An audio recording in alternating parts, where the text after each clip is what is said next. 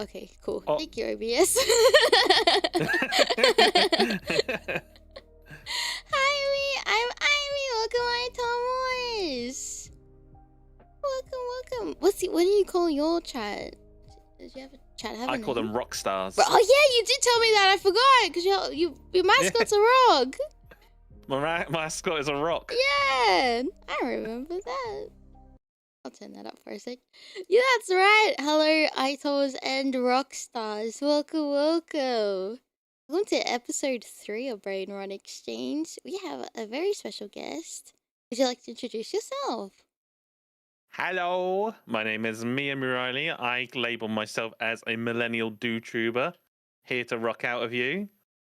That's so sick. And backstory: I was my regular self in real life, bearded man, sat on his computer, and then I got sucked into the computer and isekai'd into my elf girl that you see here that I created from a design, and I was like, oh no, now I'm her, and now I have 2 big problems to worry about.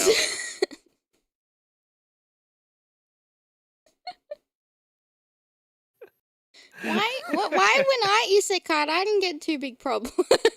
What the fuck? Oh, I'm so sorry for you. I'm so upset. I got gypped. It's fine, it's still justice. It's fine.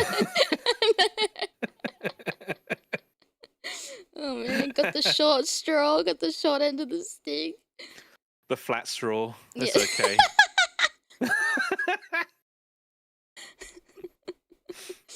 Oh goodness. Well, thank you for coming on. We have a lot in common, and we were saying before We how do. yeah, we look very similar. We have very similar tastes. I'm also a millennial, so like this is fine. Yeah. So today's topic, oh wait, did I introduce myself? I didn't. Hi, me. I'm Aimee. I'm your virtual plague doctor here to cure you of boredom. Thank you for coming to episode 3 of Brainrot Exchange with our special guest Miya for this episode. I would say like this week, but we've had a few. Oh, that's so sick. Oh, can you do a Weezer thing on it? Can you do Weezer?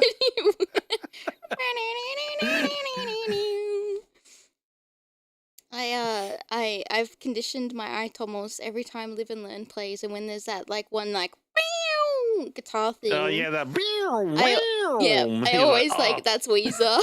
Then like stop it. It's the Weezer riff. Oh my goodness. But yeah, speaking of Sonic then, our topic of today, no surprise here, we are talking obviously about the ultimate life form Shadow the Hedgehog, but also I'll be exchanging my knowledge of Final Fantasy XIV to Miya. Because I was like, well, we could just have a full Shadow, yeah, but then I was like, we're gonna double dip our toes in it, so I was like, oh, yeah, so in the sense, not that that's wrong, more Shadow is great, all for it, but, exactly. yeah. We could probably yap for hours about Shadow the Hedgehog. Yeah, this is this ultimate how do you say it, infinite yap hack is just talk about Shadow and time. The weekend will be gone. So I thought, Do you know what Final Fantasy XIV is lacking? Shadow the Hedgehog. Why is there no Shadow or Sonic collab? Like we've had Nier Automata, we've had Final Fantasy 16, we've had Monster Hunter, we've had a lot of other stuff. I think can't remember what. What else have we had? Oh, we had Yokai. Oh my god, yeah, we've had Yokai. Yeah. Yokai Watch. That was it, wasn't it? That's right. Oh my god, that was such a pain in the fucking ass to get the medallions. To get all the weapons and the medallions. And then you need the minions with the right fates. Yeah. Oh my god, and then everyone's just blue magey. And I'm like, fuck. One shot and everything. You're like, fuck, stop doing that. I need this too. I need one hit in. I'm just trying to throw one fish at every enemy just to try. I'm just a little guy, please. Oh my god. But that's good memories, I guess. But maybe they'll bring it back for the 3rd time. I was surprised they even brought it back for the 2nd time. Maybe they'll just be the same event with extra Yeah. weapons for the Yeah, Viper and Pictomancer. Yeah. Do I want it though? Sonic Do you? weapons. No, I don't want it. Yeah, Of I think it'd hit course. hard. Yeah, I mean, Phantasy Star Online. I played right after the last year's Sonic event, and I was really mad. I was like the Kiryu gif, like him slamming his hand on the table and walking off. I was very peeved. I was like, damn Just it. gone. Yeah. Walk out the door. I'm like, I've got time. I joined at the appropriate. It's done. The day it was 1 day over, like the event. I'm like, fuck. Why do I do this to myself? But I like Phantasy Star Online. But yeah, it would be sick if they put some Sonic in. That would get me back on my sub, I reckon. But maybe this chat might get me back on my sub because I was making my. I felt like I was doing a photo book of like, you know, like past memories. Oh, this is so precious. Yeah. And I'm like, oh, and this happened. I'm like, oh, and my friends. Like, oh. I remember these moments and this moment. And there's your Stoller again. Yeah. Stinian, my hobo drinker. And I'm like, oh. Oh, Stinian's my favourite of all of them. Oh as my well. god, we actually do have a lot in common. Wait, if we like, but it makes sense if you like Shadow, like Stinian's like the next Yeah, because best it's the thing. same. He's just like, bah, bah. All the time. Grumpy man walks away, comes back, saves the day, walks away. Yeah. Now he gets a little bit quirky and he just wants to hang around to like muck about, and then he like pisses off. Wait, he does this silly little guy stuff. He does. He does. Wait, have you done Dawn Trail? Yeah, I've played all of it. Okay. Oh, I haven't done the post yet. Because I don't know, I started doing it. I've never done the post patches. I started doing it. I'm like, why are we fucking here again? That's a story for another. I'm back in the fucking building. Like, that's what I'm back in the fucking building again. I'm like, I thought we were done with this. I'm like, why are they redoing it? Get me out. Yep. Oh my god. Oh, don't worry. I understand your pain. Yeah. So that's like, but what was I getting at? Now I forgot. Fuck! Like, true brain rot. We're off topic. Yeah. Okay, we'll get back on topic. Thank you. Would you? So Mia's gonna go first, and I can't wait to see the presentation all about Shadow the Hedgehog because this is a good meal. Good meal. I'm looking forward to. Nom nom nom nom. Nom, nom. My breakfast. Okay, you're ready for this then? Yeah, I'm ready. Right, so I'm going to show you something. It's something I did 2 years ago, I think. Now, yeah, around 2 years ago. So, like, I opened up stream one day, and this is kind of like. It's a very long intro of nothing but music.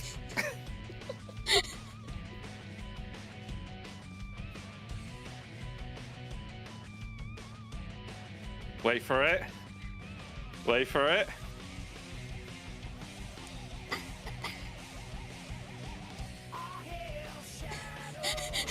Did you make it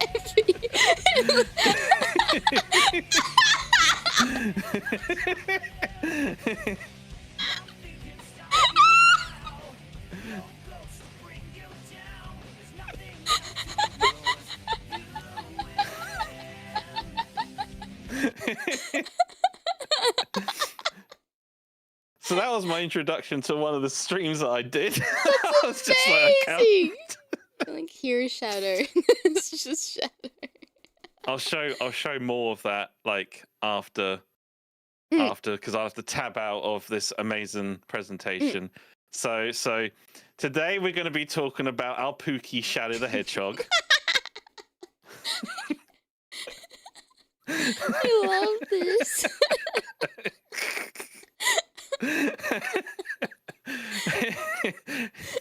As you can see, he's very sparkly. Do you know how much searching I did on Google to find sparkled versions of Shadow? Like those gifly kind of things. Yeah. It's very Y2K. I love it. So if you don't know who Shadow the Hedgehog is, he is the ultimate life form. He's the only character who really matters in your life. Every other character you can kind of disregard their existence. The one true and only. On my background scene, I should have put that in the slides. On my background scene, he sits on my bed, judging me. I saw it when you were showing me before your debut. Yeah, he sits on the bed just like judging everyone. So it's like as Shadow would. It's very canon. I love my Pookie. He was like, he came at the perfect time in my life because for everyone's surprise in chat, I am not young whatsoever. I wish I was. I am not. I turned 40 last year. Happy birthday again. So when Shadow the Hedgehog came out, he came out at this perfect time in my life when I was enjoying things like Linkin Park and Offspring and all that sort of music, like new metal. And then this guy comes to my life. He's grumpy. He's edgy. He hates everything apart from Maria. Yeah. And I was like, this is me. This is me. He's widowy me. He's widowy me. He's my princess.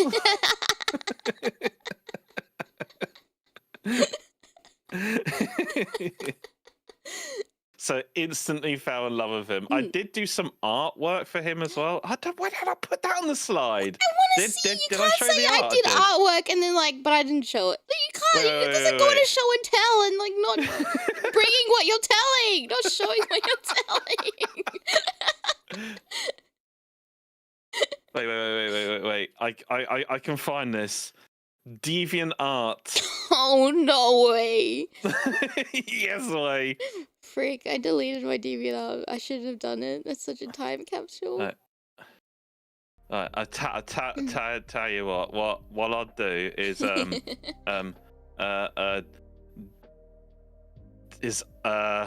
don't know. Maybe I'll go to the next slide. This is Shadow, and then I'll show it. We all know Shadow. I may have just copy and pasted information from the wiki. I was like, but oh my god, you put the source there. I like it. You're referencing. I went to university enough. I know if you take sources, you credit sources. Yeah. Always in the footnotes. Yeah. So he's a character that appears in Sonic Hedgehog series, Sonic Adventure 2 being his first appearance. We all know him by his sharp, edgy attitude. He's grumpy. He hardly ever smiles. When he does, it's like a cure to the world. It's world peace. Yes. And you can count how many times he smiled on one hand. You can.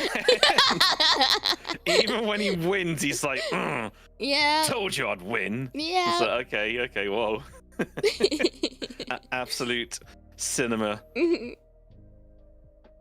And yeah, his trademark power is chaos control. He's always got the green emerald though. I wonder if he has more an affinity with that one, because then he switches a lot later on with the piss colored one. That damn fourth chaos emerald. The one say, hey, this is a real emerald. Oh, you did this with a fake emerald, son. How did Sonic do that? Yeah, maybe he's trying to I can do it too. I can do it too. Chaos control. That drives me insane on the rival battle on the bridge. It's like, I'll use your chaos control every time. It's like, oh my god, Sonic, please. He calls it Shadow Faker, but I think we know who the real faker is. Let's be real. Yeah, exactly. Let's be for real. Sonic's the faker. He was just a placeholder until Shadow arrived. Yeah, right? He was like, let's get everyone interested in the Sonic franchise. The true heroes arriving soon. Yeah. But it's okay, he took like a little bit of a hiatus in the backseat. He was just preparing for peak, you know, after Yeah, exactly. Earth 06. Peak. Yeah, and then we got peak again. And then we got peak. So this is what he was supposed to look like. This is his first design. I'm sure obviously we're very happy with the design we got with Shadow, but how do you feel about his original design? What was his name? It was Terios. Terios. Which is meant to stand for reflection of. Oh, that's why he's very more like Sonic looking. Dingus is a good name for him too, because yeah, he kind of does look a bit of a dingus. He looks like that meme of like Sonic EXE when he rubs his hair with the ears back. Yeah, the grease. He's like rubbing his hair, going. Yeah, that's what he looks like. I can't see it. Oh my god. Now you will all see it. To me, this design, like, they made him muscly. Look, he's got muscles. He's got pecs. It was kind of like, okay. I don't know how I feel about that. But it says here that it was inspired by American comic book anti-heroes such as Spawn. What's Spawn? Oh, I feel really silly. What's Spawn? He is basically a villain. Well, anti-hero. He's not a villain. Oh. He does do choices, but they're questionable ones. So like a Deadpool, like a Red Hood. Yeah, like that. Like, their purpose is not to take over the planet and destroy everything. Their purpose is like, you're in my way and you're a nuisance, so I'm gonna get rid of you in any means necessary. Not like, don't do that. That might hurt him. It's like, shut up, Sonic. Chaos Crush. Ooh, okay. I can't do a Shadow voice. No, that was very good. That sounds like a lot of like the Shadow dubs. I get it. Like the fan dubs ones. Yep. The fan dubs is like, I am Shadow the Hedgehog. And I'm Sonic.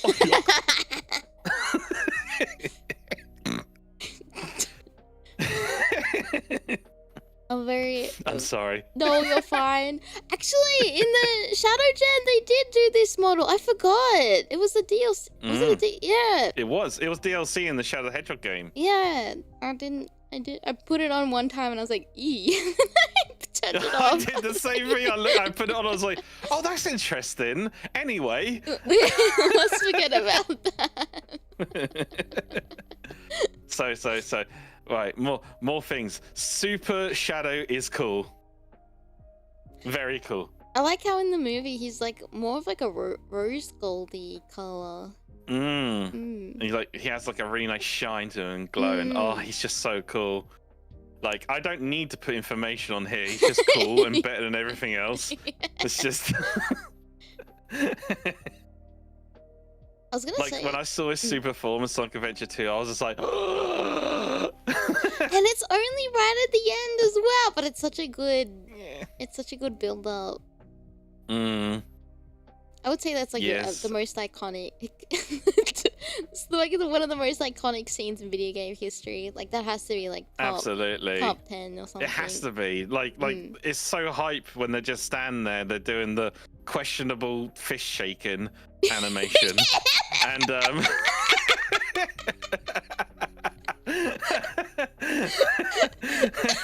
back then when I was younger, I didn't think about it, but when I got older, I was like, hang on a second there. I think like playing it on stream for the first time, I was like, what the fuck? What are they doing? They're both going, hey, take that, you cheeky wanker, when they're transforming. Really letting that hog out, kind of. Anyway, sorry. No, you're good. But then the music drops and you hear that. It's like, oh, you know what? When I saw like this in the cinema the first time they did the transformation, and I heard that, I was kicking my feet and going on my armchair in the cinema. I was going wild. I think I almost launched myself off my chair, but I definitely like whacked my friend sitting next to me. Straight in the face. Woo! Live and learn! I think at one point I like grabbed my friend's collar. I'm like, you don't understand! You don't understand! I grew up with this! That is my theme song! I'm like, this is everything! You don't understand! I'm like, whoa. You need to live and learn! Are you live and learning yet? Do you feel the crush, 14? Oh my god. It was so cool. No, it's great. I'm so excited for the third movie. I'm absolutely excited for the third movie. Amy's not one of my favorite characters, but I've loved the last. I say fourth, sorry. Fourth. I knew what you meant. Yeah. The fourth one, sorry. Yeah, like, not one of my favorite characters, but like when I saw it, I was like, okay, I've enjoyed the last three. There is no way I'm not going to enjoy the fourth one. Especially with Metal Sonic. With in Metal, there too, yeah. I would have to say, like, besides Shadow being #1 and top tier all the time, I definitely feel. I like Metal a lot as well, because I think he's like also super underrated. He is. He's so cool, but like he's like Sega kind of like footnote on the side. There's so many versions of Metal as well. Like this, like the one from Sonic 2 never comes back. I thought that one's one of the coolest ones, and we had Metal 2? who. Yeah, Sonic 2. We had like a mecha one, didn't we? 2D one. Oh my god, I haven't played the 2D ones yet. I'm like going through them. I'm going through the advanced series now. I didn't know that. No. Because what I started with playing, because like the quickest like little tidbit. Like I grew up only playing like Sonic Battle first, and then that got me into Sonic, and then Sonic X like kind of came out. Sonic Battle. It was my favorite game. I couldn't get past a certain area in like Aimee's story because I didn't know how to read at that age because I was dumb.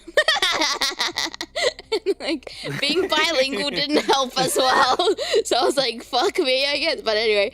And then Sonic X came out, and I got really into it. And I always thought I was like the only Sonic fan in the world because I didn't know the internet also existed. And then Sonic Unleashed came out, and then I was like, oh my god, Sonic Unleashed, this is amazing. Awoo! And then I kind of dropped off Sonic a little bit because I was in peak my emo phase. And then, oh no. And then when I became Aimee, a year before I became Aimee, I got back into Sonic because of hearing Sonic Frontiers soundtrack, and I was like, what the fuck, this is amazing. And then I decided I'm going to play every single Sonic game I never got to play as a kid because I didn't have like certain consoles to play stuff on, like I never had the GameCube and things like that. So, or a PlayStation. I never got to play like 06. I never like did any of that. So like I've made my way and finished all of the 3D games except for like I guess like Sonic Rush technically is maybe 3D-ish, but that's like one of the only ones I haven't played. But now I'm going back and doing all the 2D stuff, so I don't know, I've decided to do Advanced now, so I'm up to Advanced 2, but I did play the first Sonic the Hedgehog game on Sonic's birthday. But I'm kind of like waiting until like the Sonic Movie 4 trailer drops to start Sonic CD, because I thought that would be... so you can understand that Sonic CD and... Yeah, that's fair. I will not speak about the other games then. I'll let you enjoy it. No, it's fine. I think my chat's told me about Metal has a different thing. I think now that you've said it, sorry, I was dumb and I didn't see when I hear Sonic 2 version. Yeah. The OG Metal. Well, at least you don't know what it looks like. No, I don't know. Like when you see it, you'll be like, wait, what? It'll be a nice little shell shock for you for that one. I will Yeah. have to say my favorite 2D, apart from Mania, that did a fantastic yeah, job of like Mania. bringing back the nostalgia for someone like me. Because, like I said, 40 years old. I've been a Sonic fan since 1991. So I played the very first Sonic, and I've played Sonic 1, 2, 3, and Knuckles, and CD, and Sonic R, Sonic 3D Blast. There isn't a Sonic game I've not played at this point. Like, I've just been Wow. all the way through. Yeah. And I have to say, apart from Sonic Mania, my favorite Sonic game, obviously Shadow was brought in for Sonic Adventure 2, so that one is like staple of my life. Of course. But as a 2D one, Sonic 3 and Knuckles is an experience. I heard that's a great lot of people's favorite. Or like Sonic 2 or like the Sonic and Knuckles is like really, really good. Yeah, it's great. I feel like you're going to love that one. Obviously, don't play Sonic 3 on its own and then Sonic and Knuckles on its own. You've got to play the combined version of it. You've got to play because back in the day, Sonic 3 came out first. Yes. Then Sonic and Knuckles came out, but it came out with like an extension. You can put the Sonic 1, 2, 3 on top of it, and then it made Sonic 3 and Knuckles, and it was just so good. Sonic 2 allowed you to play Knuckles on Sonic 2. Sonic 1. I'll let you find out what Sonic 1 did. I won't tell you what that one does, but you'll find out eventually. How do I find out? You'll find out by playing Sonic 3 and Knuckles. There'll be certain things you gotta do okay. to unlock Super Sonic or any other forms. And Sonic 1 is literally an infinite version of that part of the game. And a lot of people either love it or they hate it. I'm guessing you liked it? Yeah, I think it's alright. Oh, okay. Just you might get used to hearing whoop, whoop, whoop, whoop, whoop, whoop, whoop all the time. Oh, is that still stuck in your head? When Miya closes, like at night, he's just like, I'm just sleeping. I'm just like, whoop, whoop, whoop, whoop, whoop, whoop. I'm like, oh, not again. Wait, what is this? Why is this back? Then they brought that back in Sonic Mania. Oh, this thing that you haven't done as a hey, remember this? I'm like, no, I do remember this. Miya drops his controller and like grabs his head, like, oh god, it's coming back. Not again. Yeah. Like the Akira, like me. I thought I was done with this shit. Get away from me.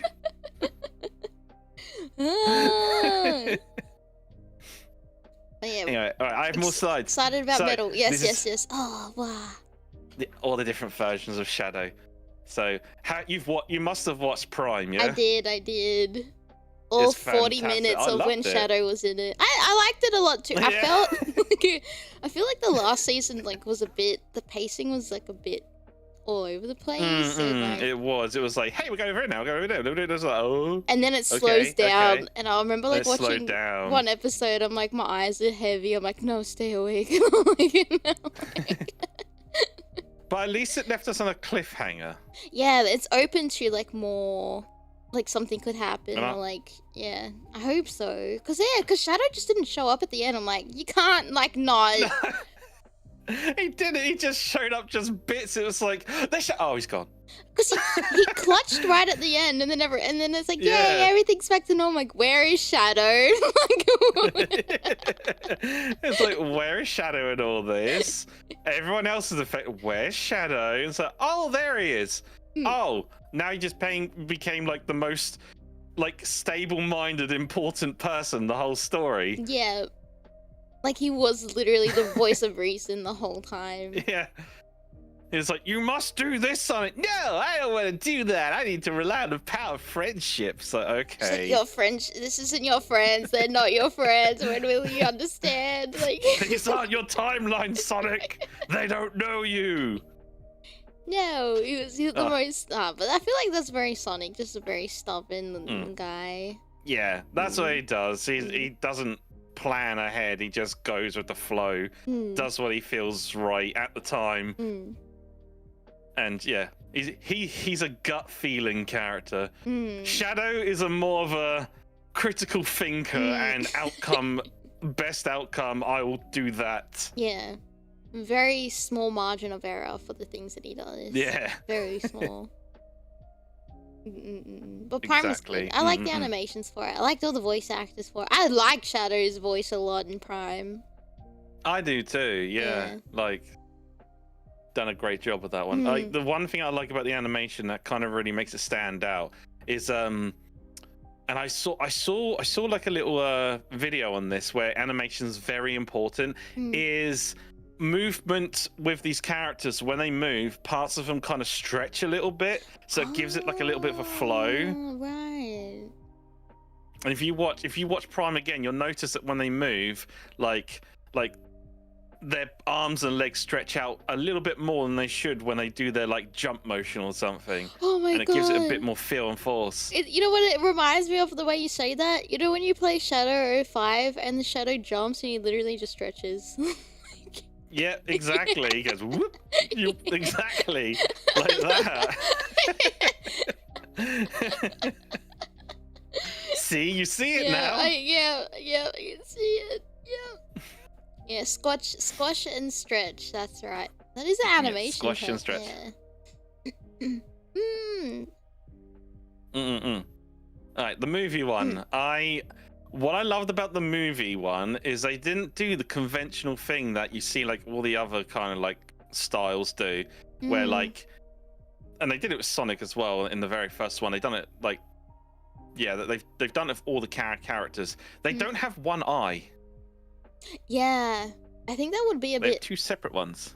I think that would be a bit like uncanny. Is that the word to use? Yeah. At first when I saw it, I was like, that's an interesting choice.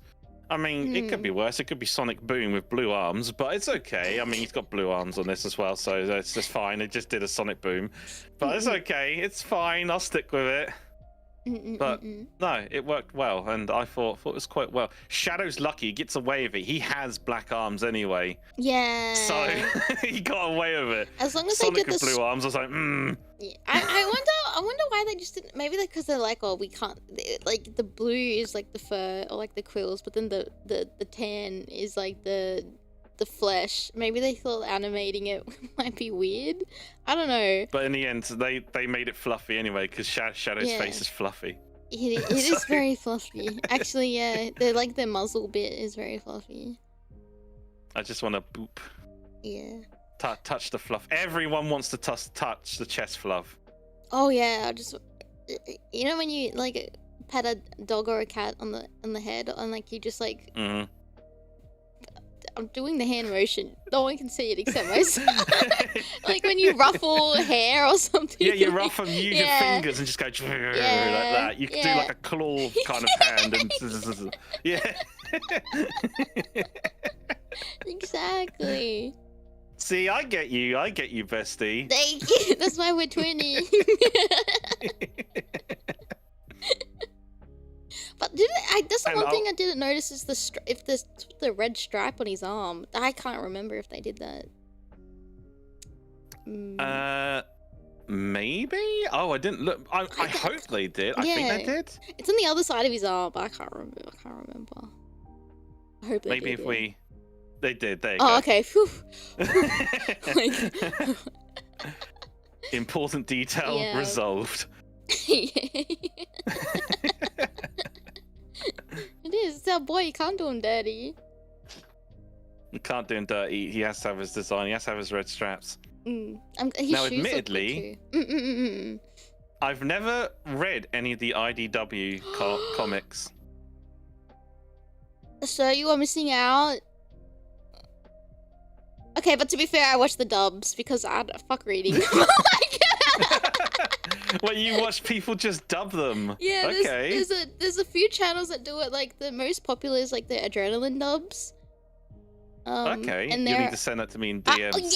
Yeah. After I will send it to you, and I'll send a few that are like up to date. I think with a few arcs, because the adrenaline dubs one's a little bit behind, but like, yeah, they're really the voice acting's really good. I remember watching one arc and like it had me in tears because of the voice acting in it. I was like, man, I don't think I would have gotten the same reaction if I read this. I'm like, I'm so glad I watched it. It's so good. I wish I could do voice acting. That's one thing that I would love to do. Because like, I feel like when you're voice acted as well, you've got to kind of be expressive with your hands. You can't just sit there and be like reading a script or something. Yeah. Just like reading a script. I don't know. Let's let me read this. Like transparent cocoa. Not only do our chocolate source high quality cocoa, we work with the Transparent Cocoa program and the Rainforest Alliance in Peru. Okay, I'm reading my chocolate box I've got on my desk. Yeah. That sounds nice. Now, let me see it. Let me do it grandly. Not only do the chocolatier source high quality cocoa, we work with Transparent Cocoa program and the Rainforest Alliance in Peru.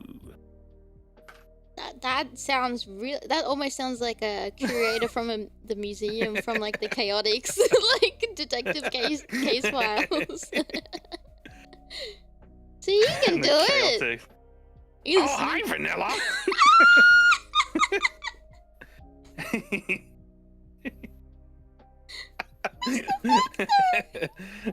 That's all I can do is scream. You can do cream. Oh, that's good. There you go. Yeah. See. I was trying to find the clip I did as well when I was playing Sonic 06, and I was doing like a Sonic-a-thon with my Sonic model that I had. You've seen that one, haven't you? Yes, I have. Yeah. I'm planning to update it so it's dressed like this instead of my old model. Kid. So that's why I haven't used it for a while. But the iconic part was on the cinematic on the beginning. One! Come on, Elise! I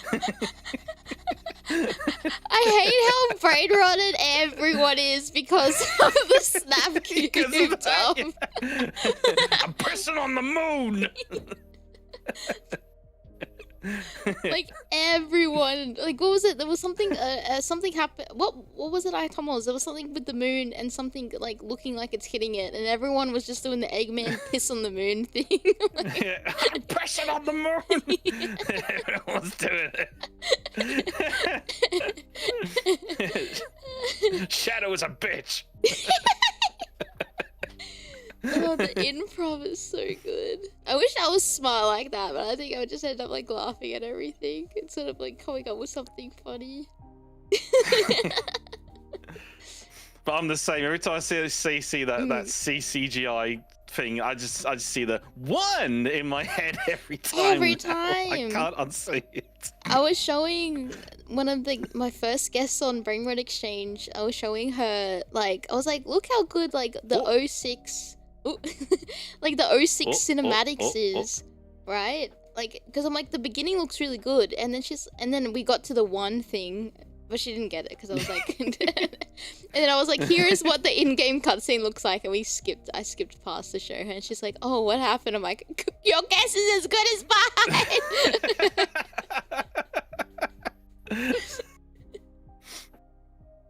All right, we still got more.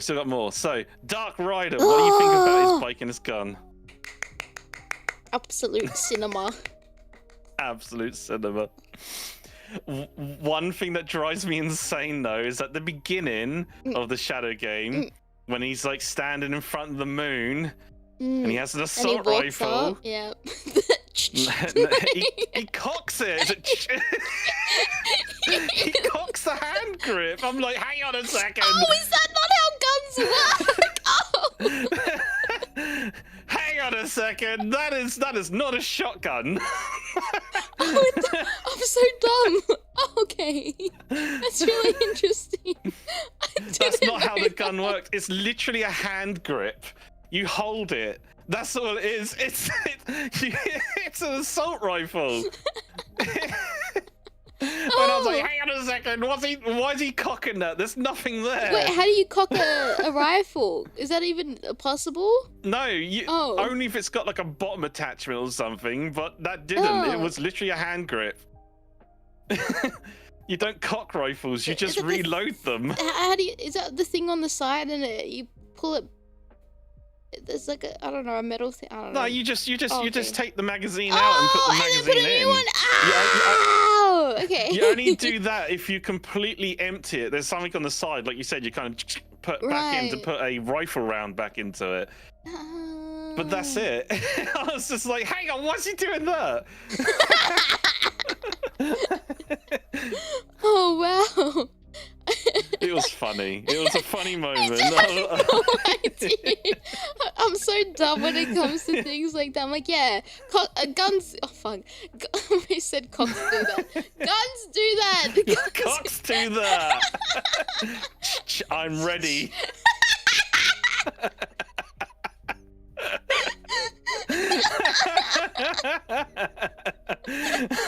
Sometimes has multiple reloads in once. Oh no!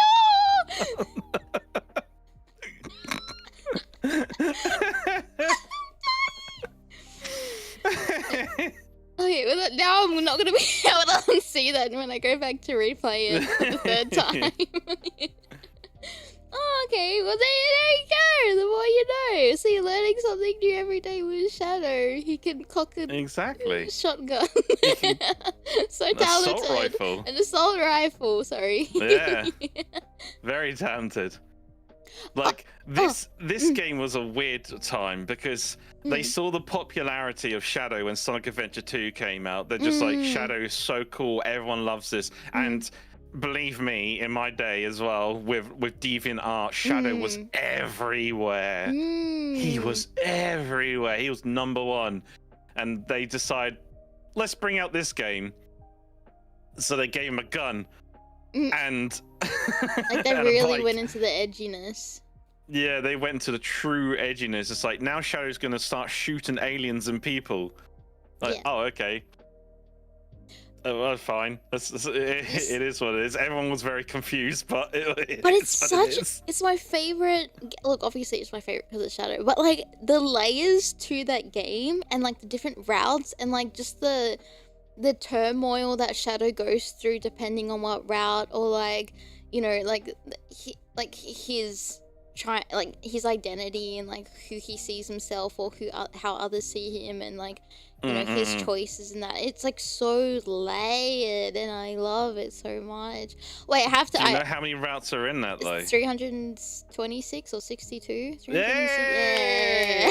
There we go. Yes. Do you have a favorite one? I like going to full dark all the way through. Do you have like I think is that the last route? It's the last on the bottom. It's the last on the bottom. I think it's the last one. That's a full good dark one. route. I'm sorry, Aitomos. I have to say it again. I always tell them. They know what I'm about to say. But like my favorite is Miracle of Love. That's my #1 favorite route. You know, that's like in my head. That's my canon route. Because I'm a little bit of a Aimee fangirl, so I'm very. Oh, I bet you are. Yeah. I bet you are. What does that even mean? What? No, nothing. No judging. No judging. I think it's really sweet. It's nice. Yeah, Miracle of Love. Go full bad until you meet Aimee, and then you have a change of heart, and you go, oh good, and that's the best. I've just got this mental image of like the first time she mistakens him for Sonic on the boat, and then it pauses and it's just all pink background of love hearts going everywhere, and it's playing like music, just like woo, and Son Aimee. Like, that's the mental image you just gave me. Yeah. That's what I get. I've seen so many fan art pieces where they're like husband and wife and they've had a child as well. I'm just like, oh dude, this is another rabbit hole that we can get down in, like with the Shadow fandom. Like it runs deep. It runs very deep. I know it does. What about Silver? It's no use. It's no use. Oh, cause the whole like. It's no use. You know, like it had Silver's like meant to be like Trunks. And then Shadow's like a Vegeta. You know what's really funny? The second rando Mario mentioned Silver, I'm listening to my Sonic playlist. His theme song's on my playlist right now, being played. Like Dreams of Absolution. Yes. Ah, nice. The coincidence. Yeah. Was there a tingle between you guys of like something silver related? I have to admit, when Silver was introduced, I hated him. Oh. Why? He drove me insane. He's like, oh my god, look, it's the Iblis trigger. I'm just like, shut up, Silver. Shut up. It's like, Iblis trigger, I found you. It's like, okay, here we go again. And he's like, Mephilis, what are you doing here? It's like, is this guy blind? Yeah, those 3 kicks in the head were definitely deserved, so... Yeah, he needs a 4th one. Look, I think it's just like, look, like, the benefit of the doubt, I guess, was He's just a gullible little guy who was told the wrong thing. Yeah. He's like, I can save my world by going back and stopping the Iblis trigger. It must be Sonic. Like, it must be that blue rat. It must be Sonic. Yeah. It's like, trust me, I am not evil. My information is true. It's the like, most evil-looking guy tells you, like... This evil-looking hedgehog-shaped thing with dead red eyes, no mouth, and just like, oh, I am good. It's like, okay, I trust this guy with my life. Yeah. Here, take my wallet. He told us where Tilted Towers was.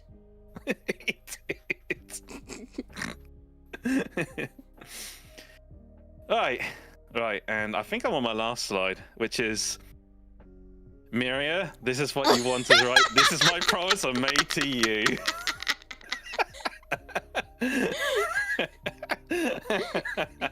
Nyan. Nyan. Nyan. Miya, this is what you... Oh, my cat just knocked something off in the background. This is my promise I made to you. Yeah. Sorry, I didn't hear you. Can you say that one more time? Oh, was I that loud, like quiet? Yeah, you were quiet. That's crazy. Yeah, okay. Miya, this is what you wanted, right? This is my promise I made to you. Yeah.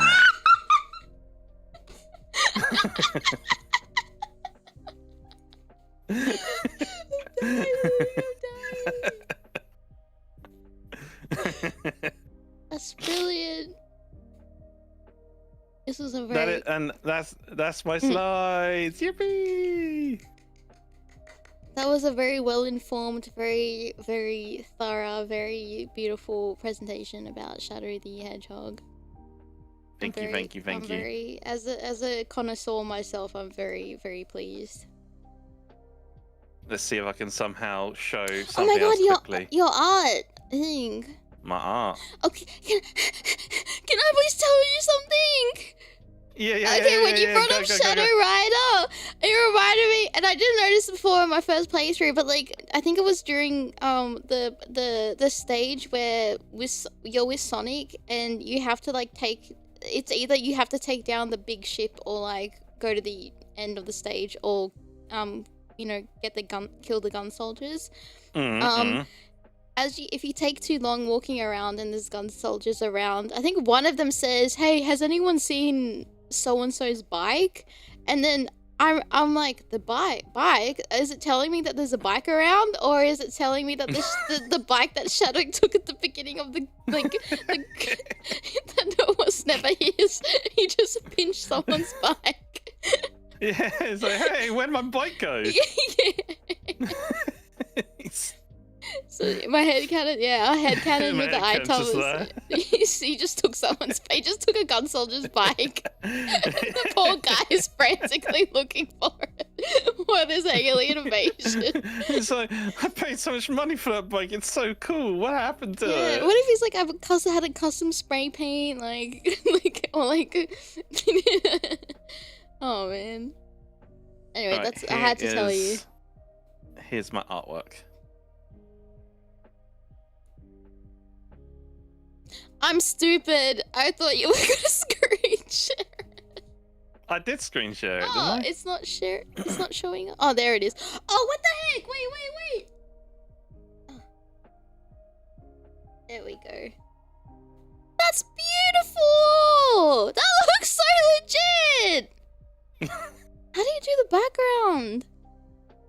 background? So the inking part, when I did like the lines, I just copied them, just put it in the background and did a gradient over it. Oh, clever! That's so sick. That looks so legit. I don't draw anymore. I lost that passion. Go back! You're doing the world a disservice. How dare you? You can't show chat this one though. Okay. This was my OC in Sonic battle style. Oh, I love battle art style. This is for my peepers. That's for your peepers only. Oh.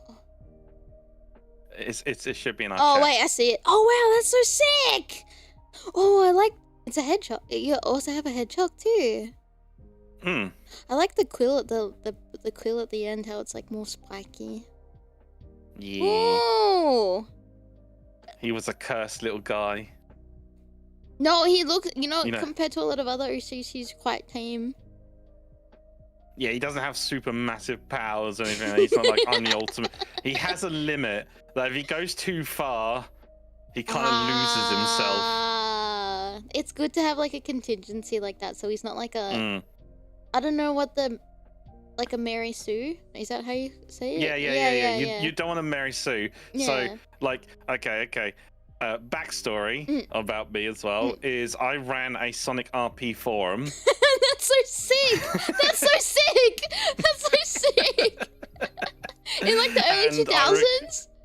I so had a sick. full-on forum.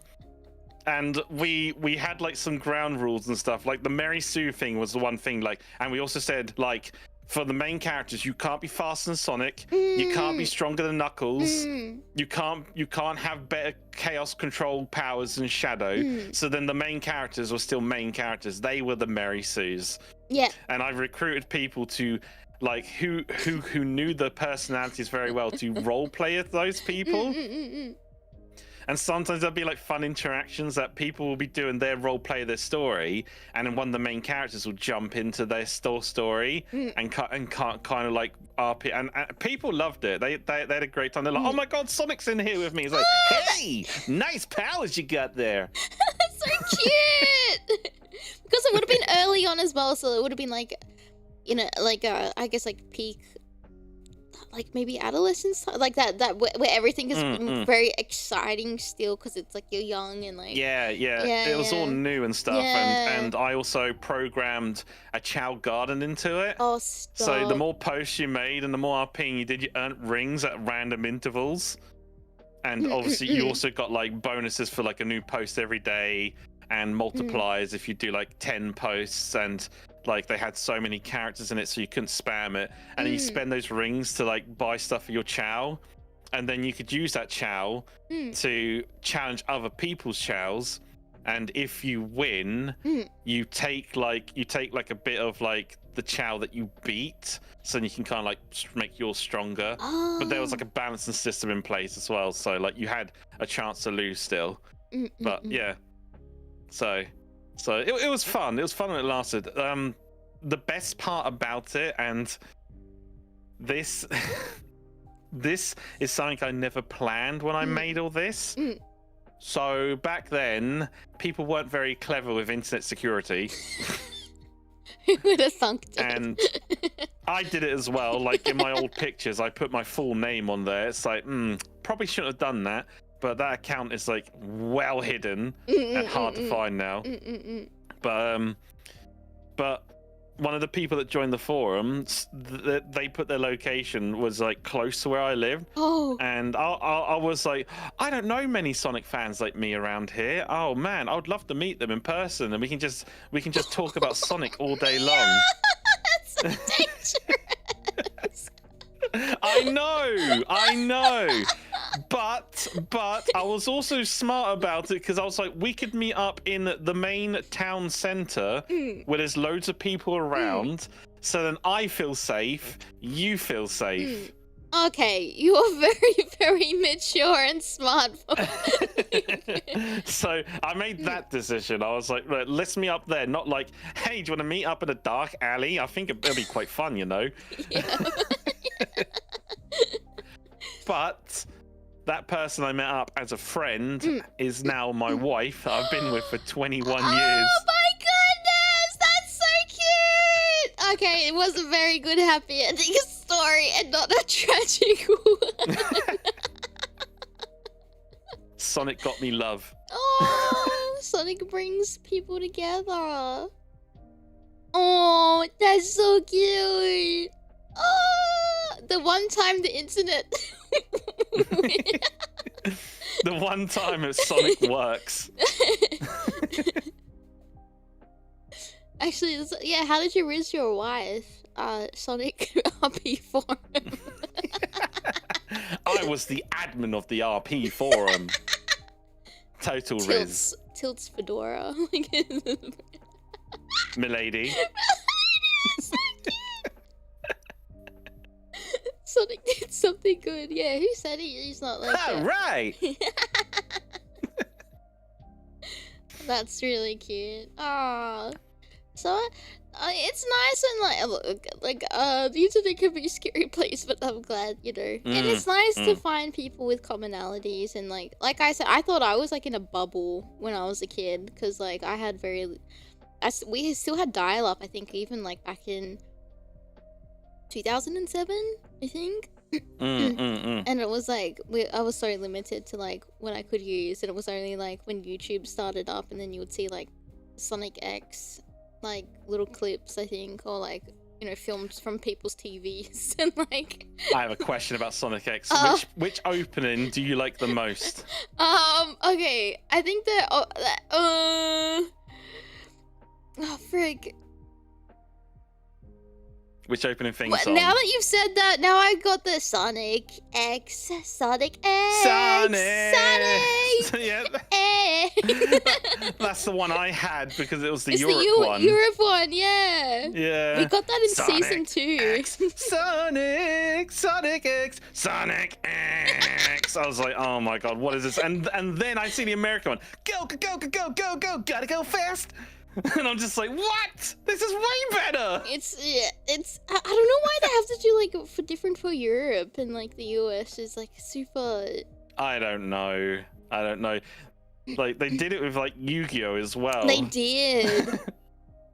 It's like, your move. Yu-Gi-Oh! It's time to duel. Like, okay. But I mean, I think it's just to grab like kids' attention to like remember. Yeah. I get like it's the repetitiveness of like you need to know what you're watching. The song needs to tell you. Exactly. You're a Like, dumb kid. I suppose like as a dumb kid like who didn't know what anime was as well. If they did the original Dragon Ball Z on the cha-la, Hetchala.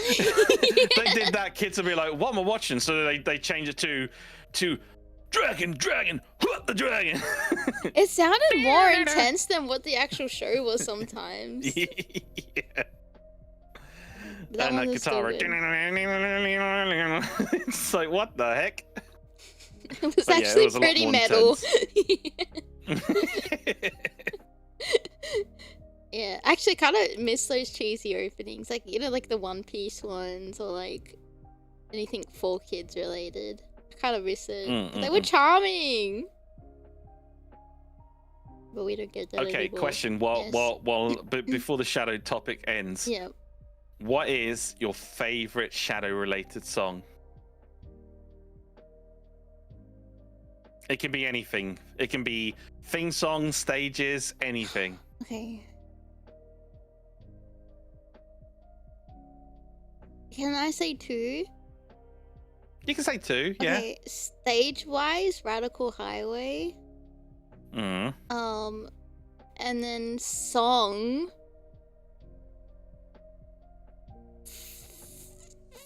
Okay, okay. Okay, it's All Hail Shadow, but specifically from Shadow Generations, and when he's like fighting Neo Devil Doom. Is like my favorite. So when it goes like full crazy. Yeah. Like, oh hey yo shadow, and it does like the orchestration as well. It goes, Yes. Yes.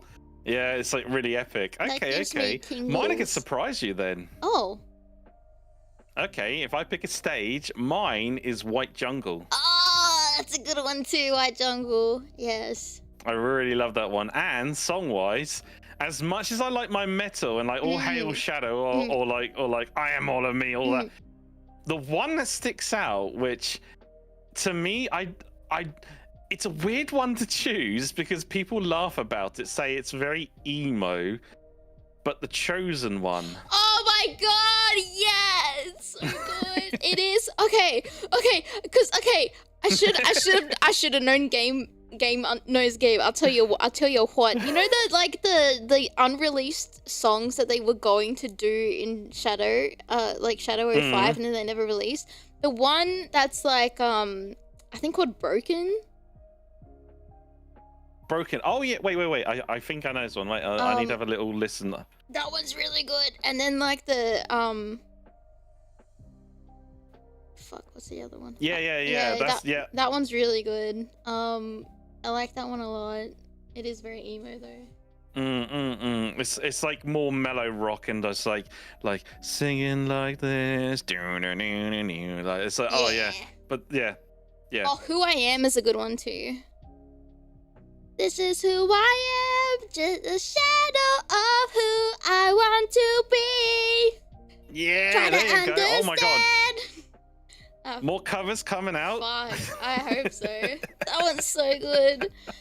We got robbed. I will say to this day, we got fucking robbed from those songs. We did get robbed. What the fuck? They're fully finished and everything. They could be used in anything. They could have bought it all back for Shadow Gen. Shadow Generations. Yeah.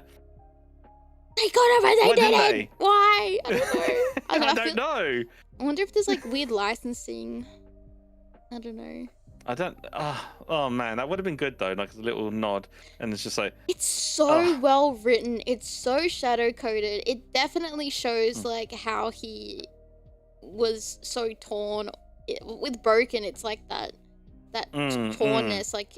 You know, and like he does feel broken. Like he feels broken. Like he's just a so broken lost. little guy. And then like he doesn't know who he is and why he is and what his purpose anymore. He's just like, who am I? He gets told lies. He gets told like this is what you were born for. But then he's conflicted because like his memories with Maria, what she like her dying words to him and things like that. Like he doesn't know. But does he do what he thinks is right, or does he do what everyone tells him that what he should do? And you know, exactly. And then, like for who I Am is like really good because I feel like that's such a growth song for him. Yeah, I really like that. I might have to cover yeah. I might have to cover the chosen one now at some point. That's such a good. Yeah. So good. That was the hero. Wish I may. Hero? Wish I might. I think so. Yeah, it was. Be someone else just tonight. Sometimes I wish I was never born at all. Oh, was it Neutral? No, I can't remember. Oh, Neutral. Was it Neutral? Yeah, I think it was. Was it the one with Omega? Yeah, it would be down the middle. Yeah. Yeah, because he was conflicted about both sides. So at the end, he was just like, I wish I wasn't here. Yeah. And it was just like, oh. Oh, Hero Neutral. That's the one. Yeah. Because I remember it was something like, because it was like he still kind of did the right thing, but he also was that the one when he went to go fight Eggman at the end. He's like, and he just like walks off and Vector's like, don't kill yourself yet, Shadow. He's like, don't kill yourself, Shadow. Where are you going? Put that gun down. Cox rifle. Cox rifle. Sorry. That's not how it works. Oh no, he's just a little guy. Yeah, keyword yet. He says yet. Vector says yet. He's like, don't get drastic yet, Shadow. Yet. Like, he really we still need you for a couple more franchises. Yeah. So yeah, don't go there yet. Fuck, bro.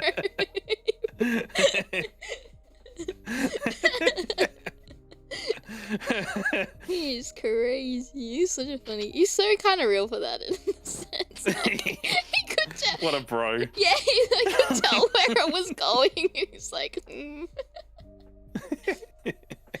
Oh my goodness. But that's me. That's my shadows stuff. Yay! I hope you enjoyed it. It was beautiful. I slapped. Like, yeah. I just thought, you know what? Let's just get my Pookie all the love he deserves. Yeah, because he is, as much as he is edgy, he is a very lovable guy. I think he's a very lovable guy.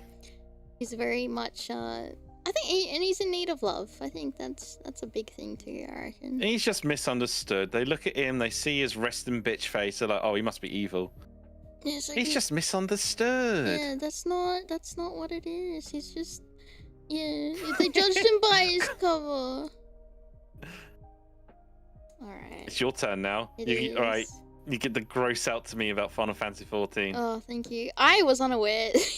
And that's my bad. I should have asked. I did not know you know. Fuck. I was so prepared. I'm like, I have to like get all these definitions, and I'm like, what if Miya asks what this is? I'm like, okay, I have to explain it. Like, I'm like, because I've played a lot of this game, so this was my happy place, and then Dawn Trail came out. It was my happy place too, and then Dawn Trail came out. Look, I liked 50% of Dawn Trail, and then I didn't like the other 50% of it. So I think that's. I agree. Because, okay, we'll get into it when we get to the Dawn Trail part, but yeah, I put this here just. With me, never raided. I'm a savage raid, and I've done all the ultimates. Oh, I want to go back into savage raiding. I've only done Uwu, but I was meant to do like other stuff with our static, but I think we've taken a break. But the last time we did just the first tier of like Arcadia was like the last time. You're talking to a sex legend right now. Freak, that's so. Oh, I want to do raiding with you. Wait, who's your main? What's your main class? It was Red Mage. Oh, nice. A lot of Red Mage. Then I did like a tier of Gunbreaker. And then when Dawn Trail came out, I went Viper. Did you like Viper? I liked it before they nerfed it and got rid of one of his abilities that nobody asked for. They do that all the time, even with Dragoon. It pisses me off because I'm a Dragoon main. Yeah, they do it Dragoon like, as well. But why? But why? We're so fucking limited. We're just gonna get rid of that move. It's like, why did you get rid of it? No one asked for that. No. Because it's too complicated. What do you mean? Not. It has one route of rear positionals and then one route of flank. Yes. Yes. How is that difficult? It's not. Oh, because God forbid someone like look at the fucking target circle around it and look at where is true north? What happened? They did dumb. Oh, but then you know if you're a black mage, you're eating well when it comes to you know. Yeah.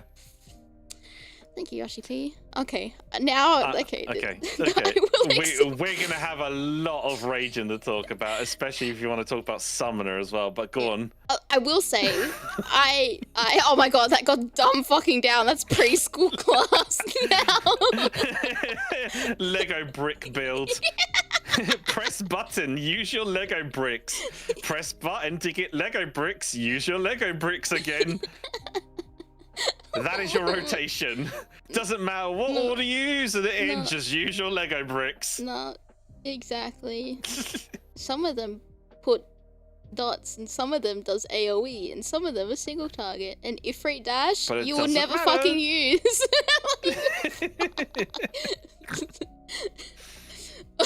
Oh How many times in raid, one of our friends who was summoner main, she's like, oh no, I'm in Ifrit Dash stage. She's just dash forward, slam the ground. I'm a caster, let me just close the gap. Yeah, because that's what you want to do, is go close. Yeah, you want to do it. It's your damage. You've got to use your Lego bricks. Yeah, you got to be in melee range as a ranger. Isn't that crazy? It's crazy gameplay. Quirky. Oh my god, and then when the next patch comes out, we're going to give you a 4th summon now. But the rotation's the same. It's just another summon. Just get another Lego brick color. It's a point I'm so blank sorry mechanic. for all the summoners. I'm so sorry. Look, it sometimes it's nice having like a class where you can turn your brain off and like just press the buttons and. God, we had that. It used to be Dancer, but now Dancer's more complicated than Summoner. Oh, cool.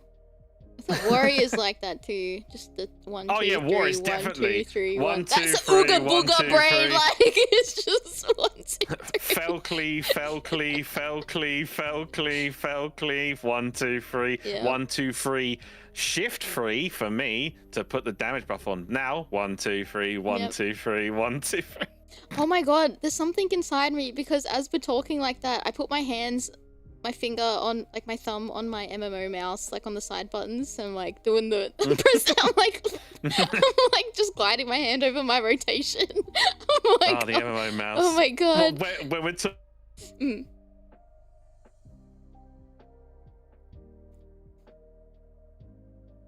you cut out or did I cut out?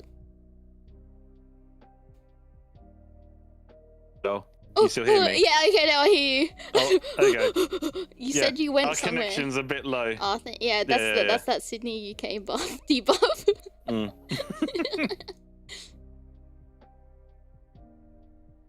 Oh, that being said, I want you to do the best impression of me, like a British impression.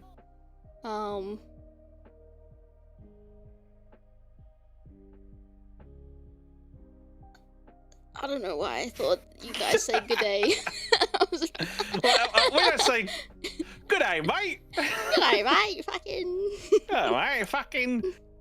Been alright, mate. Oi. Pretty chuffed. Pretty chuffed about that. You're having a giggle. You're having a laugh, are you? You're having a laugh over there, are you?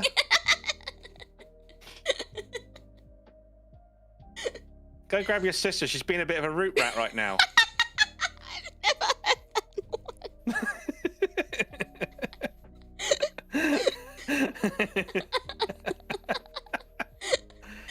that one. I do like how we share a lot of like funny little words together. We do, mate, especially. But yeah, to us, we say mate as in like, all right, mate. But apparently, over where you saying it, saying mate is you're actually annoyed with someone. Yeah, you're like, mate, you can't park there. Yeah, or just say, all right, mate, settle down. Like, all right, mate, settle down. Yeah, that's a big one. Like that. That's huge. But then you call your friend a C word, which I do all the time. I call my friend a sea dog all the time. Yeah, the sea dog. The see you next Tuesday. It's like, all right, see you next Tuesday. Yep. See you next Tuesday. Like you use the cat like that. Yeah. And you say it like cat. Yep, cat. Very much so. Yeah. I was expecting you to go. I was expecting you to go. Right, bottle of water, and it Greg's and sausage rolls. Greg's and sausage rolls. Because everyone takes that. That's just a below the belt thing. A bottle of water. Bottle of water in it, mate. Tuesday in it. No, you. Chicky Tuesday. Go to Nando's and Weatherspoons. Dude, we got cheeky Nando's too. We're like, I used to go with my friend. We share this. Yeah, like, you want to go for a cheeky Nando's? How hot do you have your cheeky Nando's? Oh, like a peri hot. Standard. I don't know, because I feel like the hot isn't that hot, but I just like the taste of peri. I'm the same. Like I go for like either the garlic one or the barbecue one. Oh yeah, the garlic one's good. Rev up the Bugatti. Bugatti. Bugatti. There's this guy. That pops up on my feed, and he's like full, like he's a British guy, and like the way he says Bugatti, like. Go on the Bugatti. Gonna fix this Bugatti. I'm like, fix this Bugatti. Have I been saying it wrong? Like. Alright, geezer. Geezer. Fucking. Is it the? I think. Is it? Maybe I can't remember his name. But he's really sick. Sorry, I muted my thing so I can put on some 14 music. Wait, do you have a favorite 14 OST? Oh, do I have a favorite 14 OST? Oh, that's a question. Oh, I would have to say. Oh man, that's a hard one because there's so many good songs. Favorite expansion. Okay. I say my favorite expansion theme we've had to pick something is definitely Shadowbringers. Oh yeah, one brings shadow, one brings the one light. bring the light. Yes. Two-tone echoes tumbling through time. It's like, oh man. I'll put that on. Okay, can I tell you some little bit of Aimee lore? Yeah. I used to do opera. And one time... Oh, did you? Yeah, I did. And then Shadowbringers came out, and my teacher was like, what do you want to practice today? I'm like, could we practice this song? It was Shadowbringers! I mean, it is opera, just like... Yeah. So I practiced it, and I sang it, and just... Because it was, like, mainly for, like, technique. It was just, like, making sure I was, like, using the correct head voice, and, like... you know, breathing and like vibrato and things like that. So I'm like, yeah, it was like still very like technical, but it was like my little brainrot brain was like, this is from a game and you don't even know. I'm like, right. Now. I'm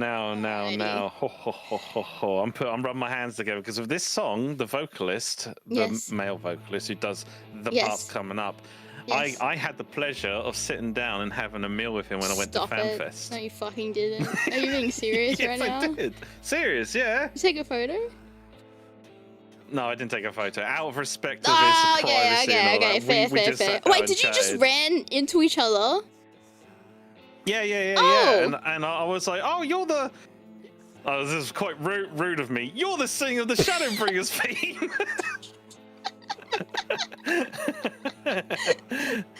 It's not No, who was his name? He did. Cause did he do? Was it? What? He was saying footfalls as well. Yeah, he done footfalls as well. He sings. He does DMC stuff as well. I'm pretty sure.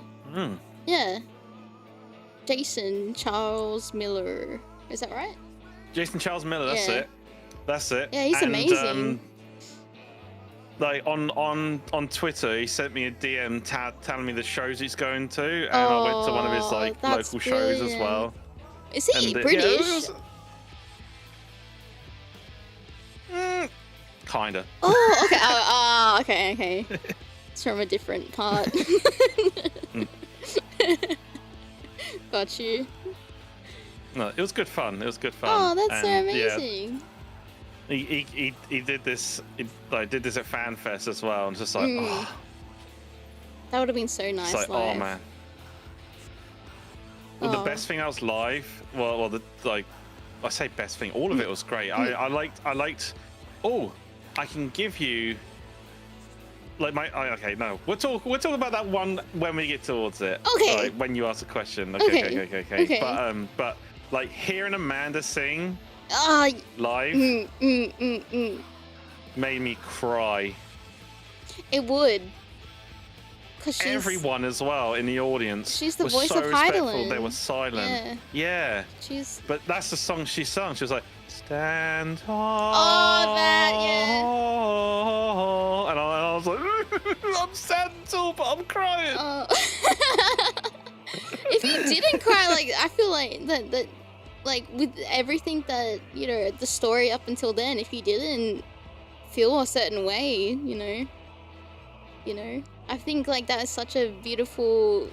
I feel like even though that's a Shadowbringers song, it's such a very, like, Heidelin... There's a few people in chat that haven't finished Shadowbringers, but, like, you know, it's such a nice all-rounder song, especially I feel like it definitely resonates well with, like, Endwalker. I really like it. Yeah.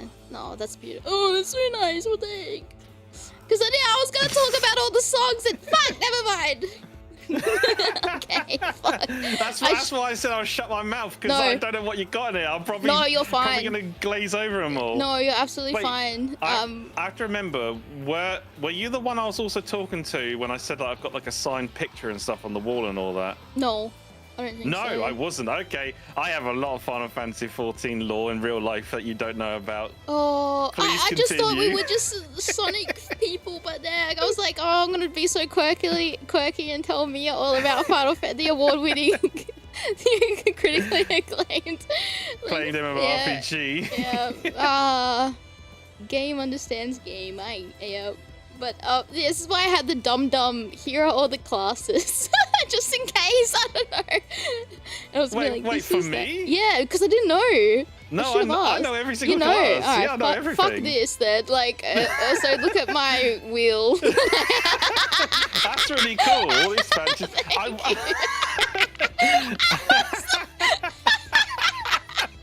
You probably should have asked me first if I ever played it. I should have asked. I've played it more than you at this point. I made an assumption. Because I started. When did you start? I started at like the end of Stormblood, like before the last patch cycle came out. That's when I started. Oh, okay. You started before me. I started at Shadowbringers. Oh, that's like fair. I said, that's what caught me as well. That's why this song is so iconic. Right. Because that would have been. I was playing World of Warcraft and I was getting really bored of it, and then I watched the trailer for this and I was like, this is so cool. Yes. And then I got into it, but I truly got into content at the end of it when they released the Epic of Alexander, the Ultimate. Yes. Yeah, and I did Eden. Eden was really good as well, but I missed the first half, like the first Savage tier. I started on the second one. Oh, second one was pretty good. So, that's the yeah, actually, the second part of Eden was good. I think the hard one. To this day, Eden's my favorite Savage tier by far. The Cloud of Darkness one, I remember that one being hard. Oh, that was. That was.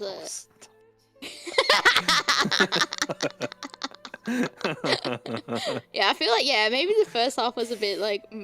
Second half one was good.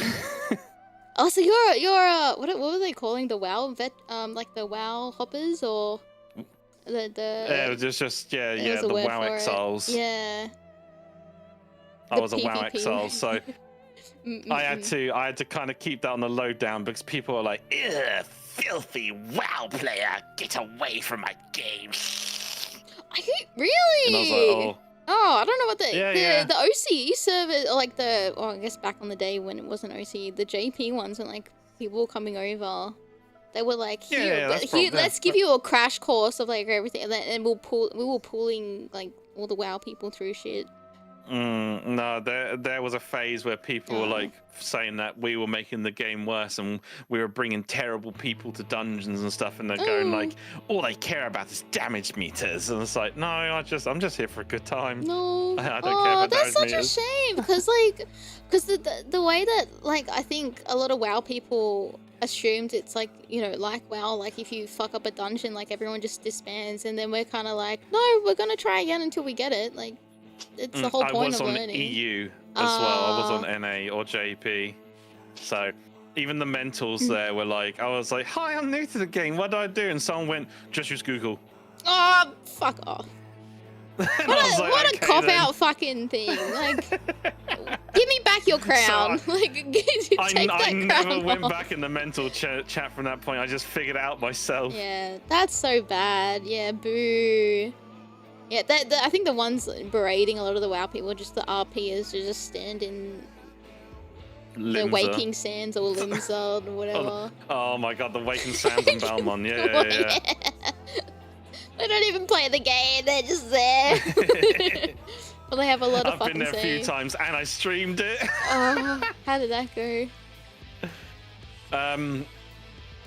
It was fine because people couldn't see the whispers I was randomly getting. No way. I had one cat girl sit in front of me on her knees, and I was like, and she was like, "Hi," and I was like, "Hi there," and she was like, "I like you," and I went, "Yeah, you're kind of cute too." And then she replied with, "Would you like to fuck a cute cat girl like me?"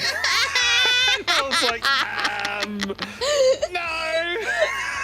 You know, at some point I would have thought like that can't be real. Yeah, you know what? Yeah. That's crazy that happens. Yeah. Oh my god. Yeah. It was an experience. I believe. It's crazy how it's like, oh, it's such an exaggeration. That place is not that bad, and then you go and you're like, oh my god, it is like exactly. It's terrible. Full of degenerates. There is really bad. It's bad. I don't know how like Square hasn't policed the shit out of it. It's bad. And then when they introduced the venture place, oh my god. Some of them were like a 50-50 mixed bag. I'm like, am I gonna see someone's anus today, or like am I gonna get a normal adventure play? I called one of them when they're like on the edge. You can only see their eyes and not their mouth. I'm like, they're slurping noodles. Yeah. Slurping noodles. Yeah. Best way to not get banned. You know, maybe Square won't, how do you call it, like, get rid of them, because they're still paying their sub, technically, so... I like that you've got the meme at the top as well. Have you heard of the critically acclaimed MMORPG Final Fantasy XIV expanded free trial, which you can play through the entirety of Realm Reborn, the Ward of Wind and Heavensward, and the thrilling Stormbound Blood expansion up to level 70 for free with no restrictions on playtime? Sign up and play today. Yeah. Yeah.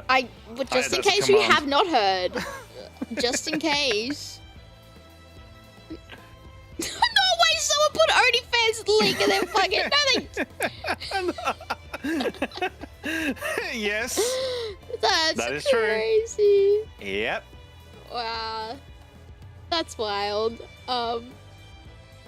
Yeah, Final Fantasy is great. 14's a great game. I love it. It's my safe space. Anyway, because I didn't know, I put like the history. So like, yeah, I guess for anyone else listening. Also, is that music too loud? I can turn it down a little bit more. Oh, that's loud. Alrighty. Okay. We are. Alright. We fall. We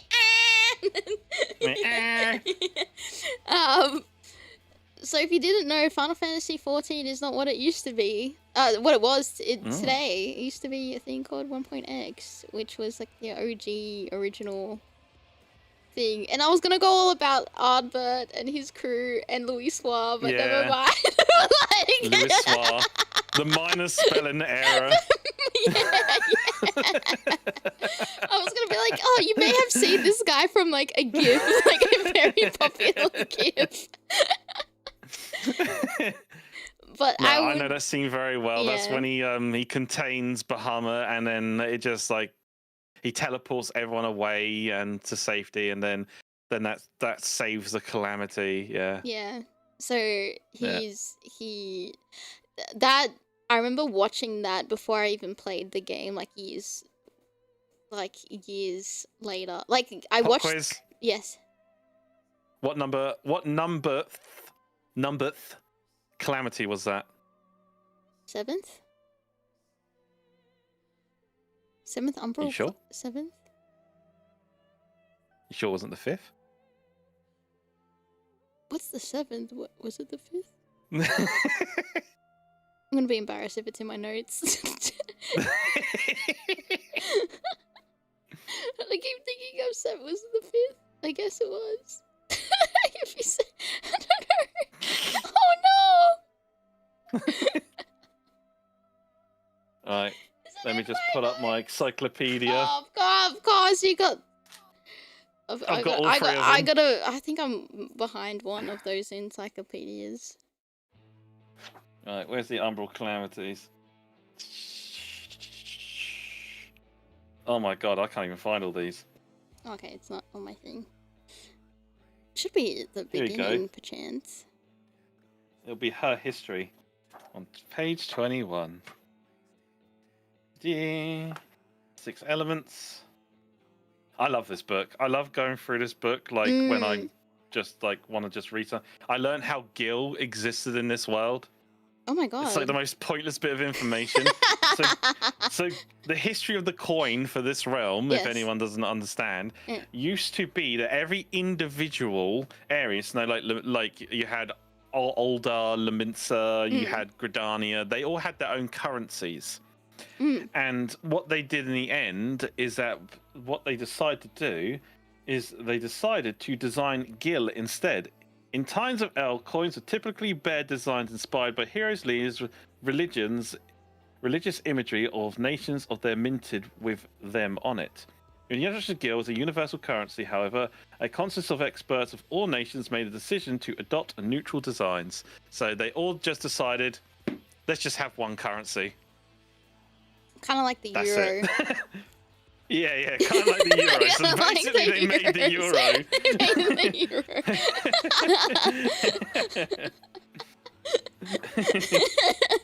I mean, it makes Basically, sense as if they they're did. traveling a lot, like between each other, like they're not like too far apart. Because even like when you start traveling everywhere else, like your currency doesn't change. It's just like the same. But I guess like just for continuity, just to make things like less complicated and conversions and things like that. Anyway, you're right. It was the 7th. It was 7. Oh, okay. Was was there 7th. ever a 5th? Yeah, there was. What was the 5th? Or was that when the shards, like the star, like The 5th was the astral era seeds of magic. Oh! So it was the birth of magic. Right. And then like when magic was like kind of used and they discovered, it was then overused and then it caused another calamity. Right. Which makes sense, I guess, because of like, because they would have to do things with like ether and like being unstable, probably. Exactly. Yeah.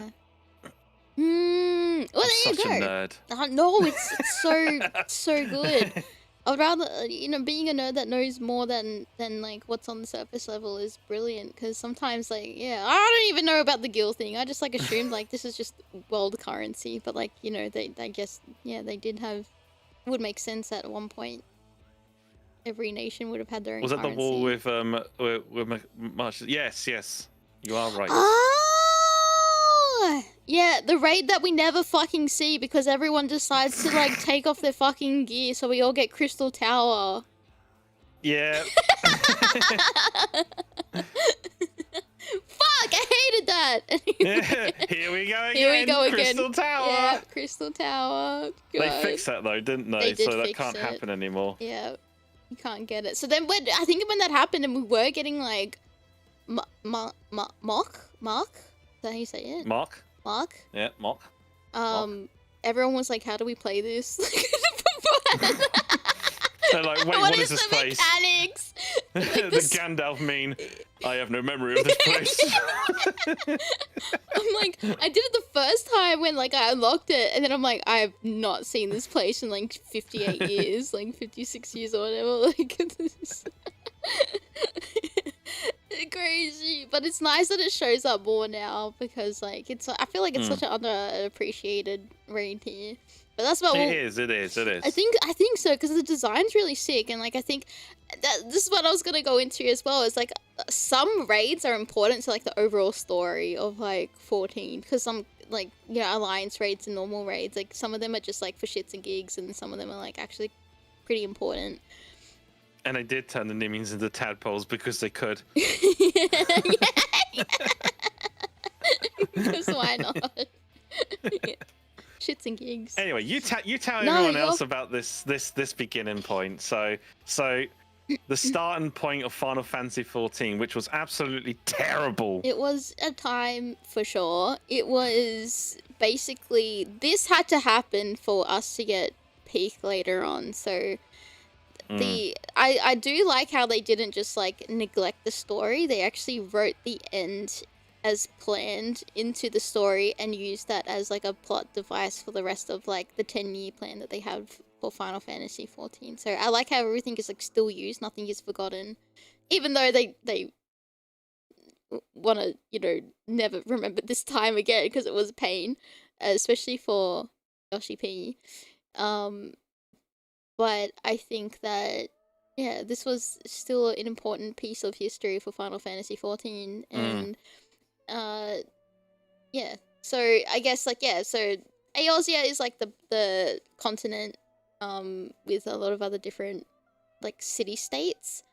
And you control the Warrior of Light, and it starts off as an adventurer and joins Adventurer Guild. And then you have like this. I was gonna go into like this whole. I was thinking about it last night. I'm like, yeah, you fight the Guardians, and the Guardians are like the Empire from Star Wars. Star Wars.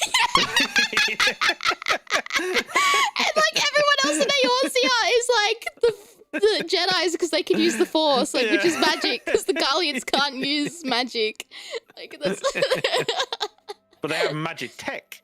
But they have magic tech, yes, they do. They have like the big boys you can ride, and like they're really sick. And yeah, the guy. Okay, this makes it easier because I forgot some of the names for the emperors, and this is fine. Okay, but because of the shenanigans that was 1.x and like how everything was like breaking the game, and no one was having fun because it was too overly complicated mechanics and things in the game, like the leave quests system, which was really bizarre. Yeah, the Livy quests. Yeah, it was very bizarre. I kind of don't. I like sometimes I've never done a Levy quest. I've never done it. I've just never seen for achievements. Oh, okay, yeah. That was it. Then other than that, they're just worthless. There were. I wouldn't even tell Sprout. Except the crafting ones. Oh, okay. Except the crafting ones. See, I don't even like crafting and gathering, so I never did it. I don't know. It just doesn't tickle my brain than the going out and smacking mobs. I don't know why. I wish I liked it. That's the thing. I wish I liked it because like it would be super useful to craft my own gear for raids. But because of all of this shenanigans that went on, and flower pots had the same polygons as a fucking character, and like the massive spaghetti code that was made, the story, Naoki Yoshida, who came in to take over as the director, wrote in the end times, which was like this calamity. So I think at this point you should play Answers. You trying to make a grown woman cry?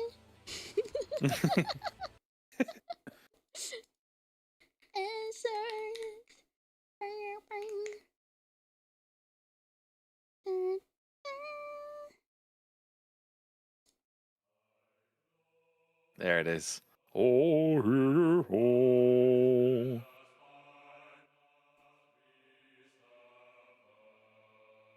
This is brilliant. It's very eerie. It is. What was Shadowbringers, one of the last dungeons. They had this like in the background, didn't they? What was that? Sorry, you cut off. Oh, sorry. You know, like, was it in Shadowbringers? One of the dungeons at the end, they had this song because it was about the Sundering, and they had answers in the background. Was that what it was? I feel like they had something similar like that. Maybe. I can't remember. It was the only time I remember hearing this was the ultimate. When you do UCOB. Oh, UCOB. That's right. I want to do UCOB. That's the one I remember. You do? Yeah, I want to do it. I haven't done it yet. I've only done Uwu. It's a shame I'm not playing anymore. I would have taken you through all of them. Yeah, I know, right? I think my raid lead is also my mod. That's like he's saying we gotta do T soon as well. Yeah, Amarot, that's the one. T is well. Amazing. I like the weapons in T the most. They are. I like when I unlock when I've done T. Oh, I've got the clips for me finishing T for the first time. Wow. Like crying and everything, and DSR. Oh my god, I want to do DSR so fucking bad. I want to do it. For that specific It was a part. journey. Oh, I heard it was so hard. Journey. It was so hard. I broke down into tears when I finished. I was like, I screamed. I was like, we did it! Oh, fuck. And I was like, I can't believe I've done it. Because how many months were you on that? 4 months. Yeah. 4 months. 4 months. That's actually really quick, I reckon. I know, but still. That's really quick. And it was Holy current as shit. well, so like the DPS Yeah, it checks would've were been. tight. Yeah. Everything had to be perfect. I got sacrificed though. Oh, were you the Yeah, I feel like there's always I one was where the it's just Lalafell. like. Wait, can I tell you a story? Can I tell you a story? Yeah, got it. Okay. Yeah. We have our static also has like some people that do ultimates as well, and one of them, I think they were doing the Omega raids when they came out. They legit. Top. Okay. Yeah. They legit. Okay, the song is very loud now. So. It gets loud. Yeah, it gets very loud. It's so good. They lost the DPS check at the end because of the Lalafell on their party because it didn't have enough stats. No. So they wiped and they checked the logs and like, you fucking gremlin, we lost The because fucking gremlin. We lost because you have less strength. Literally, that's what the logs were. Why aren't you a caster? You got the most intellect. They were so close, and they just like lost the DPS check at the in-rage. Oh, I would have been fuming. No, on my kill video, on the transition from Forden to Estinian, when he goes like when he falls from the sky and lands, I wasn't given enough mitigation. I died by health pool. Oh fuck! Wait, were you red mage? I was a red mage Lalafell, so I was a caster right. plus a Lalafell, so I had the lowest health pool, and I died by like 110. Oh, that's disgusting. That's like, so disgusting. On. Just by 110. And that was the clear video as well. Oh no! I am named cold. Lands down, kills me. Because the checkpoint is so far in DSR, isn't it? Isn't there a checkpoint? Isn't there like a checkpoint, like when? No. Oh, okay, never mind. There's one checkpoint at the very beginning. It's like the first phase, and then it's a long ride from there. The first phase to the second 20-minute phase. ride. Oh, wait, how long is DSR? Because it's the longest, isn't it? Yeah, it's 20 minutes. 20 minutes. Wow. I From that checkpoint to the end. That's an experience. Actually, would love to do DSR. It was an experience, and I feel like I would do it again easily. Like the feeling at the end, I would do it again. I'll do the suffering all over again. That's fair. I think it's like. But if you want, I can show you the videos of that after your presentation. Oh, I would love to see. I'd love to see. I don't think we filmed our one, did we? Apex for Uwu. That was fun. And then now, when I sleep, I hear predation. Because we did all the practice thingy. Yeah. It was like predation. So okay, ready. Predation. So this calamity happened because the Empire was like, let's do stuff with the primals and get Bahamut to come out of his cage and destroy Eorzea. And then Louis Soir, who's a pretty important character that he gets mentioned a lot throughout the series. And then with Alizé and Alphinaud as well as his grandchildren show up. Granddaddy. Yeah. But even his staff is like very important. That is a plot device for a few things as well. But there are a lot of characters that are from 1.x that do show up as the main signs of the Seventh Dawn, like Minfilia and Mans. I forgot his name. Oh my god, no way, I forgot his name. Thancred. Come on, you can do it. Thancred, there we go. Thancred. Fun fact about Thancred. So now I can tell you this one because you mentioned Thancred. When I went to FanFest, I met him in person, the English voice actor, and got to have a chat with him, shook his hand, and later on, he sent me a message on Twitter saying it was nice to meet you, because I gave him my card, because I had like little cards I was giving out and stuff. Cute. And he sent me a signed picture of Thancred saying, Miya and Mewrilee, it's a treat to meet you too. Oh, Oh, that's so cute. Oh my god, no way, I forgot his name. Thancred. And then he sent me a I'll take a picture of it and please. it's on my wall right there. Wow. I want to go live in the UK, just bumping into Final Fantasy voice actors. I'm waiting for the day to get a DM from Miya and be like, I just bumped into Ben Starr. Like something like that. We did try to find Ben Starr when we were at FanFest. But I didn't get to bump into him, unfortunately. Next time. I bumped into Soken, which was quite fun. Oh, Soken! If you guys don't know, Soken's the music director for 14. And like we had a chat, but he also had to get into his taxi because they're gonna go for a meal, and it was the night that Prime was gonna play. It's like, you tonight, rock and roll. I was like, yeah. He's like, all right, party. He's so funny. He's also he's great. If you guys don't know, he's the Do You Know Lucky meme guy with his automaton. He's a very cool guy. Yeah. He bought that a few times. He actually bought that and he did the Lahi. And who else did I get to meet? I also got to meet Koji Fox as well. He signed my FanFest bag. That's sick. So he's the English. He does all the English. He's the English director. What do you call him? Yeah, he does all the English directing. Yeah. Oh, like that's he brilliant. does all the English parts as well, doesn't he? Yes. So. I like his lore with is it Thal the god for or like the deity for Uldar? Oh, I can't remember. Thal Null or something. It's Thal Null. And it's like meant to be a planet like Thal's balls or something. There's meant to be like some type of pun there or something. He just like, let's just make it phallic. No one's gonna know. Yeah.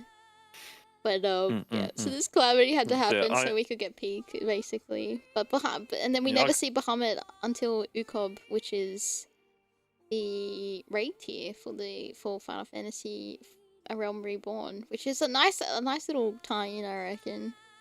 Yeah. Was that the turns, wasn't it, or something? Yeah. The coils. The coils. No, yeah. The coils of Bahamut. Sorry. No, you're absolutely fine.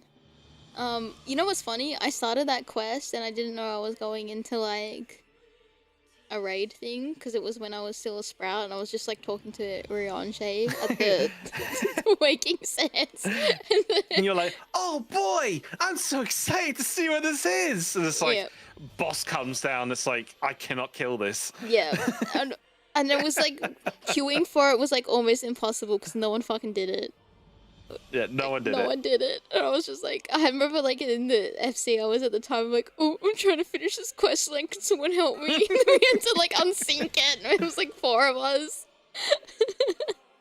The level 80 shows up. Don't worry, I've got you. My princess. My princess. Oh. My princess. Go down the course, Bahamut.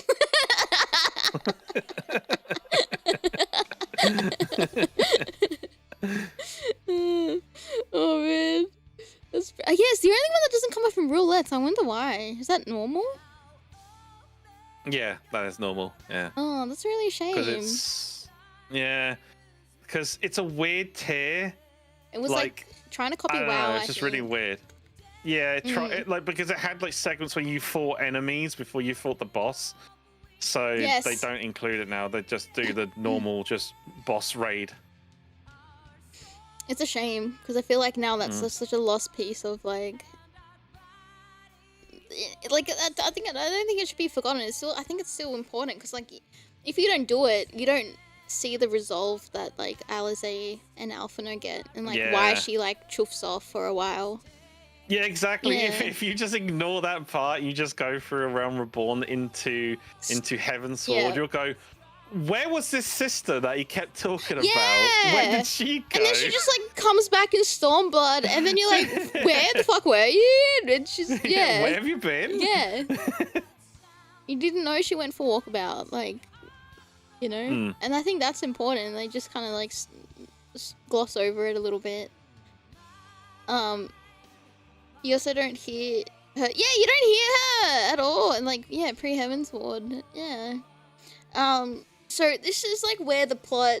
I'm just gonna speak into the void. You don't have to like entertain me. I'm really stupid now. This is the 10-year plot between Heidelin and Zodiac. I don't need to tell you who they are. The yin and yang of the world. Yes. A beautiful goddess and a devil man. Mummy, not mummy. Yeah, mummy and daddy are fighting again. So after Louis Soir saved everyone from the huge meteorite of Dalamud that was crashing into the earth, he teleported the Warrior Light and his party 5 years into the future, where like the devastation of, you know, the Seventh Umbral Calamity has completely how do you call it? Like, it's fixed now. Like, they've restored. They've done through like the rebuilding everything, and now you wake up very much Skyrim style and have a very amnesic. I think that's the word. You're like, who am I? Yeah. What am I doing here? Who is this Maria? Maria.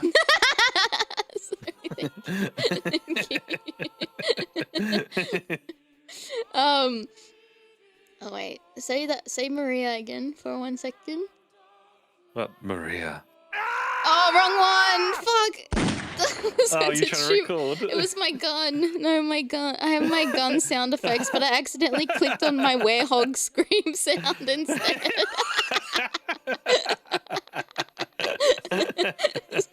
Ow! Is that Oh my god, the guttural scream when he falls down a hole. I was like, oh, sorry, Sonic. It's like, whoopsie. Slippery hand. Persona. Yep. That's so yeah, so you wake up and you join one of 3 fractions later on in the story. Who did you pick? What fraction did you, what grand company did you pick? Which one do you think I picked? Limza. The minstrel. No, the minstrel. Minstrel, Maelstrom. I don't know. Maelstrom. I now fancy minstrels. Those little chocolates. Oh, yum. Actually, I went for the twin adder. Oh, me too. Because I started off in Gridania. I started off in Me too, 'cause I started Gridania. Yeah. And I'm like, oh man, I have like an affinity here now. Like, it's a cute little. And we get the lavender beds, which is nice. There's a little bit of VTuber lore with this game as well, of me. Oh, I have some too. But go first. This is where my name was created. Stop. That's amazing. So I did the random name generator because I'm not very good at names. And it came up with Myra Mewrilee or something like that. And I was like, I don't like Myra or whatever it is. So I changed the O to an I, so now it's Miya. And I'm a cat girl, so Mewrilee. I get it. That's and here we are. Look at that. And I just kept it since then. That's brilliant. My name is. I get made fun of my fucking Final Fantasy 14 name because it's so generic. But I just wanted to have a French name because it's. I'm like, Final Fantasy is very. Like, every time they do anything that's like fantasy, it's very French, and I'm like, I just wanted to fit in. I'm stupid, and I didn't even know I could roll for a name. Like, yes. But my PL was very much modeled after my cat girl to be at 14. Very much.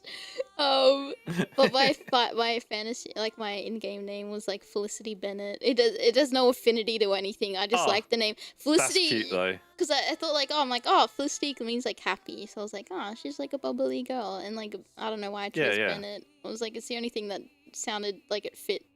Nice. Felicity Bennett. Yeah. So, but I got made fun of by my friends for it. Were they calling you Baguette instead or something? They were calling me like Fettuccine Baguette. I was like, Fettuccine baguette. Fettuccine baguette. I thought so. I knew it was going to be something down those lines.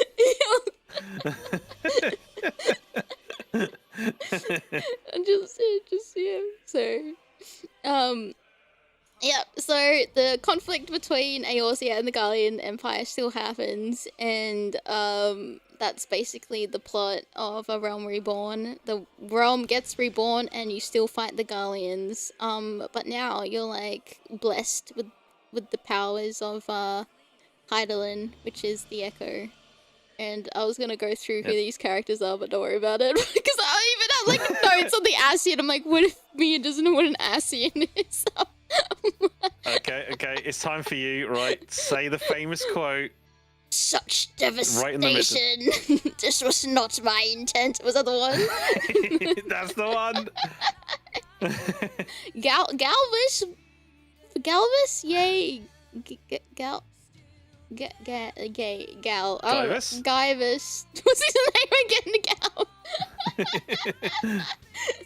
Galvanized. Galvanized steel. I forgot his name. Gaius. Gaius. It's Gaius Van Balsack. Yeah. I mean Balsa. Galvis, and then we have what's her name? It starts with L, I think. She shows up. She's there. I hated her fucking. Starts with an L. It starts with L. Lucia, or something. Little. Little? Tesco. Little Tesco. Lydia Little Tesco. I hated when before they reworked all the ARR stuff. I hated her one when you would get it in like roulette. I fucking cried. I hated it. It was so long, but now they shortened it so much, and it's like a 4-man dungeon. And now that was shocking. Like not seeing an 8-man dungeon at the end. That was shocking when they changed everything. Yeah. Like. They split it into two halves, didn't they? Into like 4 people. Yeah. Instead. And like fighting Ultima is like now like a trial. It's like its own thing. Yeah. It's a whole trial, and you have to use your LBs. You have to you have to, which is pretty sick because then it makes it feel. Laha Bread's fight is still the same though. Yeah, Laha Bread. Also, my tracking decided Didn't to do shit too much itself. of No. Uh-oh. It just, my phone was like, Wait, would you like to you. close the app? Thank you! There you go. In solidarity. Alright, we're back on. Thank you. Alright, back. And then Nero. That's his name, right? Yeah, Nero. Mm-hmm. The Yapper. Nero. The Yapper. I should have been the favourite. Me. No one else. Why does everyone want to be better than me? I'm the best. It's like, okay. But then he becomes bro later, so that's okay. But I remember like every time when he starts, everyone in chat's like, alright, pull up YouTube. Like everyone just like that's what we all did. Yeah. I'd put up a video and just wait. But no, he does turn out to be quite like funny when he joins and he's just like, oh, I know more than you do. I'm smarter than you. He's brilliant. Tips glasses. I like him a lot in like the Omega raids because I think that was like his thing. Yeah, he was really good in that. He brought a tear to my eye. Yapper. He was a big it was the bathroom. That was the time when he showed up. I'm like, yeah, I'm gonna go. I'm gonna piss now. I'm gonna go get a snack. I'm gonna refill my water. Oh, they're still in the cutscene and I'm back already. I guess I'll just I don't know. Okay, I'm gonna go to bed. I'm gonna go to my job the next day. You're still come back on. You're still going. Every War of Light sleep on the floor, and he's just like, and then let's not forget about that time. It's like, okay. What the fuck am I on? One night I legit fell asleep during. But that was what people sometimes did. They barely did anything, or they just like walked to the end, and then everyone else was just like fighting. Like there was 7 people. Bro, what a time. You can't get away with that anymore. You can't do it. No. I kind of miss it. As much as I complained about it, I miss it. Anyone want to do MSQ roulette? I say that, but when we get in it, I'm gonna groan and Oh, Castrum, that was the other one. That's right, Castrum. Castrum. But yeah, I was gonna say there's the main characters, I guess, for this expansion was like the Scions of the Seventh Dawn, which is like the party that you meet along the way, and then the Gallian Empire that you run into, and then the mysterious Asians that show up with their what's that thing from FF? No, Kingdom Hearts. Organization 13 outfit guys that show up. And you don't know why they're there. I guess I even had fucking footnotes. Just in case. The little guy there is basically Chaozu from Dragon Ball. Yeah. Oh, stop it! Stop it! Don't! I fucking... Wait, does everyone know? Speak now. Do you know? What? Okay. I legit cried my fucking eyes out. That was not okay. Because then as the warrior light, you're trying to stop him, and he's like, "No, let me do this," and you're like, "No, you're gonna die." Rip Bozo 07. He was such a he was like little quirky guy. He was. I literally did say when he did. I was like, he just did a Chaozu. He just. Did you say that in chat? Did you say that in the party chat? No, I didn't. Unfortunate opportunity. If we ever log in and I get that with Sprouts.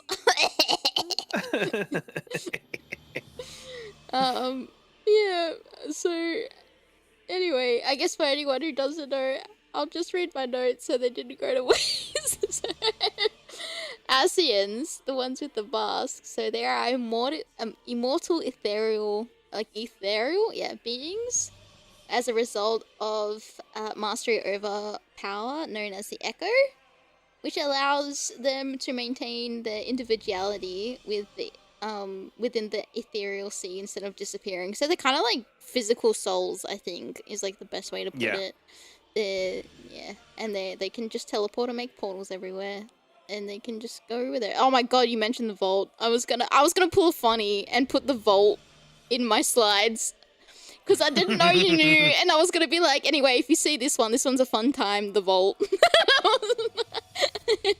The vault. I saw someone do a funny like animated video where like they finish the end of the vault. It plays like they've done it and stuff, and they see the one person's Sprout, and they're just walking past the Sprout slowly, looking at them with a smile as they're leaving the dungeon. That's diabolical. Like, and they're like, have fun. Yeah, it's like playing this music like as they're walking past, and then when it ends, it just goes. The really takes you out of it, doesn't it? But yeah, that's basically all you need to know for Realm Reborn without spoilering much. But I found it. I found it. Oh, brilliant! There you go. You can show everyone this if you want. Wait there. That's the video. Oh. After you help a new Sprout beat the vault.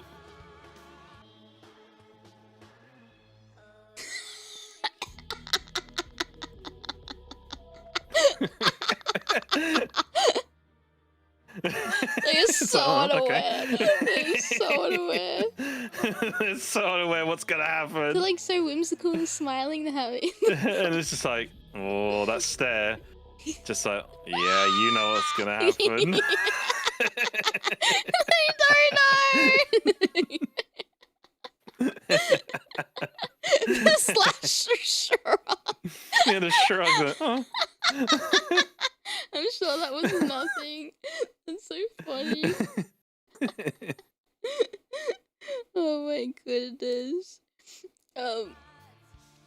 Yeah, I think oh yeah, and then I have this here to like just mention it that like these will pop up throughout the story that are important to do and you shouldn't skip They're over very it. important, They're yeah. very important, especially Crystal Tower for Shadowbringers and Coils is important to wrap Especially up. a particular boss in the Crystal Yes! Tower as well. Yes! Oh my god, when that got revealed, I was like, no fucking way, no way. Like, And then you no cannot way, look at that boss the same ever again. You can't. Oh my god. You can't. It's important for Shadowbringers, it's important for Endwalker. It's so good. Like the way that Endwalker just ties everything, but I'll get into it. Oh my god. Like, it's so fucking good. It's so good. I like the Crystal Tower story. It gets also Grahatia gets introduced and also very good boy. He's a super important character and everyone loves him. Yeah. Ironically, I actually do like him, so and what?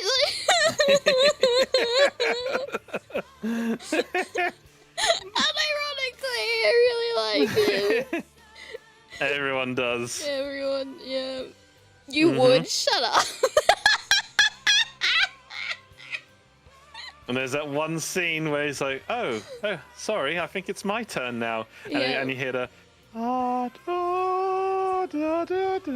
it's like, stand tall. And he's like, no! Yep. Oh, bruh. That was sometimes if I want to make... Before, like, I had a lot of little things that would make me cry. Sometimes you need to cry, right? And sometimes you need a trigger. Yeah. So sometimes I would go into, like, an inn and watch those cutscenes.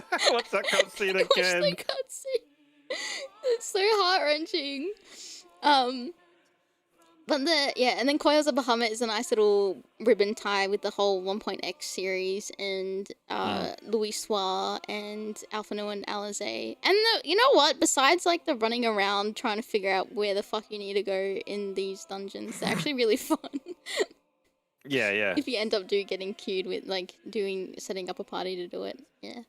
That's really fun. Yeah, when you actually sync it and do it, they are very good. Yeah, they're really good.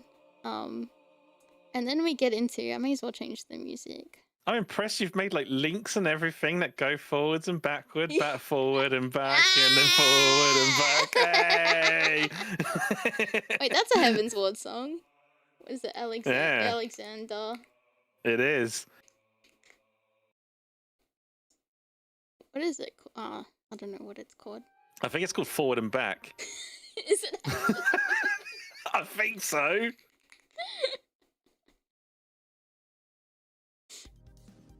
Yeah. What's it called? Exponential entropy. Oh, okay. It wasn't called Forward and Back then. That's it. Come on, they could have called it Forward and Back. That's such a wasted opportunity. Just don't play Seeking the Peace of Reason. Because your video would be demonetized. Don't use that. Okay. Is that from experience? Yeah, like my VODs and all that. It's like, this has been copyright striked. It's like this one song you can't use. That's crazy. Because normally with like game music, they're like a little bit more chill with it. Yeah, no, that one, it always strikes. Always. Oh, no. Oh, Square's bat. Oh, yikes. What's another good...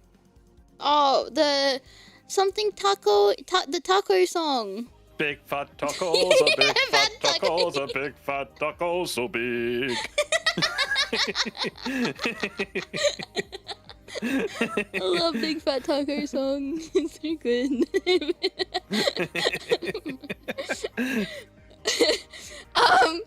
I have to say, so with Heaven's Ward, this will always be like near and dear to my heart, and it's like probably top 3 favorite expansions.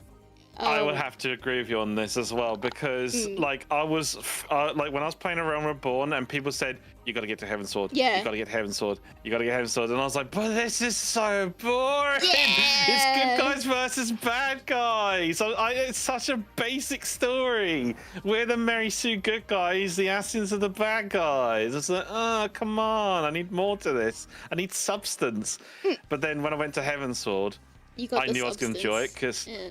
because when I walked into the city and I saw the theme of it and everything, and I heard run, dun, dun, dun, dun, dun, I was like, okay, I'm home. I think I'm going to enjoy this. Did you make Ishgard your home spot? I did. Yeah, me too. I did. I was so dead, but they never. Oh no, they did. I do have a house in. I did have a house in Ishgard, and no one wants to be there. So I'm like, I feel like I'm the only resident there in OCE. Well, But then I moved to Lavender we Beds worked with hard my for friend. that, though. We worked so the what's the thingy? The Ishgardian the restoration project. Yeah. Mm. And no one, I don't know what it is in other servers, but OCE is completely, everyone wants to be in Shirogane. Oh yeah, okay, that's understandable. Everyone's there. That's very understandable. So basic. Go to Ishgard, it fucking I was in the Lavender Beds. Lavender Bed's nice. Okay, my house is now gone, but like, before gone too. Before it disappeared, like I was in Lavender Beds. It's so pretty, it's so underrated. But yes, this is peak. This is like every emotional roller coaster ride. The pacing is good. The characters that get introduced are good, and they still constantly get brought up throughout the series and remind you how everything hurts. They like to just put their finger back in your wound, like, and wiggle it around sometimes. So yeah. I like all the characters in it. The areas are really fun, except for the Sea of Clouds that can suck my left nut. I fucking hate it.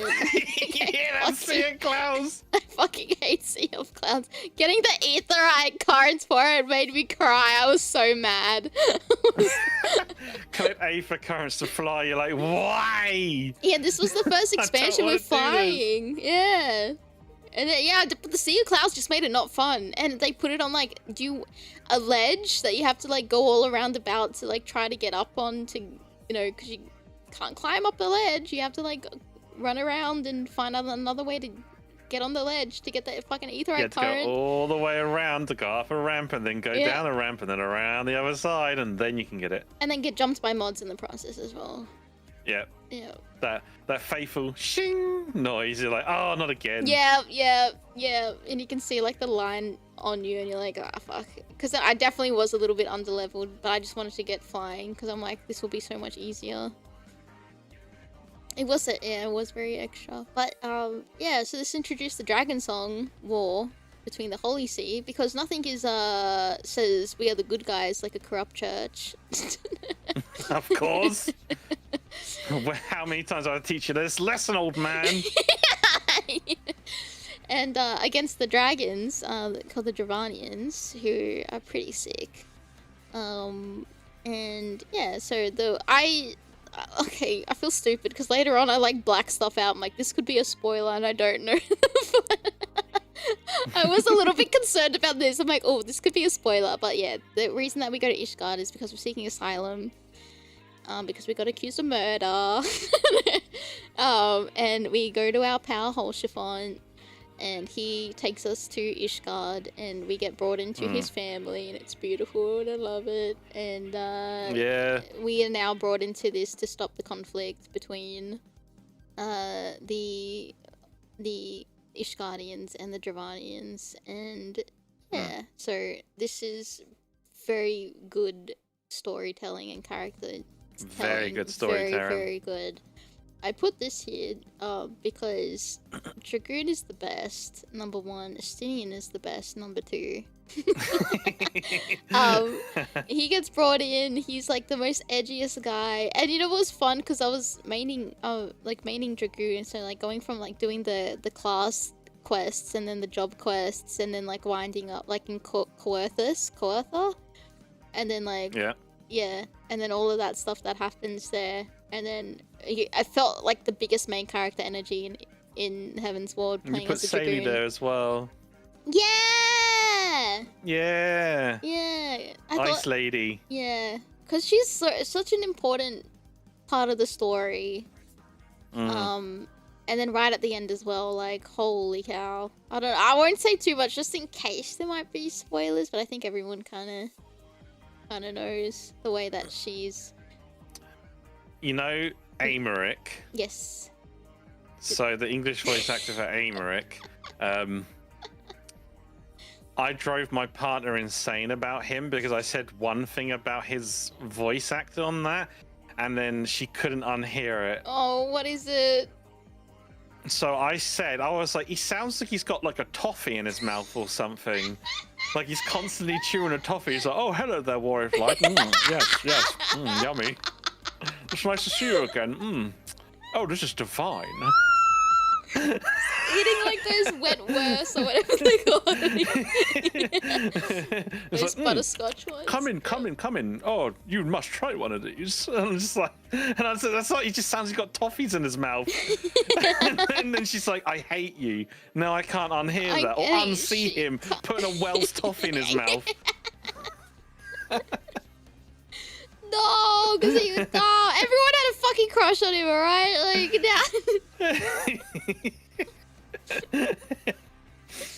oh my god. Now I feel like I have to go back and rewatch the cutscene, so now I can hear it again. So now you can hear him just like, yes. Rather delicious, this one. Yep. Oh, there you are. It's originals, yeah.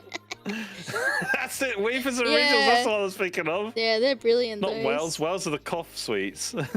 No, you gotta have the caramel ones. You've got to have the true caramel toffees. Yes.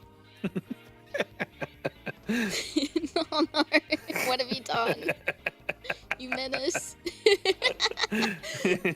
But I put the Dark Knight there too, because Dark Knight was such a good job quest line. Oh, it really is. It was so good. Really. The quest line for that was brilliant. So there's a few, because I was going to make a point, like some job quest lines are really fun, and like Dark Knight and Dragoon.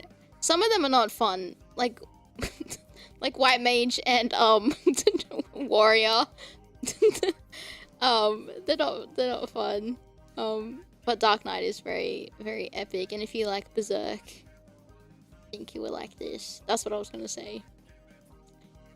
But never mind. Anyway. No, it's all good. It's all good. Anyway, moral of Heaven's Wall, don't fuck the dragons. So now we have our raids for this expansion. Which is the underrated Shadow of Mach and the very cool Alexander raids. Which, yeah, then we're talking about the Savage Tea stuff. Yep. So, I think Shadow of Mach is really important because it shows up in Shadowbringer post quest line. Yeah. It's pretty important. So I would say, like, it's not, if you are wanting to get into 14, don't skip it. Definitely do it. Yeah, I've got to agree with this. No perfect Alex picture. It's so... I tried on Google so much. I'm like, why is everything really blurry? I'm like, I just need a full picture of him. Like, it's not great. I've seen people do memes like top 10 bosses of Final Fantasy 14, and it's like, it's perfect Alex, perfect Alex, perfect Alex, perfect Alex, perfect Alex. Like all 10 of them. Because he's perfect. I didn't want to show perfect Alex because I was like, you didn't know that I knew about it. I didn't know. I'm like, I don't want to spoil Pepsi Man for you. Like, just in case. So yeah. Pepsi Man with those wonderful glutes that jiggle. Yeah. So that's that. Do I have anything else here? Oh yeah.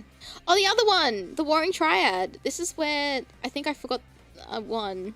Fuck, did I actually forget one? Oh, I did. The Primals is the... I forgot about this before. These were all featured quests that you had to unlock. But now, since Endwalker onwards, they're all part of post-expansion quests. They're just there. Like, it's just mandatory now. Which is interesting, because I think they're making it... Maybe all of these post-MSQ stuff are very important to the story. Because that way you don't skip it. This one kind of isn't too bad. It's just like replay all the bosses, but now on hard. But I can't remember the story. Why we had to do it. We just had to do it. I can't remember. Yeah. And then, yeah, the Warring Triad ones. These were pretty fun. This was like the Cockroach Man with the swords. Oh, Beast Tribe Summon, yeah. Yeah, the cockroach man with it, and he's what is he? There's like a line he says, and he summons the butterflies. And he gives you like the RGB weapons. It's not Sephiroth. No. No. Oh no! Not Sephiroth. Who's the cockroach man? With the many swords. Ravana. Wait, with That's Ravana. the one. Ravana. With the throat sing and the Yes. That's the one. That's the one. Is the middle one Sephiroth, and then the last one is the starts with L. Wait, no, is it? I forgot her name. It's not Lakshmi. I'm stupid. Don't mind me. I'm not very good at the boss names. Don't worry. I know. I forgot. He's Sophie? the one about Oh, it is Sophie. Sophia. Oh my god! Right? Sophia. Yeah, Sophia. I forgot. I'm on the Ravana server. I'm so dumb. I loved Sephiroth theme. Yeah, on the this, Sephiroth thing was good. Say my name. Sephiroth. That's right. What does it feel like when you pull back the curtain?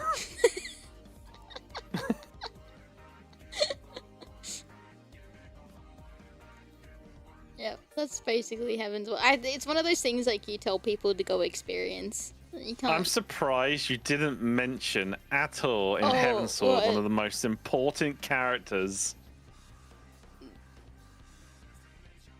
Come on. There's a very important character that's very prominent in the whole of that expansion. The dragon? Yes. Two of them, in fact. Oh yes. Hrsvelga. Oh, Hellsvelga. Yeah. And the one that you get a mount for. Fuck! I hate it. I forgot his name. And then he turns into a little. Oh my god! He's the something of the lake. That was when we met him. And then he's like, "Fuck you and your echo, yoink! Go get your fucking crystals back." what's his name? Oh no! Unk Dragon. I don't remember.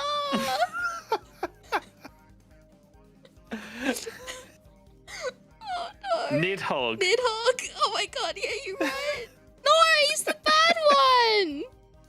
But he's still one of the most important characters in the Yeah, he story. is. Wait, okay. It's Hrsvelga, Nidhogg, the one that starts with V that's tied up, which is the sister of the companion, like the one that's your friend. Yeah. Because that shows up in the Endwalker. That's important. Mm-hmm. A whole expansion about dragons. You didn't mention a single dragon. That's the one, yeah. Vitra's the sister. Apex! Who's the... Mud! Tell me what was Big Man's name?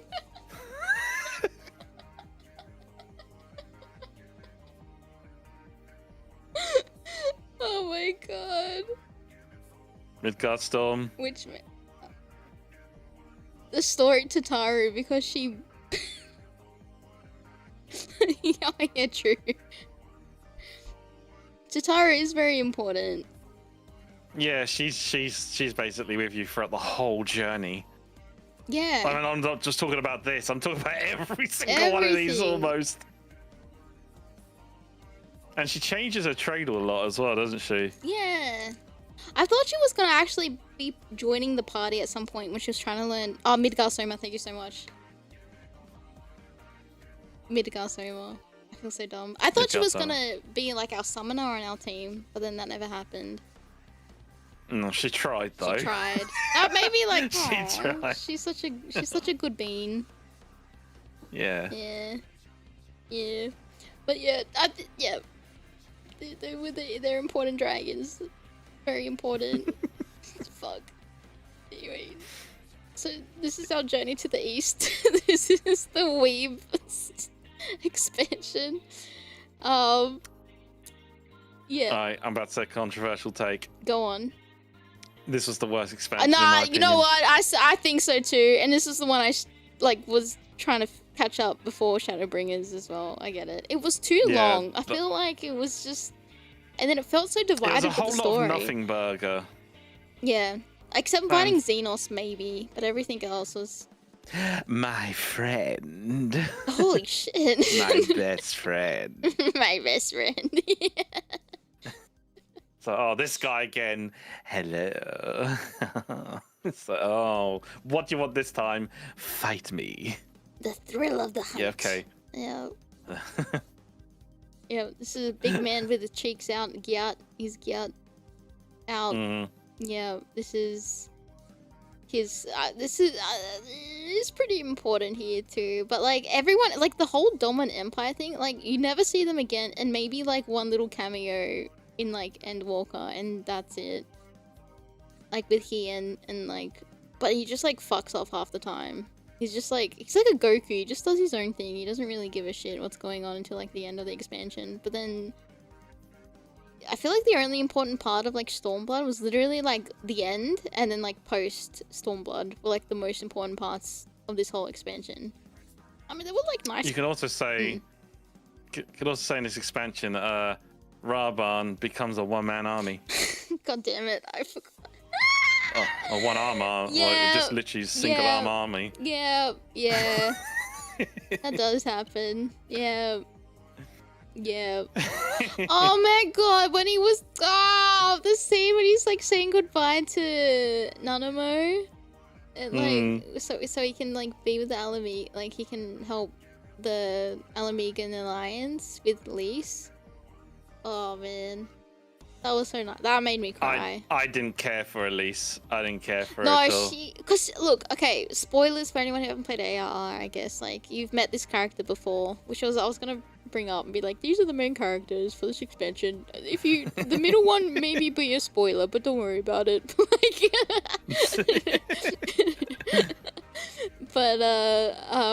Yeah, this one's just basically, there is two wars going on at the same fucking time, and you're fighting both of them.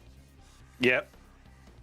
And Heian's kind of there, but Xenos likes to show up and try to fight Emperor. you. The Emperor, yes. No, at this point he's not, I think. No, he's not now. No, he's not now. He's but they just... kept saying, like, trying to find him. Oh, yes. Yes. Yes, that's right. With his golf bag, he does... Fuck! He does have a golf bag! Pass me the sandwich. I'm going to pat this in front of my friend. Hole in one.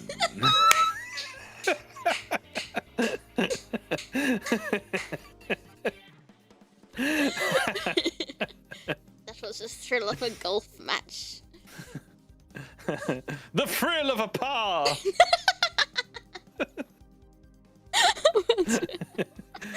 Oh god. Oh, that's so funny. But yeah, Lisa's just kind of there. Xenos is his best friend. And Heian shows up when he wants. And I guess the other important thing is like pretty much like post-expansion stuff, but I didn't want to talk about it because I didn't know you knew, but you know, fuck it, I guess. But like the whole thing with like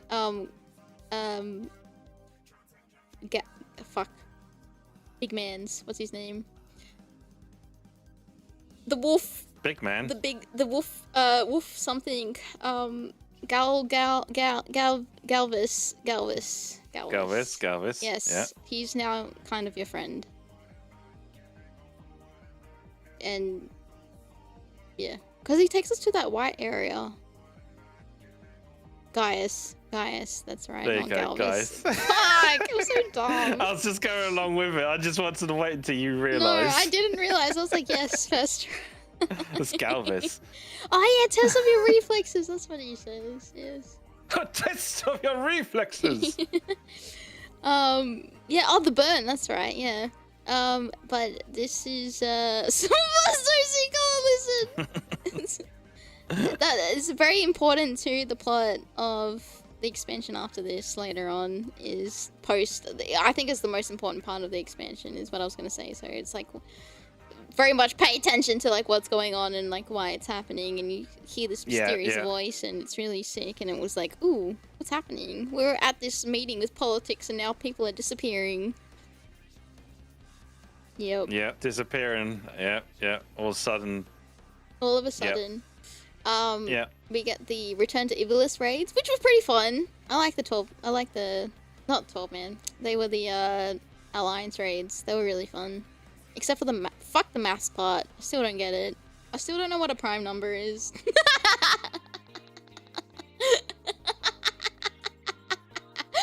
Omega gives me PTSD. Oh man. Oh, some of the Omega stuff was fun though.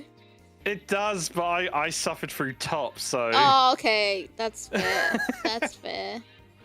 But they're kind of cool. Like, they're cool. Oh, I love Omega. I love the design and Omega F. Sheesh. Yeah. But.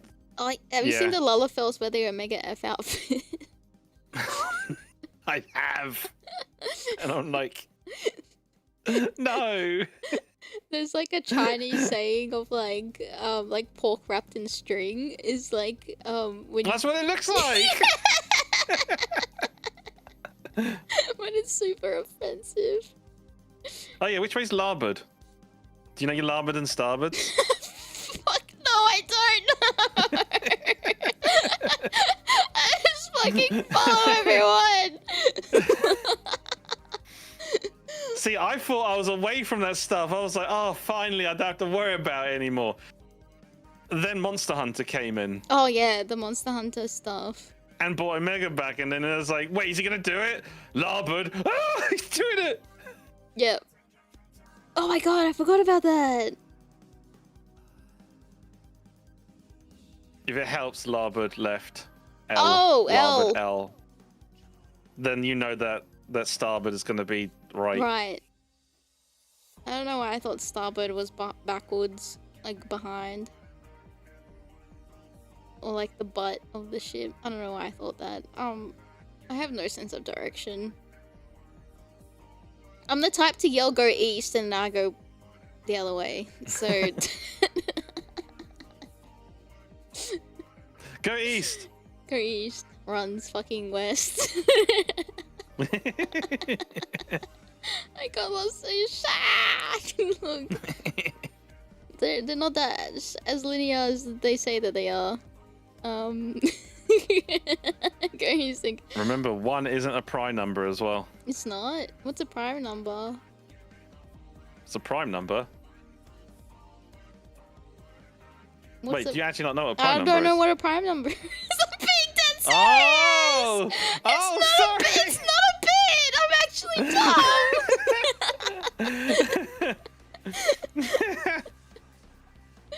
I have the sillies, but not the funny sillies. No, you're just a silly guy. I'm just a silly I'm a silly sausage. Yeah, that one I kind of like. I'll just stay there. Do not res me. I'll just skip this whole fucking thing. It's basically a number where there's only one way to produce it. So, like in division, so 5, for example, the only way you can get to 5, regardless, is 1 times 5. That being a prime number, then. 1 is a prime number. Because. Yeah, 1 is a prime number, but 1's not supposed to be a number. It's not supposed to be. It's not supposed to be, okay. It can be. It is not a prime number, but in the game it is a prime number. Oh, that's the... Oh my god. Yeah. Oh, that's... Because it has to be greater than 1 to count. Oh. So yeah, then a prime number would be... If it's like, to get the...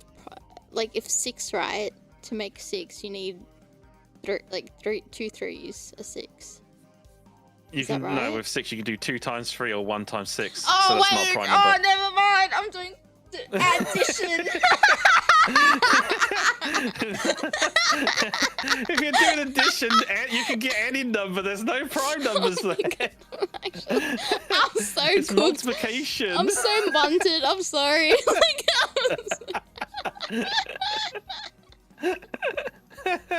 I need to bring out the MS Paint. Oh my god. So dumb. Maybe we should do this again. Go back and learn prime numbers in 14. Oh my god. We have the Four Lords, and that's not important to the story, but it's a fun little side quest. Oh yeah, it's a very fun side quest. Yep. Alright, I can still hear Suzaku screaming out, "My love!" Because I was stuck on her one trying to get her the mount for so long. Tenzin, it is I! Tenzin! Yes! Tenzin! That's right. That's right. But I like Byakko, the falling. That was like a lot of people died. That was quite cool. Yeah. It was a good mechanic because it was cool. different. It was very different. And they brought him back again at one of the patches as an Unreal. Oh, the Unreals! Oh, wait, that's so sick. Oh man, I haven't done any of the Unreals. I wanted to do it for the. I think there was a mount you can get. Yeah, you can save up the Fox Faults and Yes. get mounts. Yes. That's alright. Now we're Now talking. we're Now at you're in peak. my area. Here we go. Alright, put them back on Shadowbringers. Now I'm excited. So I was like, Heavensward came in. Oh, okay, maybe this game's great. Or this whole, and then Stormblood came in. I was like, I need to get out of here. I'm so bored. It felt like a slug until like a slog, I should say, until the end. Until the patch quests. Yeah, the patch quests at the end where it started to lead to this. And I was like, oh. Like, what's happening? What's his voice? Also, I have to tell you something. When we heard the voice of the guy, the voice. We have so like, hello, where are you? He's like, come follow my voice, can you?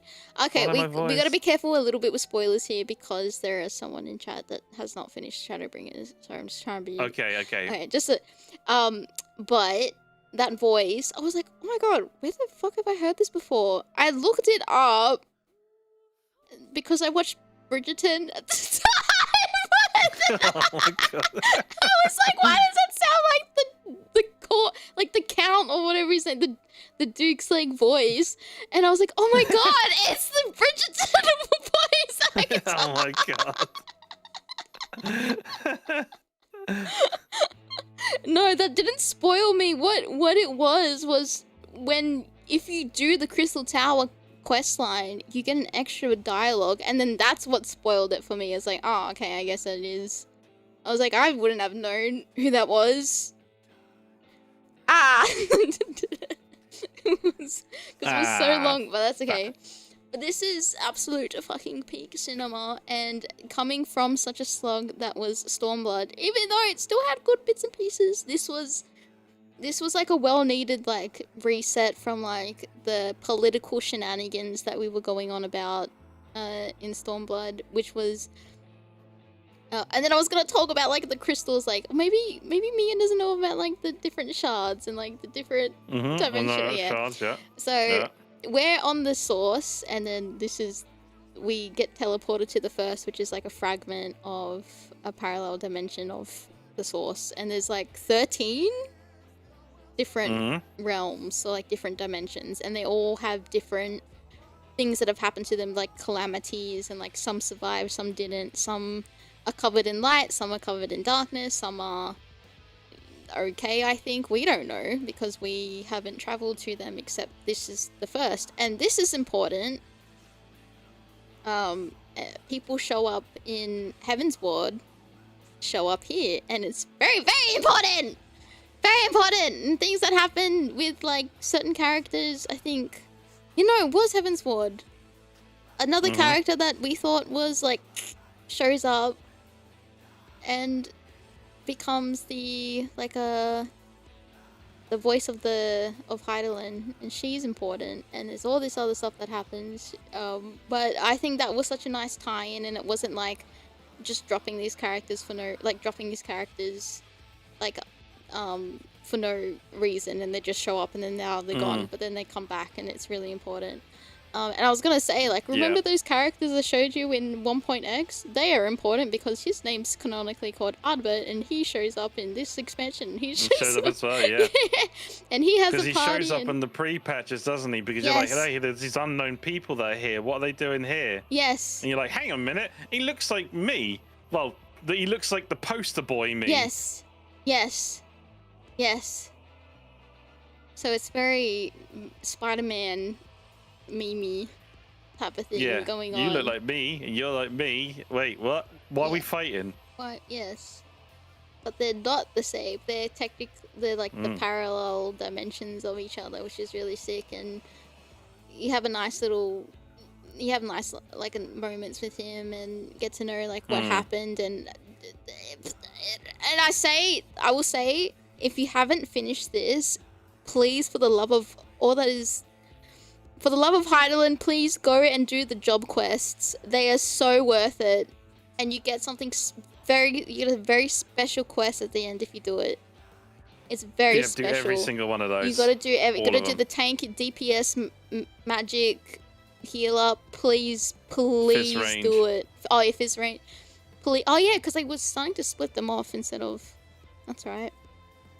Please do it, because they don't do nice shit like this anymore. No, they tried. They tried in the next expansion. It kind of fell flat on its face. Yeah, and then Dawn Trail, I started doing it. I'm like, I don't fucking care about someone else's quarrels. I'm like, what the fuck? They're just having a fight at the beach. I'm like, I don't give a shit.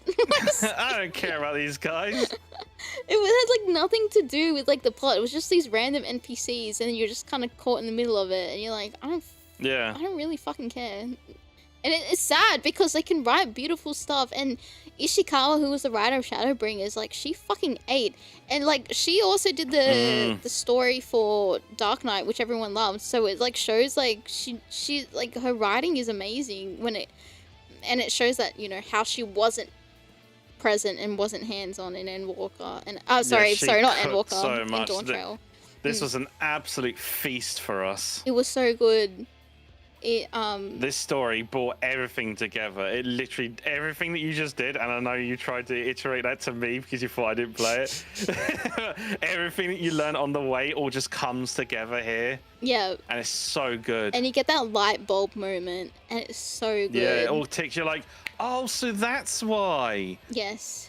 It finally comes together in this. Yes. It's so important. This expansion is so important. It's so...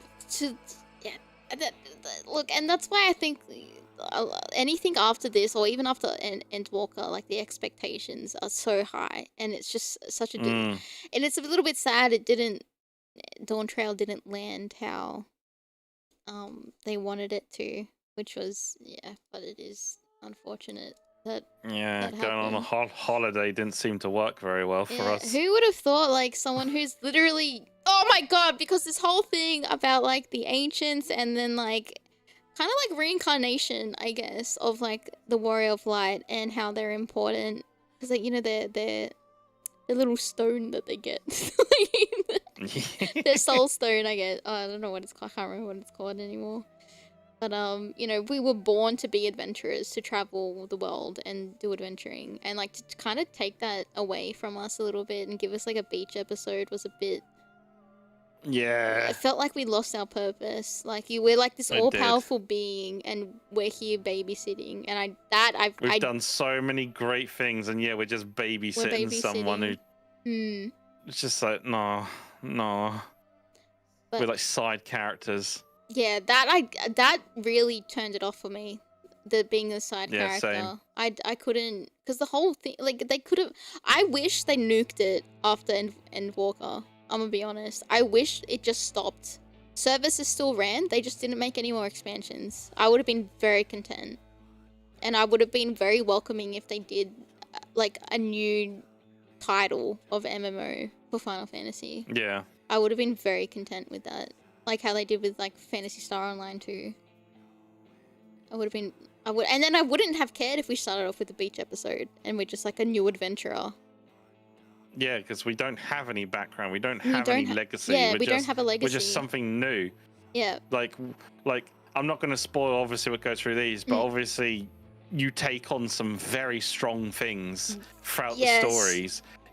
They get stronger and more important and powerful. Yeah. And then all of a sudden, this person that has done some great things is now looking after someone who can't even fucking look after themselves. They're like a baby. We're literally a bodyguard like the whole time. No, we are. Because like she'll get kidnapped and we gotta go get her, and then like she's like, Don't you even start me on the kidnapping part, okay? That part, I got so annoyed on that. Right. Listen, all right, I'm going to run. I'm going to run here. Right. We're all walking down a path. We left the city. It's a clear path. It's a straight path. There's nothing blocking it, right? We all get ready to go to the next part in front of us, right? And then she's like, oh, I forgot something. I need to go back and go to it. Okay. That pathway is very short. It's very clear. And we're the bodyguards. Why did none of the people in that group decide, maybe I should go with you? Or, better still, turn around and watch her? Why was every single person just looking straight forward into the next zone going, yeah, well, she'll be back soon, it's fine. Not a single person watched her run away. no. And she gets kidnapped. Just like She that. doesn't get kidnapped in the city, she gets kidnapped during that path On the she was pathway. running. Yeah. Which you could just be watching. It is fucking Scooby-Doo nonsense. It's like there's some okay, but there's some really good parts in it because I remember crying a lot in Dawn Trail, right? I like with the king of Tudal. I cried my fucking eyes out. I cried there was a lot of parts like even at the the whole meaning at the end of the or like the journeys of like talking about like the life cycles and death's important and how we shouldn't fear it, we should celebrate life and that type of like thing, right? Yeah. Crying my eyes out. Absolutely like in shambles. Everything else, I was like, I'm my fucking fingers on the escape button, like wanting to skip this dialogue because I don't give a shit them talking about tacos, bro. Like, or like the food preparation quest line. I'm like, fuck off. And don't forget about that one song that everyone starts singing when they're building a train. The train, la la la. And the one part that I was excited to go to, we were there for 15 minutes, and then we just like, fuck you, we're going to a new area now. Like, yeah, we're done. Screw this zone, this massive zone. We went to three little towns. Get the fuck out, we're done. Yeah, we're done. Yeah, trains built, fuck off. Yeah. And I hated the next area after that. I fucking hated it. And I felt bad. So I wanted to like, it was so bland and boring. I hated it. Oh, it's meant to be this great city. I don't give a shit. It's boring. I don't like it. It was just, nothing was appealing. Nothing. We're not even on that expansion. We're ranting right now. We're not even there. Oh shit, yeah, you're We're not right. even there. Oh, okay, We're we'll like two get expansions behind. We had to talk about that because of how great Shadowbringers is, and every zone you go to is so immersive. The colors are great. Brilliant. Like from going from light to dark is great. Like we get called the Warrior of Darkness, and it's so edgy and cool, and like we like every because of the flood and all that. The so flood, you become the flood Warrior of of light. Darkness. Yeah, so like that's like really important. Like that's such a, it gets brought. I wish the way that they use Shadowbringers kind of felt like what was going to set up probably after Endwalker if they were going to do anything, and that's what I was kind of hoping on, but they didn't, and that was really disappointing. But anyway, who knows what's going to happen after post MSQ stuff. But we meet this jolly guy called Emmett Selk, who's like super important. He's an immortal villain who seeks to harness the First's apocalypse to restore his deity, Zodiac. Remember him from the beginning? With Heidelin? So we finally get to like learn more about Zodiac instead of him just being like the devil. Like, basically. And And what was all of this stuff about the ancients and you know, how the first is connected to the source in some ways, and you know, the shards, and you know, that's like really important. But like Emmett Cell hangs around. So good. He's like one of the best. These two characters are like the best written characters in the expansion, in my opinion. Yes. Yes, I love absolutely. Crystal Exarch. No. I love Emmett Selk. Agreed. They're I really tried good. to get Emmett Selk's card from the Magic the Oh Gathering my as well. I never God. got it. Oh dang! The only Magic the Gathering card I got is the Shadow one. That's the only one I have. I saw those and I was like, I had no money. And, I got so sad. Oh no. Yeah, no, I couldn't get the whole set. I'm like, no, I can't do that. But yeah, the Final Fantasy ones too. Because then, yeah, I wanted to get some, but they're so expensive. And then, like, you got to buy a whole deck. They got very expensive. Yeah. Did you know, fun fact about the Magic the Gathering collaboration with Final Fantasy, like, that was the biggest sales collaboration they ever did. They sold more of those than they did in their ever entirety of selling Magic the Gathering cards. And they've been around for like years, a very two long time. decades, 3 decades, or close to. Yeah. Like huge, yeah. But this collaboration was like the biggest one. Oh, the 80s. Because it got like everyone involved that loves Final Fantasy. Even I don't collect Magic the Gathering cards. I got them as well. And since they put Final Fantasy 14 cards in there. And obviously, there's like the fan favorites of like 9 and 7 were in there. 6 was in there as well. Yes. Like and 10, but it just caught like a massive audience of people. It's a wide net. Like these were insane to get at that point because they got expensive and people were buying them left, right, and center. And the rarest card I got was the VV card. Apparently, the VV card is good. Oh, just like as a playing card, or just like a value? As a playable card, oh, yeah. Okay. As a playable card, because I've got a Magic the Gathering friend who's like super into it. He said the reason why that's a very good card is because cards that give you back magic, so when you turn fields you get magic. His one gives you like refunds magic when you use magic for him, and that's super powerful to be able to get magic back. So it's like getting your MP back, something. like with like a elixir or something. Actually, that's pretty wild. Yeah, exactly. So anything that allows you to tap magic is like that's why Black Lotus is one of the most expensive cards. Because it gives, not only does it allow you to tap 2 magic, it allows you to tap 2 magic of your choice. Which is insanely strong. So you could use like an ulti kind of card if you had it, and if you ran out of magic, you can just play that. Yeah, so you can tap it and say, I want 1 nature and 1 fire from this. Oh shit. And that's it. GG. 4 mana on turn. You can 1. Yeah, on turn 1 you can have 4 mana. That's very powerful. That's why it sells for like hundreds upon, probably more than that, like thousands now. Probably. Wow. Wait, is that when there's tournaments? Do you know if that's cards are illegal? Because I know like in Yu-Gi-Oh, there's like illegal cards because they're just bonkers. I don't know if it's legal or not. Don't know. It must be, because if it's not, its value would go down. Oh, true. Actually, good point. Unless it maybe banless, yeah. Yeah, because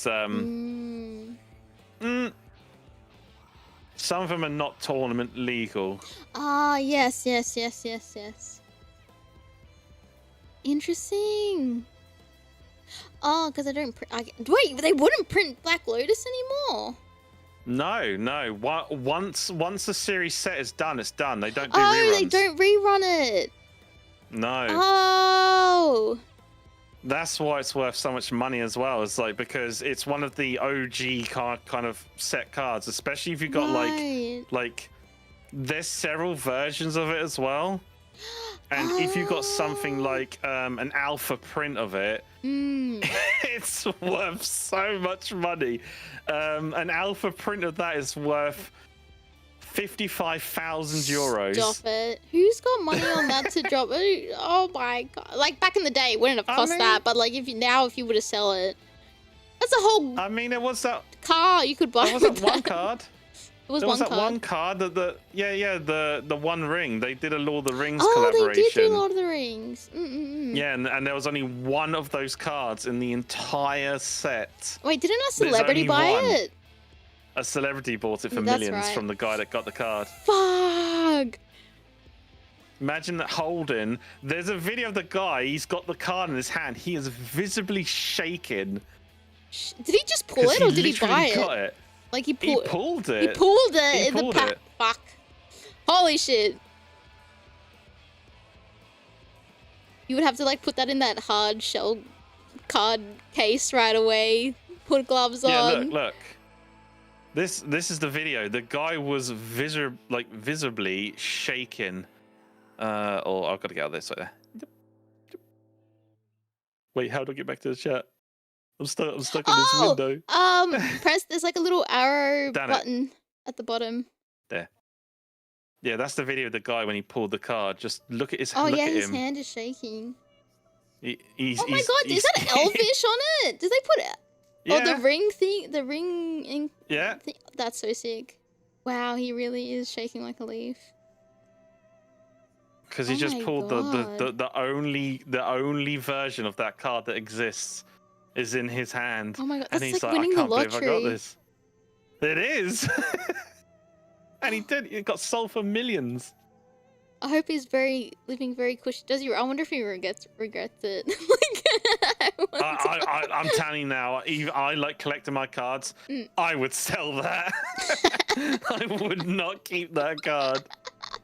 That's getting sold. But the luck of it getting like, because he would have posted it, and then celebrity wouldn't be like, "I want that. What do you want for it?" Or was it just like an open check? He's like, I'm just gonna start putting zeros down. You told me to stop. Like, what It the was fuck? basically opened. It wasn't bid or nothing. He just said, I will give you this much. And he was just like, yep, I'll take it.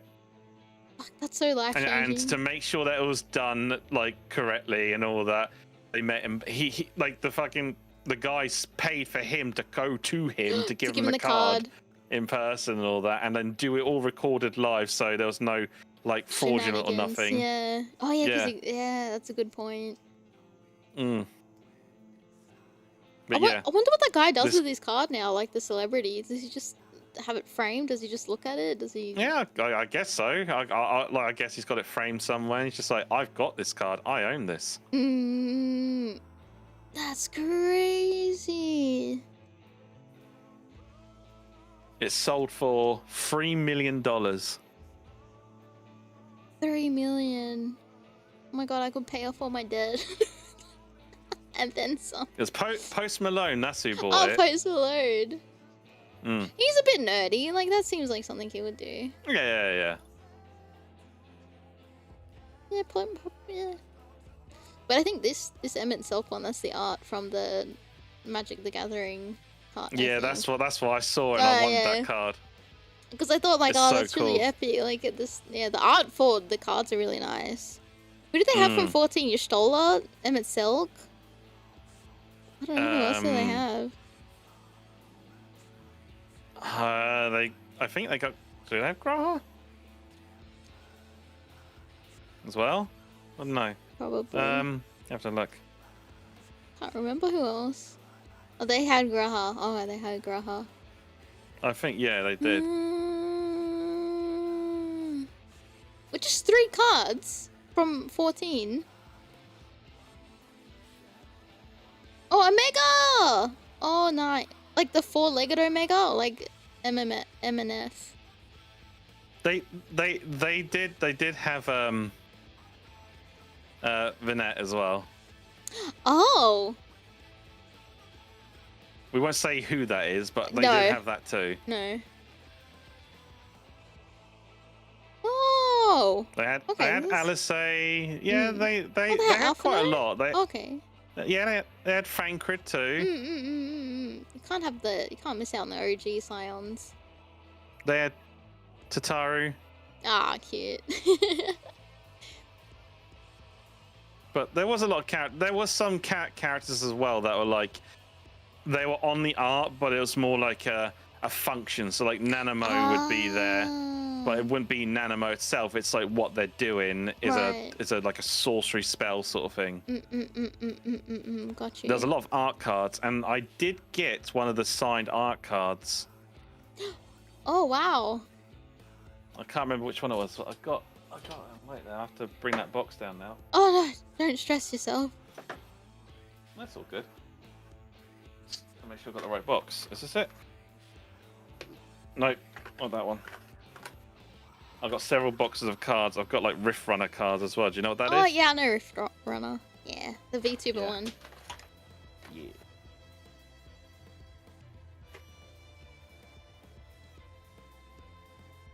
No, I don't know if I can find it. It's probably in a different box somewhere else, hidden. Tucked away safely. Yeah, I've tucked my Final Fantasy cards away very safely. That's good. Because I've been told the Magic Gathering cards are going to be worth money, so I've put them somewhere safe, it seems. Make sure they don't like get any moisture, because I had a lot of WS cards, you know, like Way Schwartz, and like Yeah. they must have been a bit in a damp spot. I don't know what, but they were starting to bend. Oh no. And I was like, fuck me. My signed Fuck. ones.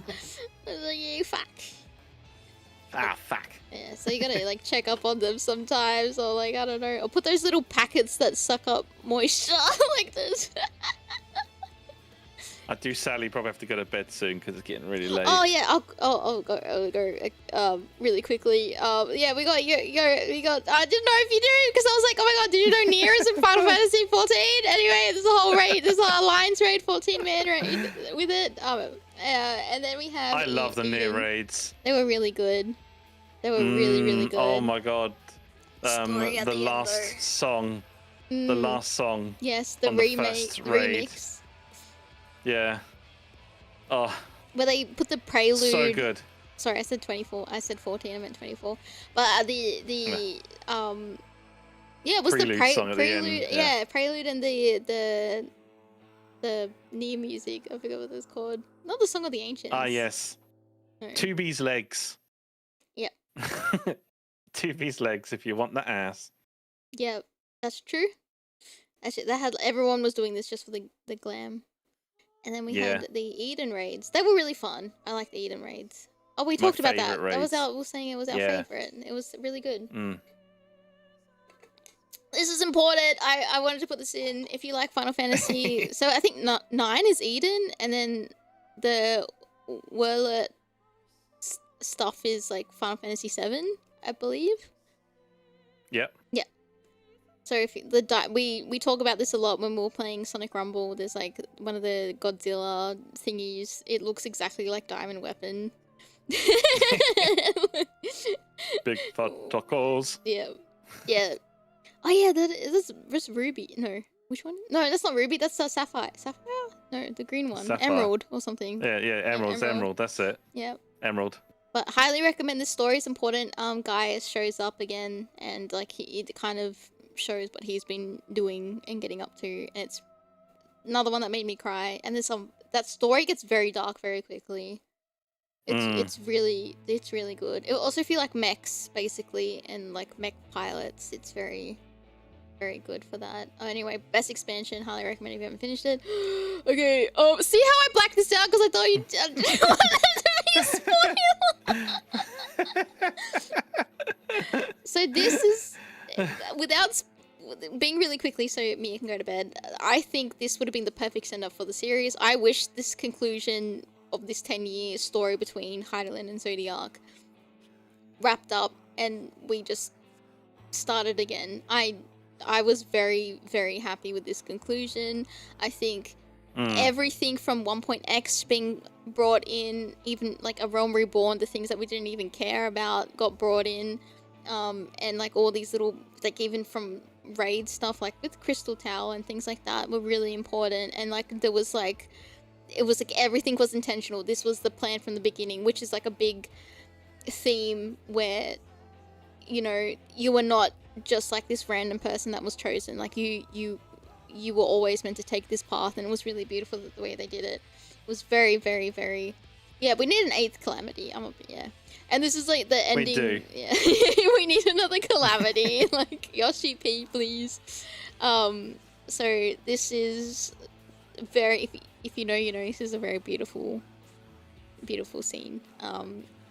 And yeah, I think this was like the best conclusion to any game running Ever. MMO. It was the best. You can't get, this is peak. This is and then This is the end of it all. This is the end. This is where it should have ended. And then we get like, so these were meant to be the featured quests that that was before Shadow. Up until Shadowbringer, you had to do these quests. You had to go and find these quests and do them, and you didn't really know what was a featured quest unless you looked up a tutorial, maybe. But so these are mandatory stuff, and we get this actually a pretty cool quest line that we thought was going to lead into the next expansion, but it unfortunately didn't. Yeah. And we got No, it introduced. didn't. Yeah, right? Like, it was like, oh, we can get to go to another shard, just like in Shadowbringers, which was fucking peak, and it's like, it was really cool. yeah, it was really cool. And you think like, oh, this is going to be our journey for the next like a couple expansions, is us just traveling to different shards, and it's unfortunately was not the case. Yeah. So and the character on Grow and Light right in the middle, yes, like Zero. unnamed character. Oh, will sorry. not name. Oh, yeah, sorry. unnamed. Oh, fuck, I'm sorry. I wasn't catching on. I'm actually dumb. Yeah, unnamed character. I love the unnamed character. They are actually so cool, and they have like such a nice little growth thing going on. Like very, very, very, very cool. Yeah, they spent one fight in the 13th, and then they're like, okay, I guess we go back. And they're like, eject, we're done. Yeah. This also is important to the Mark. The Mark raids from Heavensward is important to do to understand a little bit of this stuff. I would also I forgot what I was gonna say. Doesn't matter.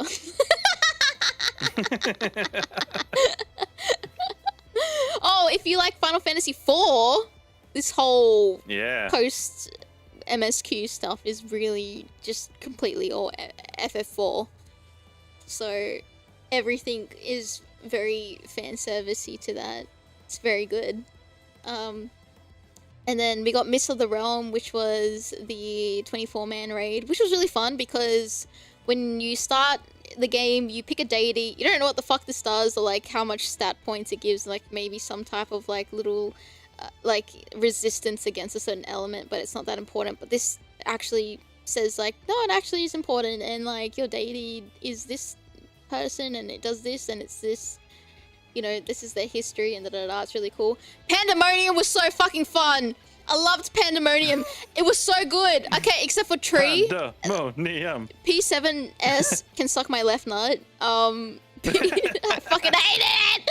If I have to do harvest, dude, it was so boring up until harvest. I was still fuck the Tree. Like, oh my god, and fuck P3S as well. It was so dumb. So dumb. I'll give you special cells. yeah, I'll give you special cells. Like a P10 can suck a dick too. I love getting special cells. Oh my god, did you see the Carbuncle mod for prototype Carbuncle? Yep. Okay, that's enough then. you know. I know. Yeah, one of our tanks showed us. We're like, thank you for that. Pandemonium is not just good for raids, the story for it is really, really, really good. And it ties in so nicely with all the Asian stuff that's been going on. So oh, it's so good. It's so good. It's so peak. When you get to it, please enjoy it. But unfortunately, that's where we thought the game should end. This? I guess we skip it. I put at the end. I was just like, here's my gripes with it. Like, it's summer vacation. Warrior Life took a massive backseat, and 50% was great, and 50% was very mid, and that is basically Dawn Trail. I don't even know what's going on post stuff. I've got nothing except for this. The Arcadian's been really fun. I've only done one tier of it, but I want to do the others. Echoes of Vanadil? I did the first tier of the Arcadian. I enjoyed it, but then I was just like, you know what? I don't see myself keep playing this now. I think I'm done. That's when I quit. Yeah, our static took a big break, and I was like, this static was the only reason I was like logging in. So I just like stopped logging in when we stopped after M4S. And then I did one of the Echoes of Vanderville, which is FF11 based, I believe, right? And then yeah, I just didn't care for the story. Just did not care. Oh my god. I've got something for you though. Oh my god, your character's so pretty. Oh my god, it really does look like a VTuber character. It's so sick. Oh, that's my my cat, my red mage. Yeah. But then I became a viper, and I got this done. Wait there, find it. I got this done by who's my current model mama. Oh wait, that's so sick. I love her art. Am I allowed to share this? Yeah, you can share it. Okay. She does art for like most of the corpos, so she does things like Niji Sanji and sometimes Hololive and stuff. Ah. I'm very blessed to have her as a model artist. Dude, I think my model mum got caught using AI.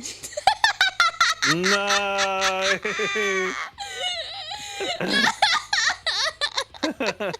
I'm so sorry. She was really hard to work with anyway, so not too much lost, but like fuck me, I guess. Oh no, And this is she pretty? Yeah, that was when I was That's a your red T weapon mage. too. Yeah. Ah, perfect. It's still funny. You came into this thinking I'd never played this game. I don't know what it literally was like, and, you have no idea. I'm just educate and you. there's an image of me with a T weapon. Oh, and wait. then an artwork with me with the top weapons. Oh man, the Sage top weapons are so ugly. So ugly. I didn't think twice about it. I just thought, oh, you probably know I play Final Fantasy 14. Want to brain rot with me? Okay, that's cool. No, I was just like, oh. But that makes sense. We both like a lot of things. Like, it makes sense. We do. We're very similar. Very, You might as well be similar. my sibling at this point. May as well. Does your mama want to give birth to another child? Oh man, but that is all I had for my brain rot. Thank you. Yay. We'll put it on peak, because this is where it should have ended. I didn't put, as you can see, I didn't put Dawn Trail there, because I think it should have...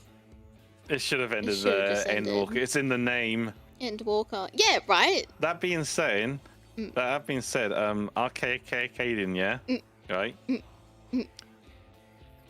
B is for beauty, and sweet. B, where the sting of your pitiful defeat. Be mine forever and always play your part. Before it's over, I'll capture your heart. Thank you.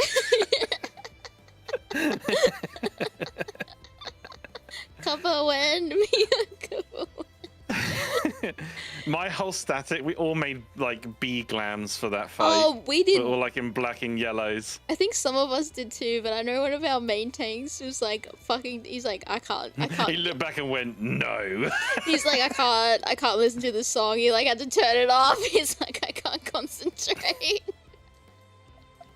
Let me show you one thing before I have to hock shoe for the night. Yep. Let me find it. Wait, is it? Oh, it's here. Here you go. Here we go. Oh, can I share this? Yeah. Brilliant. You'll need a bit of volume as well. But you can see my chat was going a bit crazy on this. Right, just tell me when you're all set. Make sure it's not too loud as well. That one off. Alright. It's up and ready. Oh, there we go. Look for the first spawn. I was doing the call outs as well. Outside. Oh, yeah, Outside, yeah. we're going right.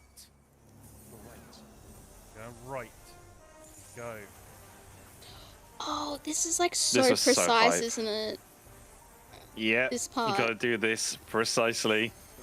I think I Lofty saw in, Xeno lofty play it. in. This. Oh my Top god. lofty up, top lofty up. Nefu in. This is the one you want to do, isn't it? You want to Yeah. do DSR. Yeah. Out, outside. I really wanna do it. outside. It's like pixel perfect the way you have to stand from what I remember. Holy shit, that's so tight. Oh my god, it's so tight!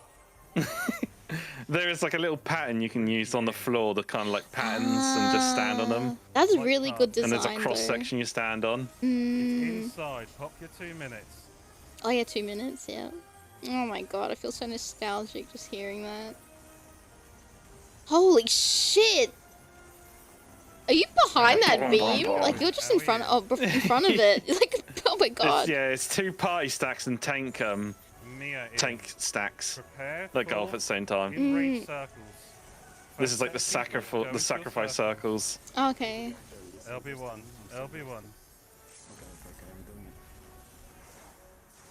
Nice, nice. Oh, interesting as LB1 you do Second not set of keep people it, but is into that just for raid DPS? Yeah. Holy shit. Oh my god, they're peeking the mic. Oh, Miya! I'm crying! I was crying so much. Oh no, stop it! Oh my god! Oh. The timeline's been fixed.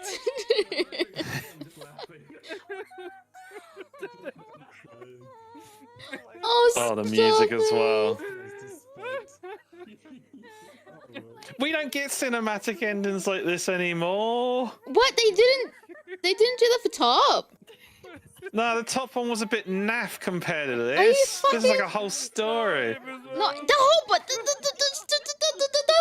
whole fight for this is like a story that's like amazing. Like, why wouldn't they do that for top? Oh my god.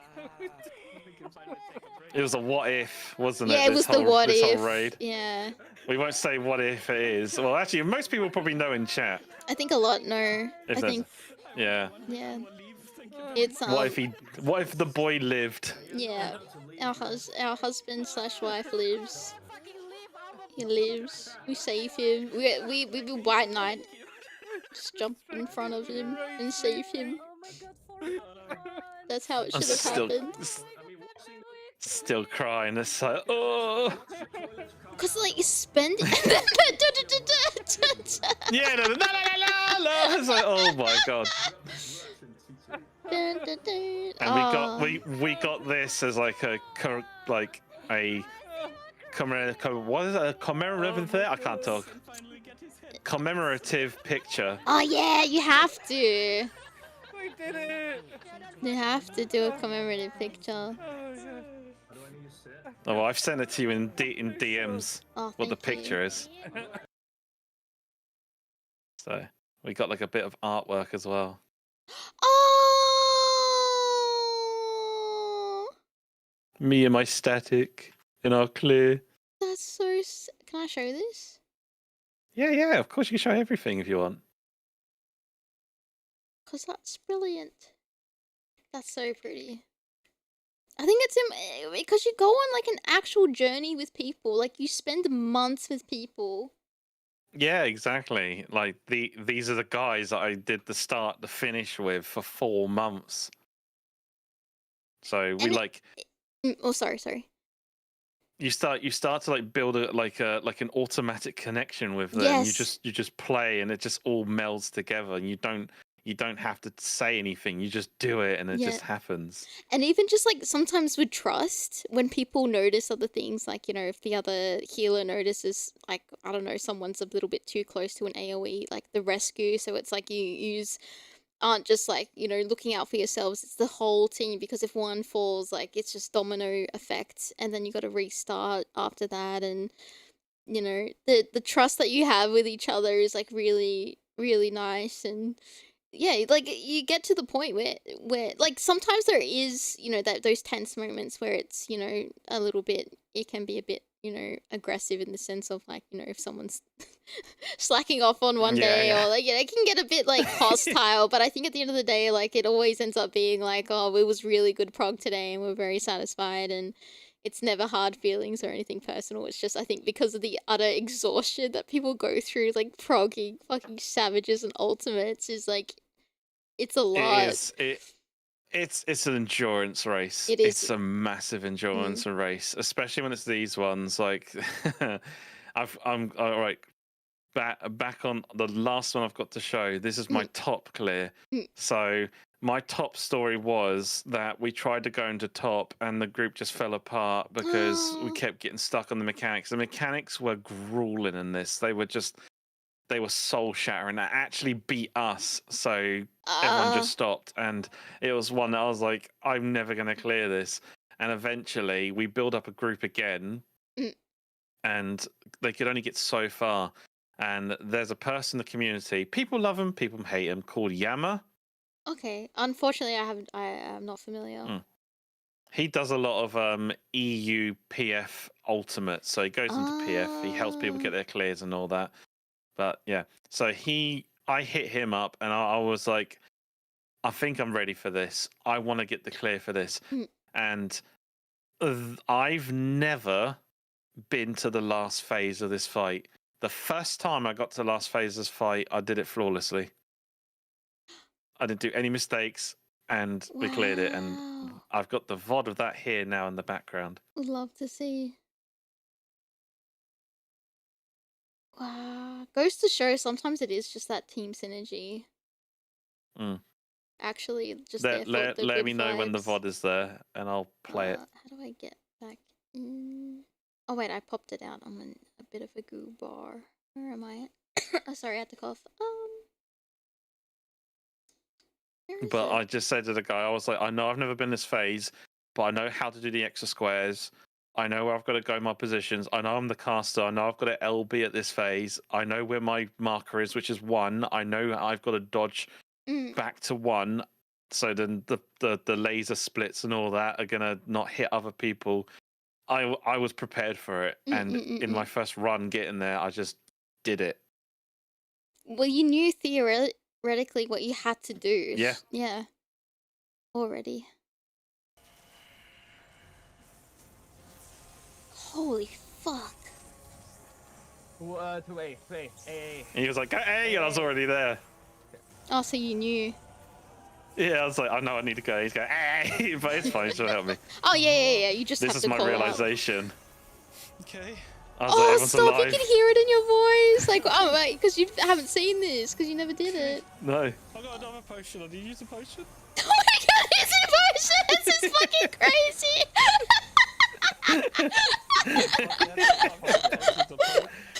The extra pot for the extra damage, you know? Oh my god, go Miya! No, it's intense, I get it. Okay, 10. Because if you lose here, you gotta do it all over again. All again. I guess you didn't want to do it all again. But I knew. Oh no! It's gonna die. Is that 10 hours and 15 minutes? Or is that... That's my summer fun, yeah. Oh, okay.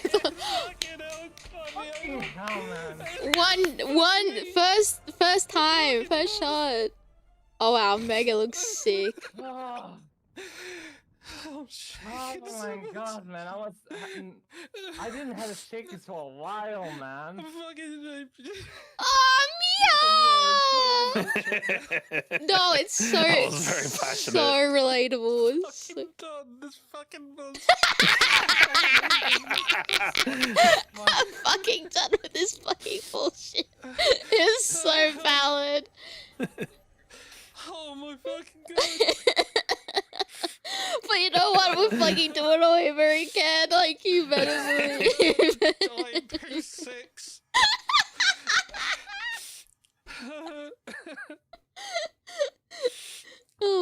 goodness. Something else. I don't know, maybe. Oh, fucking And this was God. like the one you just queued up with him in his static, and then you just did it. Mm-hmm. That's Yeah, we great. just queued up with him. We went to PF actually for this one, No and way. we just did it. We just did it. Oh my God. In PF, the stars PF. aligned. Oh, I don't know what happened. The stars fucking aligned. You didn't get one Muppet in your party. you had someone in there with the brain cell to not step in an AoE. Holy Yep. shit. Or like yell at the healer that they're not healing. shit. Holy cow. That's a rare party finder win for sure. Oh, Oh my God, thank you for the gift. I forgot how And far. the follows. Oh. Oh my God. How much? I was gonna say how long. it's Wait, how long over. were you progging with your other I'm static still before going in, this? obviously, for a static part on it. We did it for like 3 months, Oh my God. Oh fuck! and then we quit, And then quit. and then we came back again later, like a year later almost, and tried again, and then we're in it for another 3 Oh my months. God.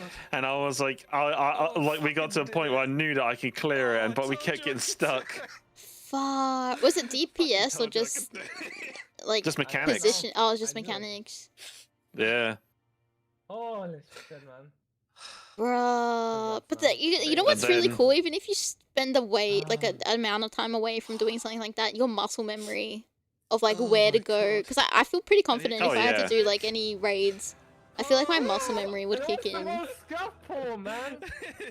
Because you just Always spend the so last much pull. time on it. Always. The scuff, the most Wow. scuff pull ever, man. That's so worth And the there's the weapon. PF that are like, they're like, there you go, you did it, Ah, yay! so Oh my cute. God. Oh my god, man. Was it a clear Oh, party? man. Like a clear P? Like the? Yeah, yeah. It was. Yeah. What Okay. the fuck is a guy Yeah. naked? Basically a clear for me. Oh my god. Oh, And that's it. That's it. good job, mate. That's really good. Oh. So worth it. But how giddy you get when you like. When you think about it, it's like, yeah, it was fucking pain, but like it was so worth it. Like, Yeah, you like- wouldn't have like- regretted doing it.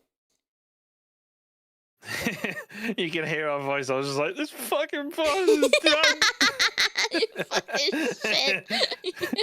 I hated the fight. I was like, and I whenever I saw someone die, and I was like, oh, here we go again. Yeah. Because it just takes one. Like, you think, like, oh, just no, like, because, like, rezzing then takes the resources off of the healers, or, like, one of the healers to be then healing, like, But the problem outputting with heals and this- DPS. 95% of this fight, it's a body count. If if someone's someone- not around, That's it. it's over. You can't even res them. There's like very, very rare point when you can res someone. It's fine. But Wow. no, the whole mechanic of this, because you've got the first phase where they've got numbered markers and stuff, and they need to Mm. take towers. So if no one's Oh alive my for god, a tower, tower everyone's mechanics! dead. No, not the And then tower there's mechanics! Pantocrator, that if someone dies, it's game over for the shared stacks. Oh, right, Like- because it's not split evenly. Oh, that's so Yeah, lame. and then if someone dies on the next phase, if someone dies during party synergy, it's game over for the other person because they're going to die. And then you've not got the Mm. people for the party stacks that come next, and everyone's dead. Right. So it's like every mechanic, if you don't have everyone, almost like you're gone. Mm. There's like one rare instance when you can, oh, someone died, you can get them up. But every other mechanic throughout this whole grueling fight, if someone dies, Just may as that's well it, it's wipe. over. Just jump Yep. off the edge and start again. Just wipe. Fuck. Yeah, and you've done Uwu, right? Yeah, I've done Uwu. And that one, people can die, you can res them, it's fine. When you go to DSR and top, there's no room for error. you know what? That's what I know it's like tough, but like I feel like that's the whole point of an ultimate is like because it's like this ultimate raid boss fight where it's like all your skills throughout playing normal raids, like alliance raids, hard, savage, and now it's like all of those things that you've learnt. Now this is like the ultimate challenge. Like, actually test up Yeah. your fucking reflexes. This is all of them. Let's see how Yeah. well you can do. You can do the meteor phase and DSR, where you've got towers that you need to take, and then you've got meteors you need to kite around from the north and south around the outside. But then you need to make a priority system. Is it the DPS going out, or is it the support going out? Which towers are you going to take on the knockback? Are you going to go inside or outside first? Who knows? There's like a whole rule set you got to follow, and it's just You can't wing it at all. You can't go in blind. no. I mean, No. you could, but it would take very long. You'd only do that on the first week, going in blind. The first week you like, okay, go blind. What happens? Oh, I don't know. We'll do this and all that. But yeah, it's the figuring other out. than that, you can't. Mm. Yeah, I definitely want to. I really want to go back and. Damn it! Now I want to fucking log back in. Thank you. Wait, it was top of the one as well, where like it could have like, they did it with one tank. Was that a thing? I think it was top that did it one tank. Yeah, It was. Someone did it with one tank, and it was like a warrior, and they just like mitigated everything. yeah. I think we can gather a static. Aitomo is who wants to fucking learn ultimate rating. Oh, lock in, Aimee, lock in. Yeah, lock in. I think I said I'll teach. If we jumped back into 14, I'll teach the Aitomo's Uwu. Because I think it's the easiest one. I think it's easiest, and then Ukob, and then I'd say so. I hate UCOB. Why? I hate it so much. It's my own fault. I hate it because what I wanted to do before Endwalker was going to come out, I made a goal that I wanted to clear the 3 old ultimates. So T, UCOB, Uwu. The first one I did, because I wanted to suffer, I guess, I did T at the very beginning. That was my first ultimate I ever cleared. Holy cow. And it was like, okay, I'm going to jump into the hardest one. Bearing in mind that was also the current tier as well at the same time. So I had to clear Savage, get my gear, and then go into that and clear it. So T was my first introduction to an ultimate. I loved it. That will always be my favorite because of nostalgia. Going through that, because when I saw people in towns and stuff, I was like, oh, that weapon looks cool. How do I get that? Like, because the cogs and stuff on it, it's very what do you call it? Steampunk. Yeah, exactly. It's got like the gold sheen to it and all that sort of stuff. I absolutely love gold. I love gold. So I googled like what it was and all that, and then when I found out, it was like this grueling fight for like 18 to 17 minutes of unstoppable mechanics that if you fail, you go back to square one. And I was like, I'm probably never going to get that. And then I eventually did, and I was like, I did it. Well, I've actually got it. I've got the weapon, and I'm just flaunting it everywhere. Like, look what I got. You're like doing the Jack Sparrow. I've got a jar of dirt. I've got an ultimate weapon. I guess you'll never get one. It's the biggest dick energy, like walking around lips. I remember when I got my Uwu one. It's not even that impressive. It's just fucking white. I walked around with my white gay bulk, and I'm just walking around. Like, I look so sick right now. It's the babiest of ones. I've got the Dragoon T weapon as well because I think it looks cool. You know, just casually. Wait, how many times did you clear T? About 17 times. Did you get all? It's my favorite one. No, not all of them. I think I'm missing like 2. Okay. Frick. I can't remember how many times I've done it, but I did it a lot of times. If I get back on 14 and I convince you to get back on just to take me through T, please take me through T. Funny you should say that. What I did when I used to be a Final Fantasy 14 predominantly streamer, I made a small mini project which was gather people that have never cleared an ultimate, never cleared a Savage. So they've never been to endgame.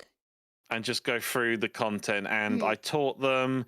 I gave them tips how to play the classes because I knew how to play every single job as well in that game without a problem. And I went in that. Funny enough, I did T when I was helping them as a Dragoon. Did you like it? So yeah, I like it. I like Dragoon. I kind of regret not going Dragoon when Viper came out. Viper became boring when they'd done the changes for it, and I think Dragoon would have been more fun for me. Right. Interesting. But yeah, I did a project where I got these people and eventually got all of them their ultimate clear in T. And they went from never done Savage, never done Ultimate to still not doing Savage, but they did an Ultimate. and I was like, right, now you guys done this and you doubted yourself, you can do Savage without You a problem. can absolutely do easier than Savage this. without a problem. It would be so much more easier than doing Ultimate. And like, it's a walk there's in the one park. person in there that she said that she always wanted to do endgame content, but she didn't have the confidence for doing it. She felt like she couldn't do it. When I took her through T and she got a clear, and she was like, "Hang on, I can do this." Yes. She's gone off on her own now, and she's done Savage content. She's done all the ultimates. Right. She's just gone off and done it. I've trained this person. Went, go, my young Padawan. Oh, that's so cool. It's such a confidence thing because, like, you think like, look, I'll be really quick about it. But, like, Final Fantasy does like kind of baby things down, and like when they think like things are getting too hard, they like dumb down dungeons, they dumb down trials, and then it's just like they want people to get through the content for the story's sake. But like, you get like people that are in end game stuff, like, you know, the hard trials, and they just like make the most dumbest mistakes, and you're like, well, you're doing end game content, you're level like 90 or 100, you should not be making these mistakes. And sometimes it's just like because they've just been like carried through things, or it's because like just normal stuff. I'm not saying like they've been carried through like higher end content things, but there's a lot of just like, oh, I just like skipped and like and I'm doing, but I want to do this, and it's like, well, I applaud you for the confidence of it, but like you need to learn mechanics to like do high end content because there's more at stake, because there's time sinks into it. And it's not just like, oh, someone else, like the rest of the party can carry it if it was a normal trial. But like with hard, you kind of have to lock in a bit. And then definitely with Savage raids, you have to lock in. You can't just like pray that your other team members will carry you, because like every DPS counts, every mitigation counts, every 2-minute rotation. If you don't understand your rotation, like you need to go to a sparring dummy and practice it until you yeah, exactly. you have I will to say practice. Final Fantasy 14 has the easiest rotations in any MMO Oh, I've played. absolutely, yeah, absolutely. Compared to like WoW, what I've seen, I haven't played it myself, but what I've seen, because I like watching all the world first stuff. I love it, and that looks a lot more complicated and like more coordination maybe, but it's a lot bigger, I think. It's faster. It's a lot faster. The way I see Final Fantasy's kind of DPS is it's scripted. You've got there's a set route you take. It has a rotation loop that you must do. There is an element of RNG, so like a dancer of their fans. You might get fans, you might not get fans, but that's filler within your standard rotation. I think Bard as well, I think, right? Yeah, like every single one of every single one of these, it has a rotation loop. There's no like ifs on this. It's you do this. Yes. Whereas in WoW, it's mostly reactive of what procs you get is what you do. Like you're not just like, oh yeah, this is my 2-minute rotation. That doesn't exist. It's more like I'm playing a Fury warrior in it at the moment. So for me, it's if this procs, I keep using Raging Blows. If I have no Raging Blows, I will use this ability. If I don't have that ability, so there's a priority system.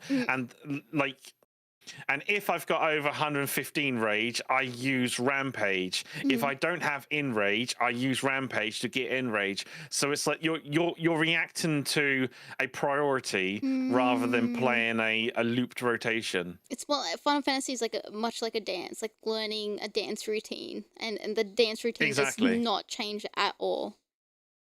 It's you at some point you've done the routine so much you could close your eyes and flawlessly do your rotation. Yeah. I would end up doing that. Like when I did my ultimates, like my rotation would be the same every single time. Apart from apart from in maybe very small segments when I've got a mechanic I need to do, so I have to disengage, but then I've got swift yes. cast or acceleration or something else I can use to do Yes. as a midfield and then go back into it again. But Yes. anyway, I just sent you my e-peen as well in DM. So I'm not just all talk and no, I bark. believe. Oh, holy shit! You got fucking orange. Oh, there's a pink there as well. There's a pink and a purple. Fuck, mine's grey, but I'm a fucking healer main in raid in fucking savages. Holy shit! Oh, this is all red 91, mage. 94, 98, 99, 94. Yeah. This looks like These weren't log runs either. This was just like reclears, so I never really got a chance to make them higher. Holy shit! But don't worry about your logs. Nah, as a healer, A you clear can't is a worry. clear. A clear is a clear. As a healer, you're not really there for the like you're there to help with DPS, Nah. but you can't like if someone's fucking on the verge of death, you have to stop DPSing and you have to So that's just gonna naturally happen because of the class. But yeah, if I was to go in with a dragoon, I kind of want to see how much damage output I can do. But maybe Uwu clear, like re-clear with the Aitomo. I don't know. We'll see how we go. Because I went in as a sage. Doing that. We went to Sage. Oh, I love Sage. Sage's my favorite healer. I like it too. It's really it's so versatile. I love it. I kind of want to learn Scholar, but there's so many buttons. There's so many buttons. But it looks really cool. White Mage is fun. But it's like it's a healer. It's a healer. It's like I want to be a healer. This is a healer. Yeah. And then Ash, I Glare, don't know glare, if glare. Yeah, glare. Yeah. Put your dot back on. Glare. Yeah. Glare. Yeah. Okay. That was really nice. And now, damn it, I think I got the itch to get back on, but I don't know. I don't want to do Dawn Trail, but I don't know. I just want to do high-end content. That's all I want. Unless you want to do oh god, what's it called? Tales Rewritten, whatever it's called. What's the ultimate called? What's the current one? Chat, help me on this one. The current one? I forgot what it's called. Yeah, the current ultimate. Through, that's it. Future's what's through? rewritten. I haven't even seen. Oh, Eden. No. Yeah, it's Eden. It is Eden. Yeah. Okay, I haven't seen anything with through. Is it good? It's the Eden raids. Have you started? Is it good? Is it good? It's all right. Wait, I want to look. I need to go look at the weapons for it. I think that might be like, oh yeah, but like, oh, yo. The weapons are okay. T's still better. Wow, you would think that they would. What the heck? I feel like they're designed for something. Anyway, that's another can of worms. He was doing it before I dropped off. Oh, that's fair. Interesting. Alright, we won't take any more of Mia's time. Thank you so much for yapping about Shadow and the critically acclaimed RPG. Final Fantasy 14 with our extended expansions, including the award-winning Heavensward up to Stormblood with no limit on playtime. Download now at finalfantasy14.com. Thank you. I had a lot of fun. I feel really dumb. I was like doing so much, like, oh, I need to make sure I explain this, and then I had my footnotes. And then I'm just like sat again, I've got my Encyclopedia Rawsia 1, 2, and 3 on my shelf. Yeah. I have to show you my little dedicated 14 shelf. Yeah. I've got the Viper figure as well. I've got the Final Fantasy Stormblood art book. Already said about the Thancred sign thing. I've got the FanFest bag that's got several signatures all over it. They'll never come to heavy Australia. Into 14. Oh yeah. That was like my state. Sometimes if I felt stressed, I would literally log in and just like walk around just to like de-stress. I wasn't even if I didn't have to do grading anything. you for your presentation. I was like, oh, I don't know everything about Shadow. Like, I want to hear someone else's perspective. And I'm like, yeah, I know Miya likes Shadow and Sonic. And I was like, oh, don't know why I didn't just ask. I was just like, he probably doesn't know. And then goes through all of Heavensward and doesn't even mention Hresvalgor or Nidhogg. Look, I said don't fuck the dragons. Like that's that's just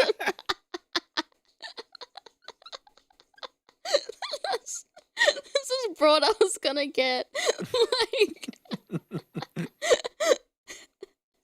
Funny, so funny. it was so dumb. Because then we were in chat and then before and he's like, oh, I love Astidian. I was like, oh shit. I was like, So, oh yeah, I love Astidian's my favourite character, the himbo. yeah, he's a himbo. You didn't mention one more thing that's very important that people need to do.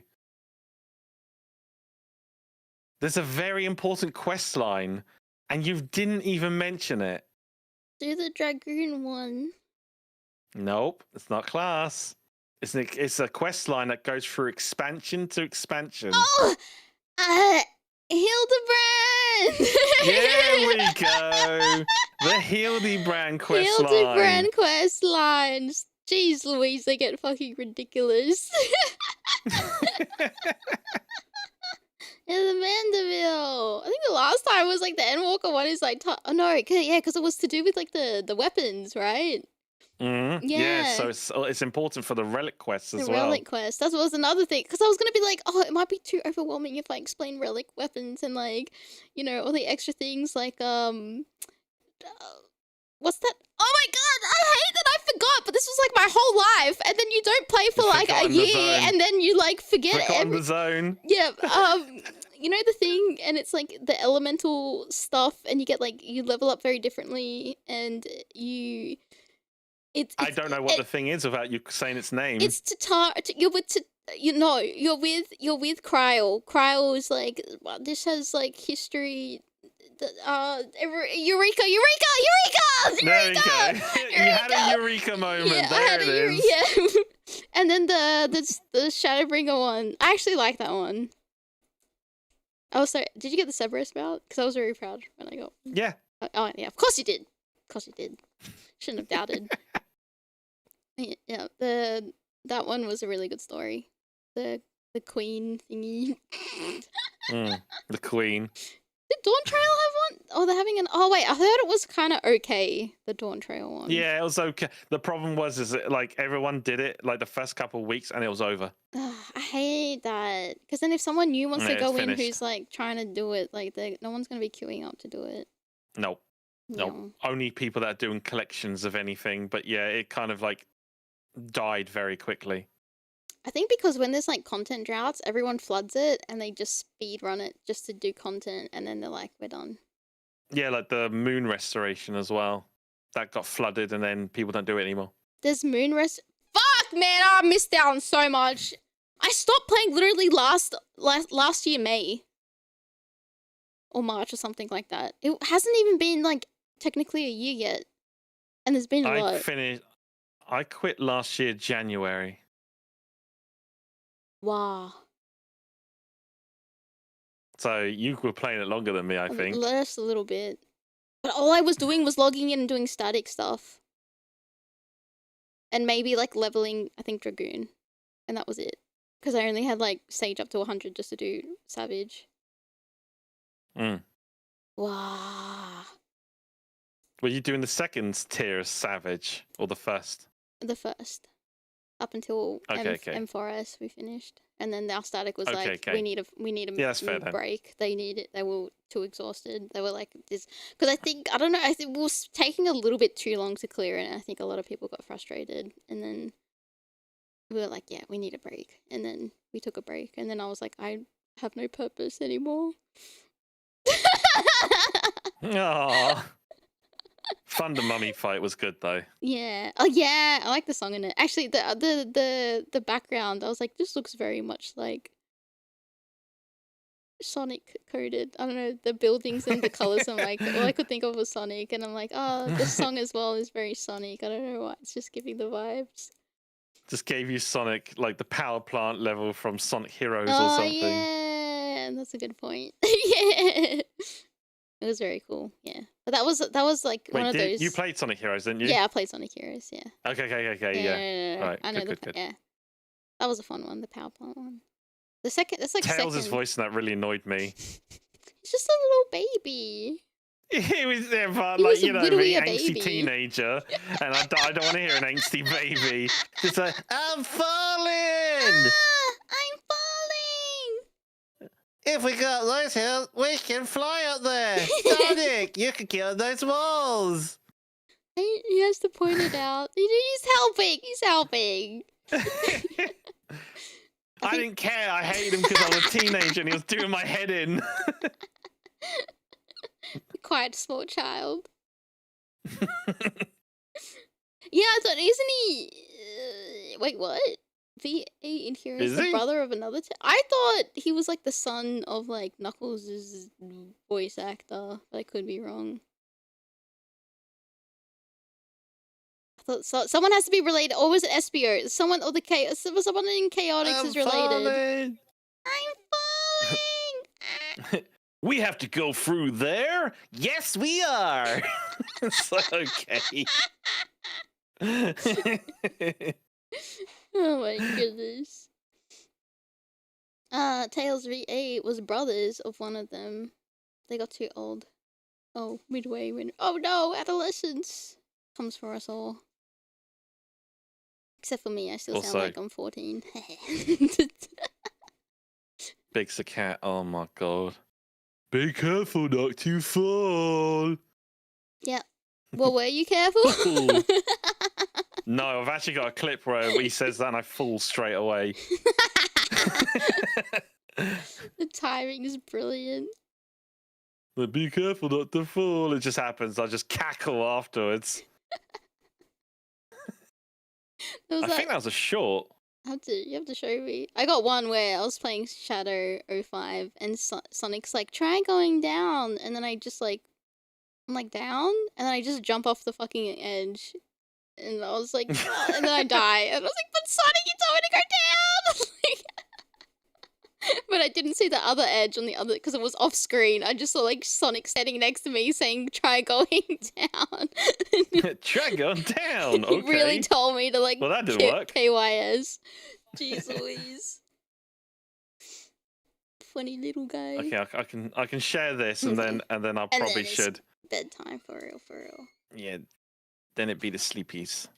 Hongshu and maybe a cheeky me. Me.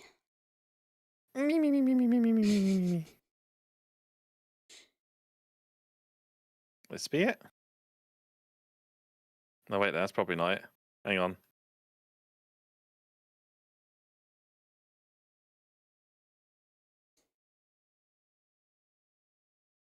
Oh, there it is. This is it. Okay. So I did like a Sonic-a-thon, and I was going through like several games that I played a lot. Mm. And this has got like, this is the clips of me playing Let's it. do an actual cool run this time, yeah? Okay, well... Come on, Miya! You're meant to show everyone that you're good at this game! It can be a bit janky, but it's fine. It can be a bit janky, but...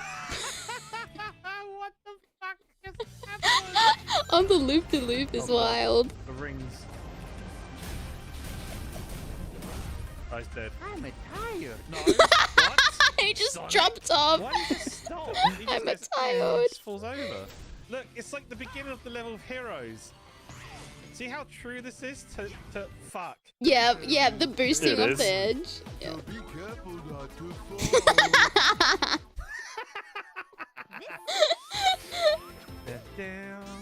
Oh. Don't click that. Bad chat.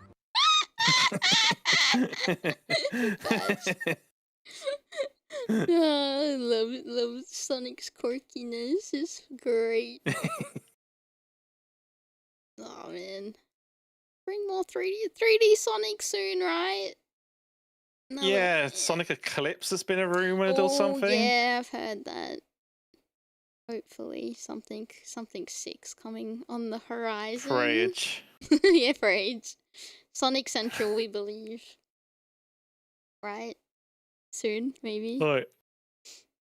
Alright, time to go. The yawn's got you.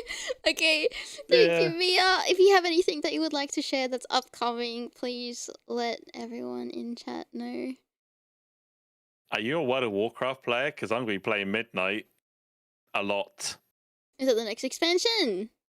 That's the next expansion. Sick. That Comes sounds out actually sick. near the end of this month, so like it comes out like early access in a week and 1, 2, 3, 4, 5 days. A week and 5 days. But I am still like a variety person. I play a lot of games. And of course, if a new Sonic game comes out, I'm there. Yep, day one. Day Early one. access, everything.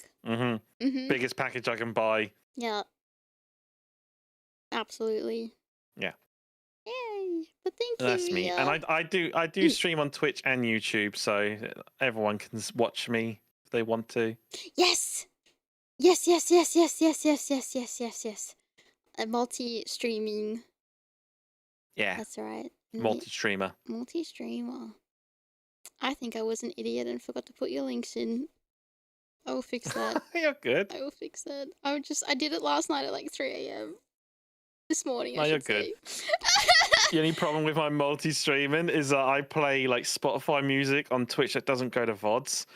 And the YouTube side would just see me just like randomly singing. It's like they can't hear the actual song. So I'm just going,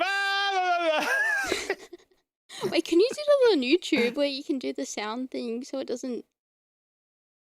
Yeah. So on YouTube, I've got a looping background music that plays. That's custom made. Right. Well, but the But on the YouTube Twitch side, they can hear the music. they can hear my Got millennial you. music playlist of like Offspring, Linkin Park, 9 Inch Nails, System of a Down, Green Day, and all that sort of stuff. So I'm just sat there going, when I was a young boy, my father, and YouTube's like, why are you singing randomly? Yeah, they don't know. That's okay. They get ad free on the YouTube side. They get no ads. Yeah. Yeah, but now you get Miya a cappella. That's actually a pretty good deal.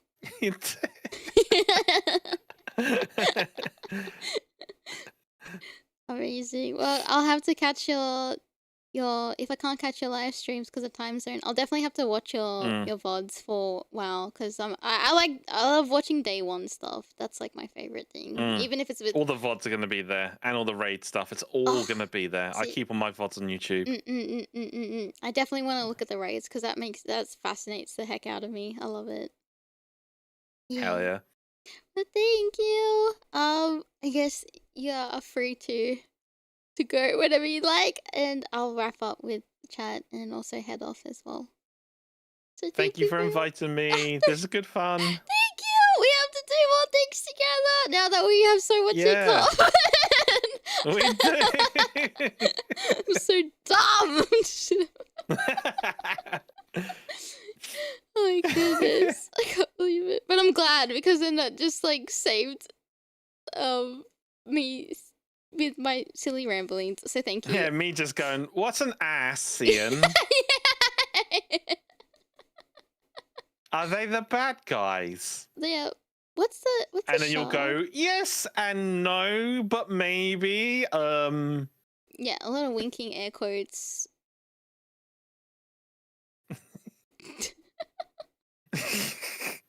Right, I do have to say goodnight though. Course. Thank you again. Thank you. Sleep I will now well, flush Mia. myself down the toilet. Bye, chat. Thank you for being here. Thank you, Mia. I disappear and boop.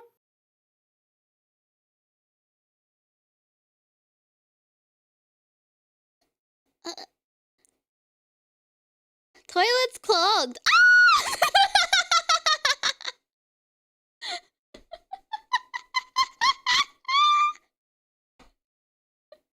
Oh no, that was really embarrassing. I wonder if Mia's laughing. Thank you guys. Sorry, I am a bit of an idiot and forgot to put Mia's stuff there, but let me get it now and I'll share it in the chat. Please, for goodness sakes, go and support Miya on Twitter and also his Twitch and the YouTubes. Very, very talented and funny VTuber. Thank you. Please go check out. Let me get your YouTube as well. Very, very. Now I want to raid with Miya. There we go. I had a lot of fun. I hope you guys did too. I hope, like, if you weren't interested in Shadow or Final Fantasy 14, I hope that it like got you a little bit interested.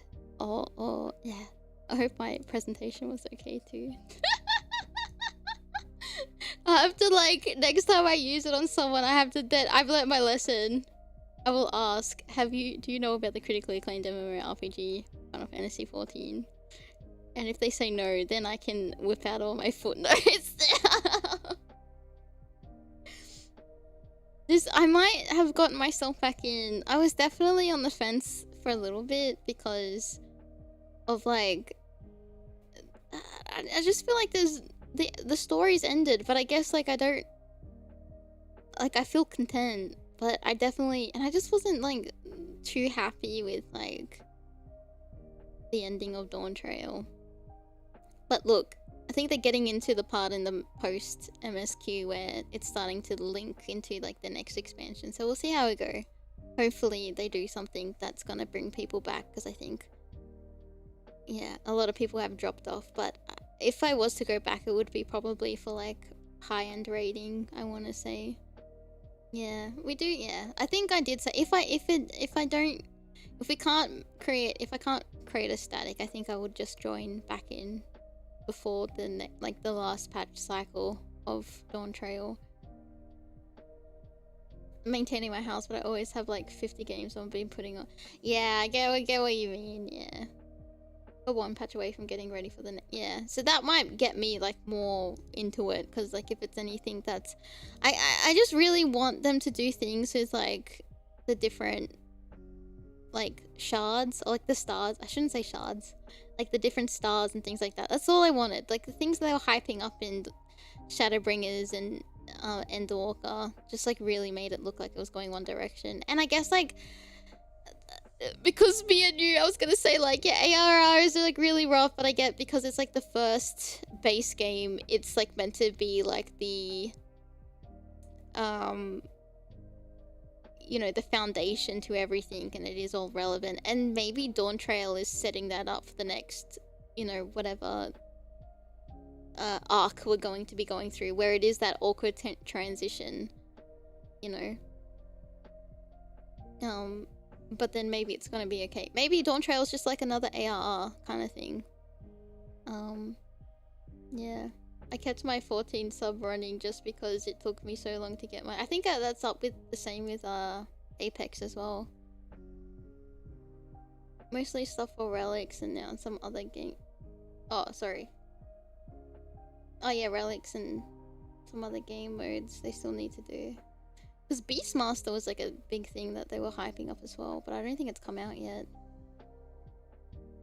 Yeah, to streamline ARR so you can get it all. Yeah. Look, ARR now is very streamlined, and you can solo, I think, everything except maybe Coils and Crystal Tower, obviously. But, like, yeah. Is the story supposed to be serious? I think it is. I don't think it's meant to be. The thing is, it's not meant to be tongue-in-cheek at all. I think when it has, because some moments in Dawn Trail, it's very, like, holy shit, that's very deep, that's very heavy, that's very dark. Like, there is definitely that happens in the story. And, like, there are, you know, characters that believe in black and white, and then they start to believe in grey. But then they do the whole backflipping thing back to, like, no, there's black and white. And then there's, like, other characters that are side characters that should have shined a little bit more than others, in my opinion. When it's good, it's good. When it's bad, holy shit. Yeah, it's when it has really good parts in it, it is really good. And I have to say, the really good parts is, like, before the train part. Like up until the train part, I would say that's all of the good stuff in Dawn Trail. Everything after that, besides maybe that one trial, X2, I believe, or whatever the trial 2 is, I think that's like the last good thing. Yeah, let's build a train, and then you get a montage. Yeah, I think X2 was like the good part in like part 2 of the expansion, and then everything else after that, or like, yeah, it's kind of really okay, I say that, but like it's the pacing is not great. The what they were trying to do with like making you feel very emotional, some of it didn't land very well, and I think it was because they were rushing. And I don't know why, because they took their time to get us to that point, which is like, I feel like the main focus. And it's not one of those of like, it's about the journey. The journey was like, I would say 70% of the journey in Dawn Trail was like nothing.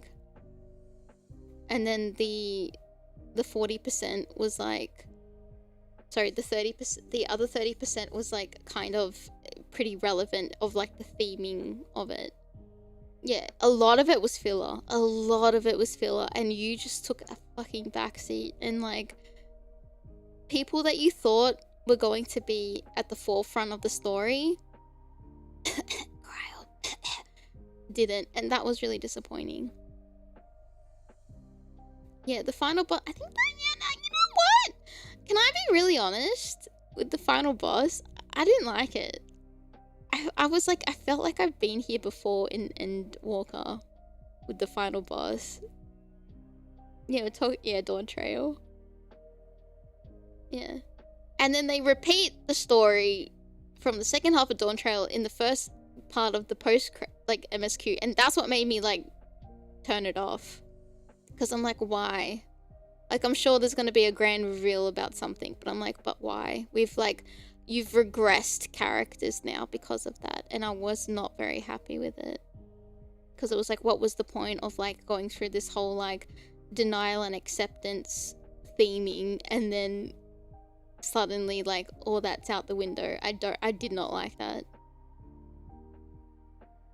I love how our big moment with the final boss gets stolen from us by the main character. Yeah. Yeah, you feel the way. Yeah, this is Dawn Trail featuring the Warrior of Light. Like, we as the Warrior of Light are not taken seriously in this expansion. Like, no one I'm pretty sure there's an expansion or there's a quest line where someone pisses their pants seeing us. I'm pretty sure that happens. I'm pretty sure someone wheezes their pants and they're like, oh my god, I'm in the presence of the Warrior of Light. You've killed gods. You're a fucking god slayer. Like primal, you know what I mean? I think they know who we are, but like they're either very arrogant or they're just like, oh, you're the Warrior of Light? Okay, anyway, so we're having this dispute on the beach about like who's better at so-and-so or whatever, and it's like, what the fuck?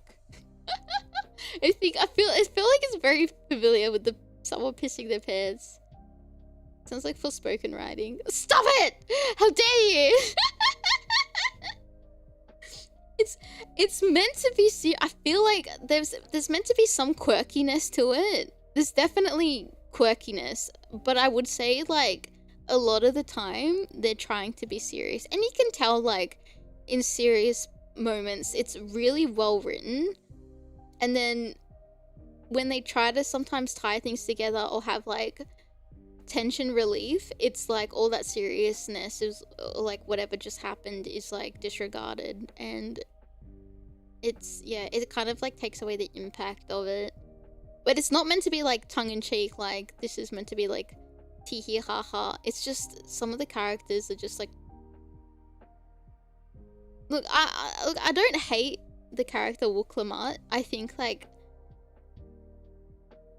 she's like the way that people harped on her, I just think like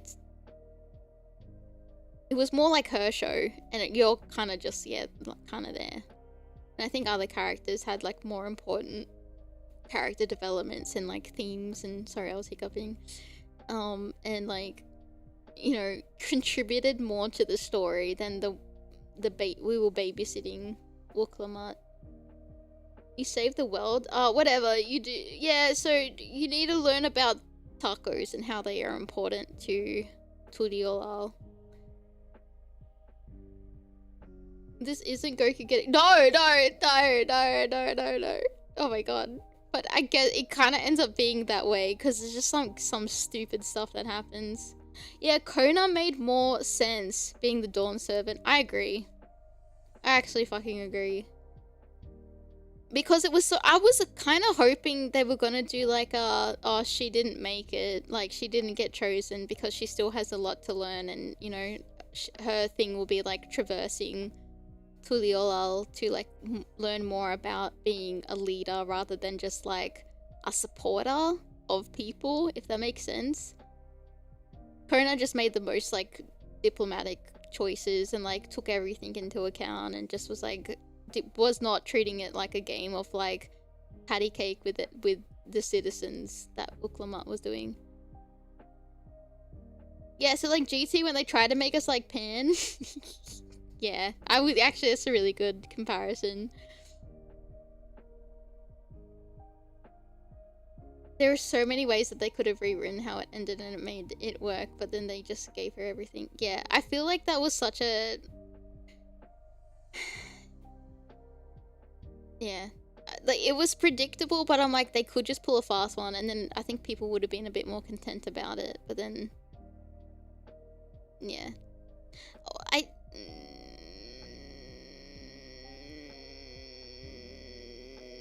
I think I was telling... Oh, I just don't want to spoil too much. You know I'll be very vague. You know the place where after the train, and we get taken to this place that looks somewhat futuristic, but also like very medieval-y? I hated that area. I hated it. I hated being there. I fucking hated it. I hated it. I wanted to like it. I really did. I just hated it. I hated the theming. I hated that, like, it had nothing to do with the fucking trials and tribulations that we were on. For one bar. Look, I liked the residential area, like the hub area. That was it. Everything outside of that, I did not like. Yeah, it was a tone shift, and I get what they, because it felt a bit like, you know, like in Stormblood, how it's like, you know, you got the very Japanese and Chinese, like, cities and places, and then you've got, like, the very Western places. I think it felt like they were trying to do that, but it just didn't, it wasn't seamless. It was like, they literally, with all puns and whatever intended, it felt like a rift. And it was just like, everything you've done up to now, forget about it. You're now here, and now something else is going on, and now you have to deal with it. Like, I just want more fantasy in my high fantasy. I have a strong opinion. I know the tech stuff looked really sick, but I felt disconnected with it. I kind of was not... I think glam-wise, yeah, it looks sick because I love, like, I love tech gear stuff. But we've gone... I just wanted... I didn't want to look at a tower that looked like an RTX. I didn't... Like, the arcade was sick, and I guess, like, it made sense, but, like... I just didn't really... I just couldn't click with it, and I wanted to click with it. I'm like, oh yeah, I can see myself, like, my warrior living here. No, I want to go back to Ishgard. I want to go back to, like... You know, and it's not to say that I don't want change. It's just, like, it just was not... It felt... I don't know. If it was, like, a different star, I could probably understand. But it wasn't. And that's what was, like...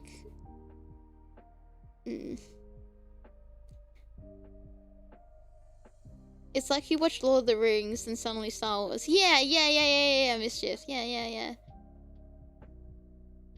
There was a big writing staff changes. Ishikawa, who was working on Shadowbringers and Endwalker, took a backseat on this and let a new team write, and I think she was supervising. And it got revealed because after Dawn Trail came out is when they did an interview, and then Yoshi P was like, yeah, everyone who's been working on this series for the past 10 years took a seat back. Like, everyone was like teaching the new people. And then you're like, okay, well, that kind of makes sense to why the tonal shift in writing for characters, for environments, for like why the Warrior of Light took a seat, like a seat back, like that. I was like, okay.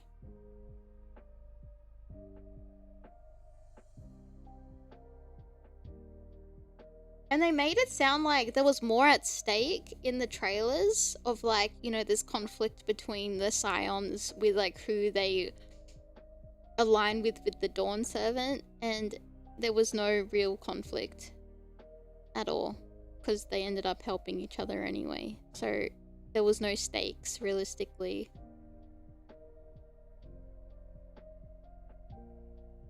They do have, look, I don't like, you know, like the aircrafts and stuff, like, yeah, I get it, like some high-tech stuff I get, but like, and I get it's a bit like a juxtaposition of the whole like nature and like you know, connection with the like the earth and things like that, and ether, and you know, and then going to this other place where it's like very much there's no connection to earth, there's no connection to, you know, history, there's no connection to legacy, there's no connection at all. Like I understand that, but I think they could have been, I don't know, could have been written a little bit better, perchance, maybe. It just sounds like a young team. I think it is a young team. I think it is like them getting into it as like maybe learning how to be main writers for 14, but I don't think it's gonna, because I feel like there's teaching and then there's like, but what will our paying customers want, you know? So they just do it, the intro into Shadowbringers again. No. Like for Dawn Trail, you don't get like whisk away. It's like kind of like a sudden thing that happens where like things around you change, but like you get like in Dawn Trail you kind of get like asked to from help from someone, and you get taken across the seas to like technically like the Americas, or like the South America first, and then no, I'll try not to spoil it. And then like it's very much like very, you know, bright greens, and there's deserts, and there's, yeah, it's more South America, yeah. And then I think like there's one area that's like very like, you know, like the Wild West. It's like the western area of like whatever that is in America. I have no idea. Like that, the very cowboy-y, because then everyone suddenly has American accents going from an old British cast. I guess Texas. Yeah, I guess it would be kind of sick to have housing there. Yeah, like cowboy times. Yeah, I guess Texas, yeah. So like you go from like South America to like Texas, and then you go to like this very fantasy mixed with tech place that's like, some areas are okay, but like the introduction to it is like very back when everyone said like I reckon, and they say like I say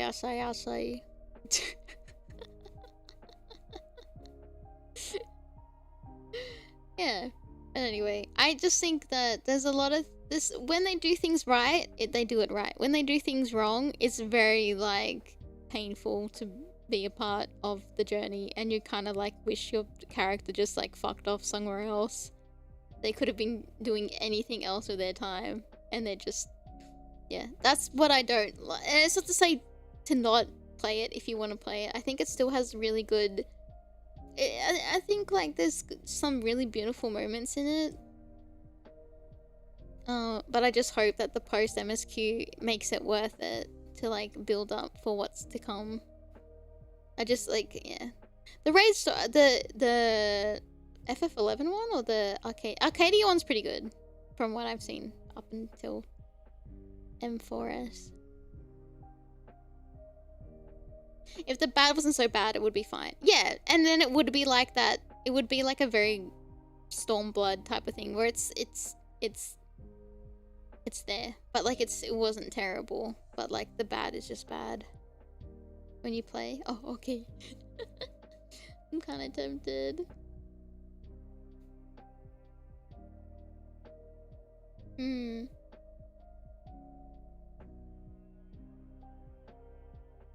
They clearly know how to carry things forward and things. Yeah, I don't know why, like...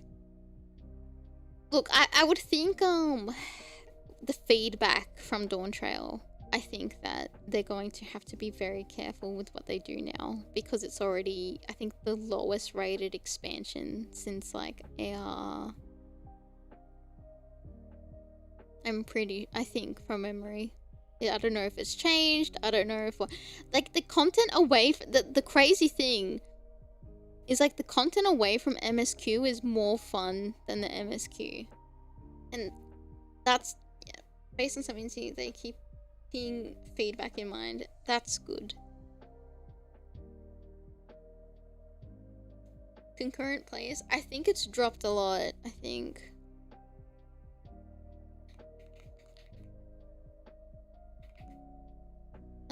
What? How do you...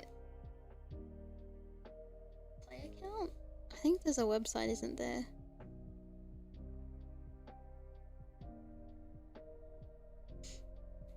Throughout... All-time peak? That doesn't look right. Maybe it is. About... playing as of like 23 minutes ago, it looks like it's 20.9k players. And at its all-time peak, it was at 95.1k. So it's a significant drop. Average players 18.4 last 30 days. The gain is a minus 1.7k. January increased, but I think it could be because there might have been an event. The biggest drop it looks like was May of 2025. That's when I stopped. It was minus 13.3k. Oofed. Yeah, it's dropped off a lot since Dawn Trail.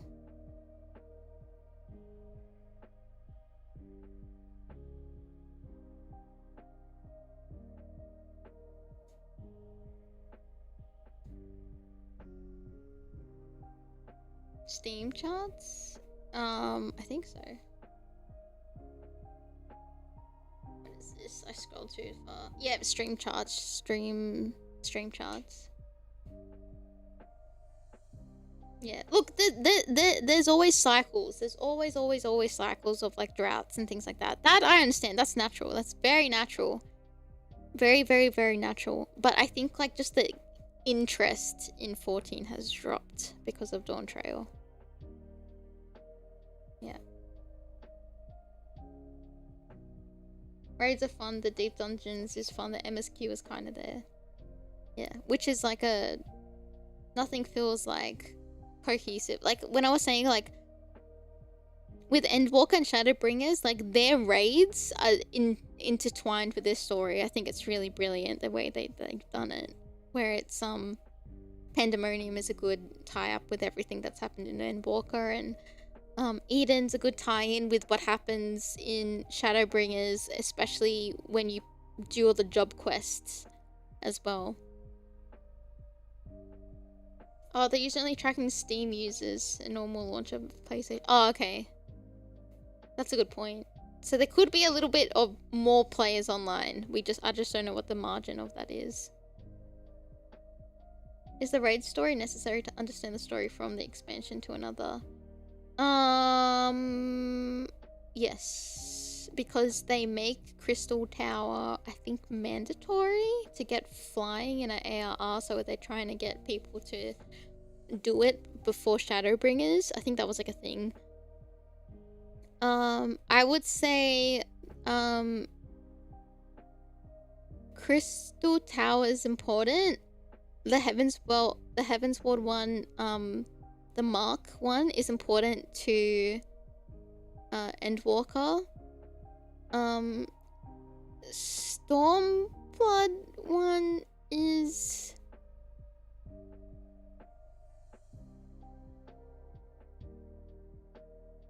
I just did a presentation on it and I fucking forgot Stormblood one.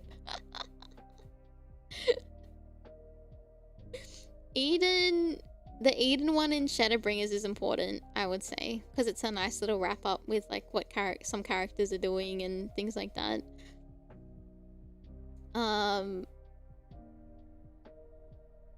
And Endwalk is important. I would say the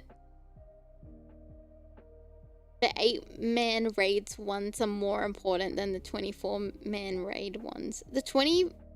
Wait, no. Crystal Tower is 24. I'm dumb. Am I?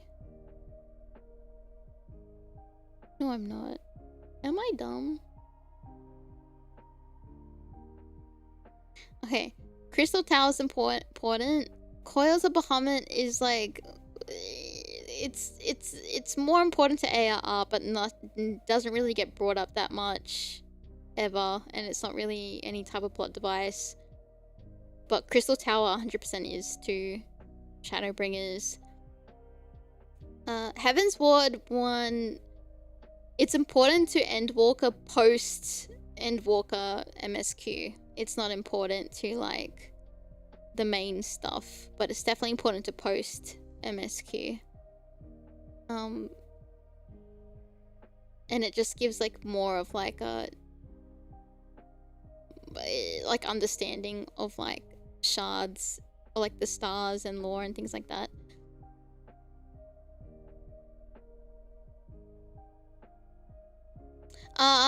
Mists of the Realm, that's right. Mists of the Realm was important, yeah, I would say.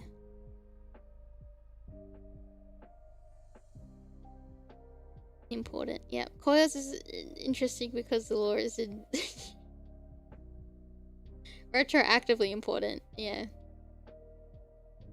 It's nice to know like the little how it ties in with 1.x and stuff like that. Also, one second, sorry.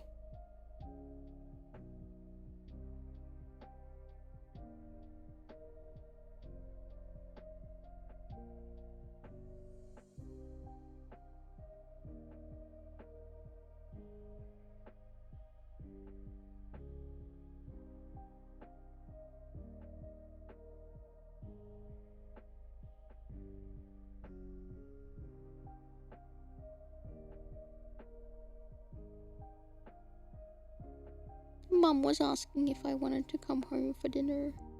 I skipped Crystal Tower story because I was so bored of it and just had no fucking clue who a certain character was when he showed. And that's why it's important. But yeah, I don't know. I think some are important and some aren't. In like, it's nice to know extra bits and pieces of things than not knowing them or being, because sometimes they do like, oh yeah, that happened, and you're like, what happened? Yeah. Anyway, I guess we'll wrap it up there.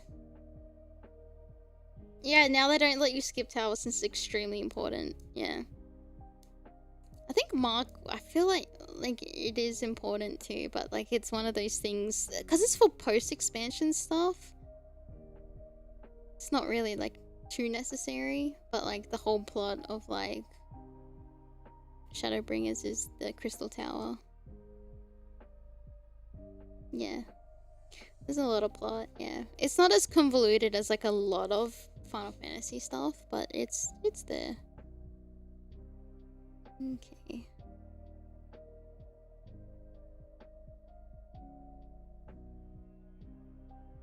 say his name. I literally no idea who that is.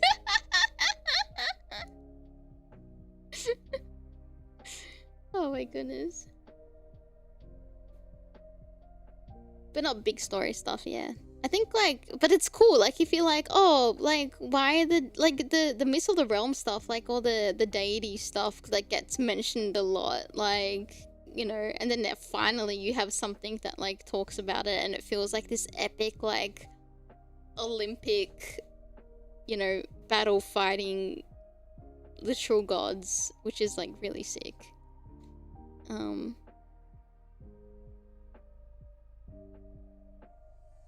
And like, yeah, and it's nice to know like, oh, I picked this person like when I made my character. I don't know how like important that was, and I just picked it because it looked cool or whatever, but now there's like, now you know the reason, and then you got like either a more appreciation for it or like no appreciation for it, and it doesn't really matter.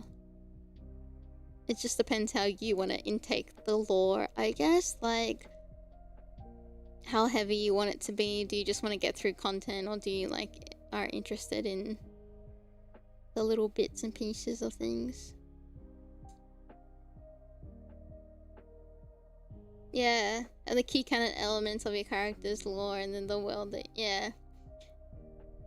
I think like it just, I feel like when you do stuff like that, you feel more powerful as a character because you've done more than just the MSQ. You've definitely like conquered more. Like there was, yeah, and some things like you don't realize, like some in like, oh, if we didn't stop that, or if I didn't do that, you know, raid or alliance or whatever, like, yeah, that could have been fucking catastrophic. Like you know, fighting the gods do change up some feelings when later plot stuff is people ask, we need to pray to the 12, and you're like, yeah. Exactly.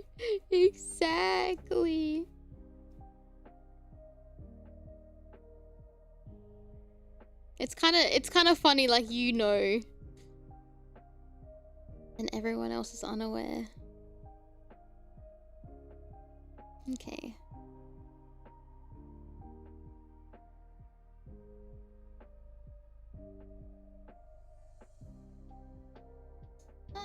Pretty, I guess.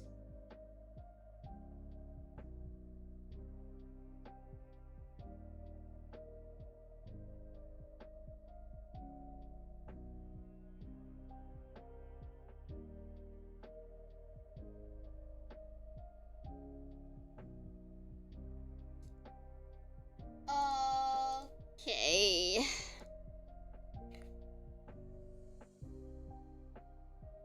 Let's start wrapping up.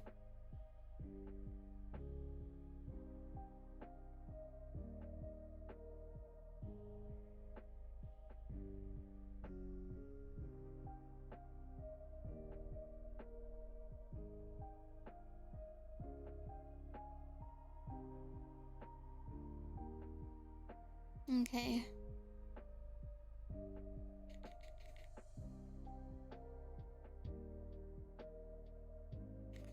Reminds me at some point of how much Square Enix has destroyed their own setting with all the stuff they've done in setting.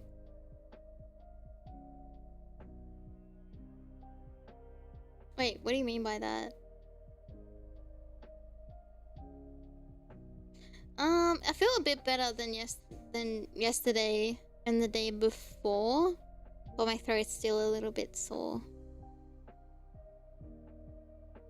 But I'm feeling like a little bit more energy.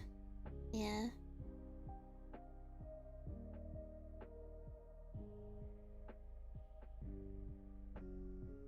Oh.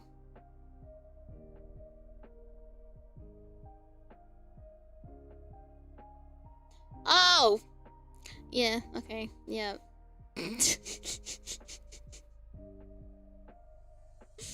That is very true. Okay, yes. I just, yeah.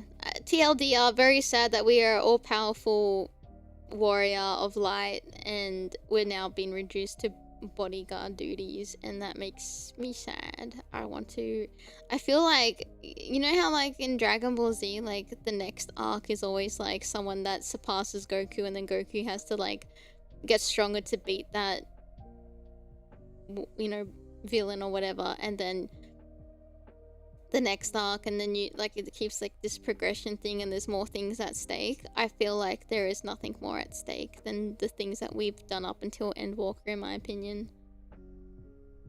Look, I could be wrong. I feel like the only thing would be like if we go to a different star, because then there's different things we haven't. I feel like we've cleared out pretty much Eorzea, if I'm being. Yeah, I just want a new. There's no new threat. Like, okay, without spoiling, how do you go from beating that final boss in Endwalker, and then like, what do you like? There's nothing else bigger than that, in my opinion. Right?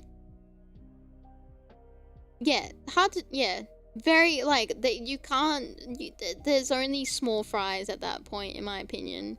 And Dawn Trail felt very small fry. Like, we used like 10%, not even 10, we used like a pinky worth of power in Dawn Trail, in my opinion. We didn't even like,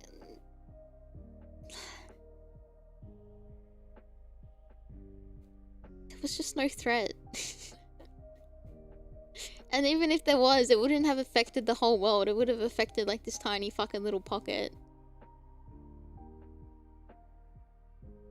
So, anyway. The meaningful moments in Dawn Trail are nice. Like I said, I did cry quite a bit in Dawn Trail, because when they hit really nicely. And like, they were beautifully written.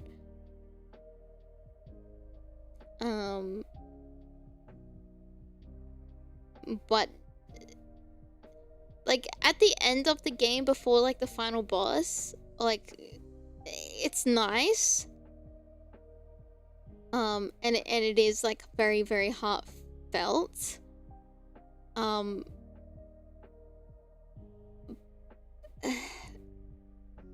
But it's not for our character, because it's like we've already gone through this throughout our 10 years of journey, and now it's like just looking at someone else going through it, and you're kind of like, of course, like, oh, my heart goes out to this character, or like these characters. But then like, I think the pacing is what fucks it, because it's like they have to move on very quickly from what just like was a heavy thing, and now it's just like boss time. So I think the pacing kind of ruined the moment at the very end. But up until then, when they did have very nice moments, it was very beautiful. And then, you know, realization of very heavy things that have happened, you're like, oh shit, that's fucked up. Like that water area, if you know, you know, you know what I mean? Like, that's fucked up. Like, yeah. And it's, yeah. But, it's just Kingdom Hearts where a Disney plot is happening and Sora is just kind of there. Yeah, actually, that's a really good point to... actually, yeah. That's actually a really good way to describe it. I just hope that, like, the growing pains for, like, this new arc is gone and we get now back to being the main focus, because I can't really play a game, especially an MMO, where we are not, where we're taking a backseat. Yeah, that's just KH3. Basically, KH3 is Dawn Trail. We are not important. Up until maybe the end, a little bit. And then our thunder gets stolen. So that's really great. We didn't have to be there, in my opinion. One of the Destiny expansions was beat the big bad, save the day, the new hip guy no one liked tries to give you a fist bump. It's a choice. Yeah, it's a... yeah. I don't know why they push things, like... I guess it's hard with, like... I don't know, with MMOs where you can't really get, like, feedback on story or, like, character stuff. But even, like, at the end of Endwalker, like, when this character got introduced, like, Wooklamat, people were like, this could be really good or really bad. It's someone's OC, they want to steal the light. Yeah. Wooklamuk definitely had a Mary Sue moment.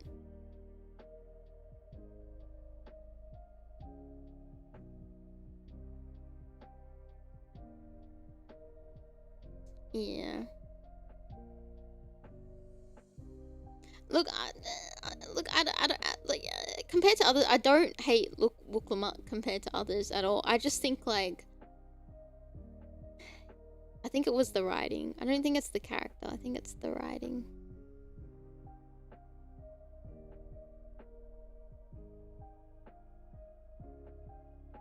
I think was it Mischief or Tarifa was saying there's like one more patch, and then that's going to be the start of like getting ready for the transition for the next expansion, and then there might be like 3 more patches after that, I think.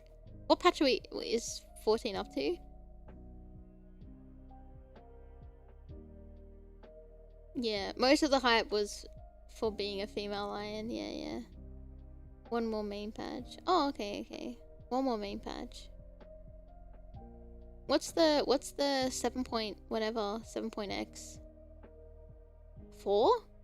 What's it up until like the next expansion comes? Because then there's like that huge cooldown period.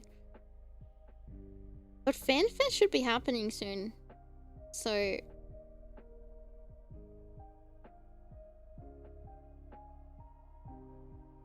took a break. Right.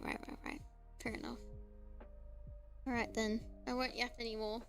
But I would do big contemplating if I jump onto 14 again.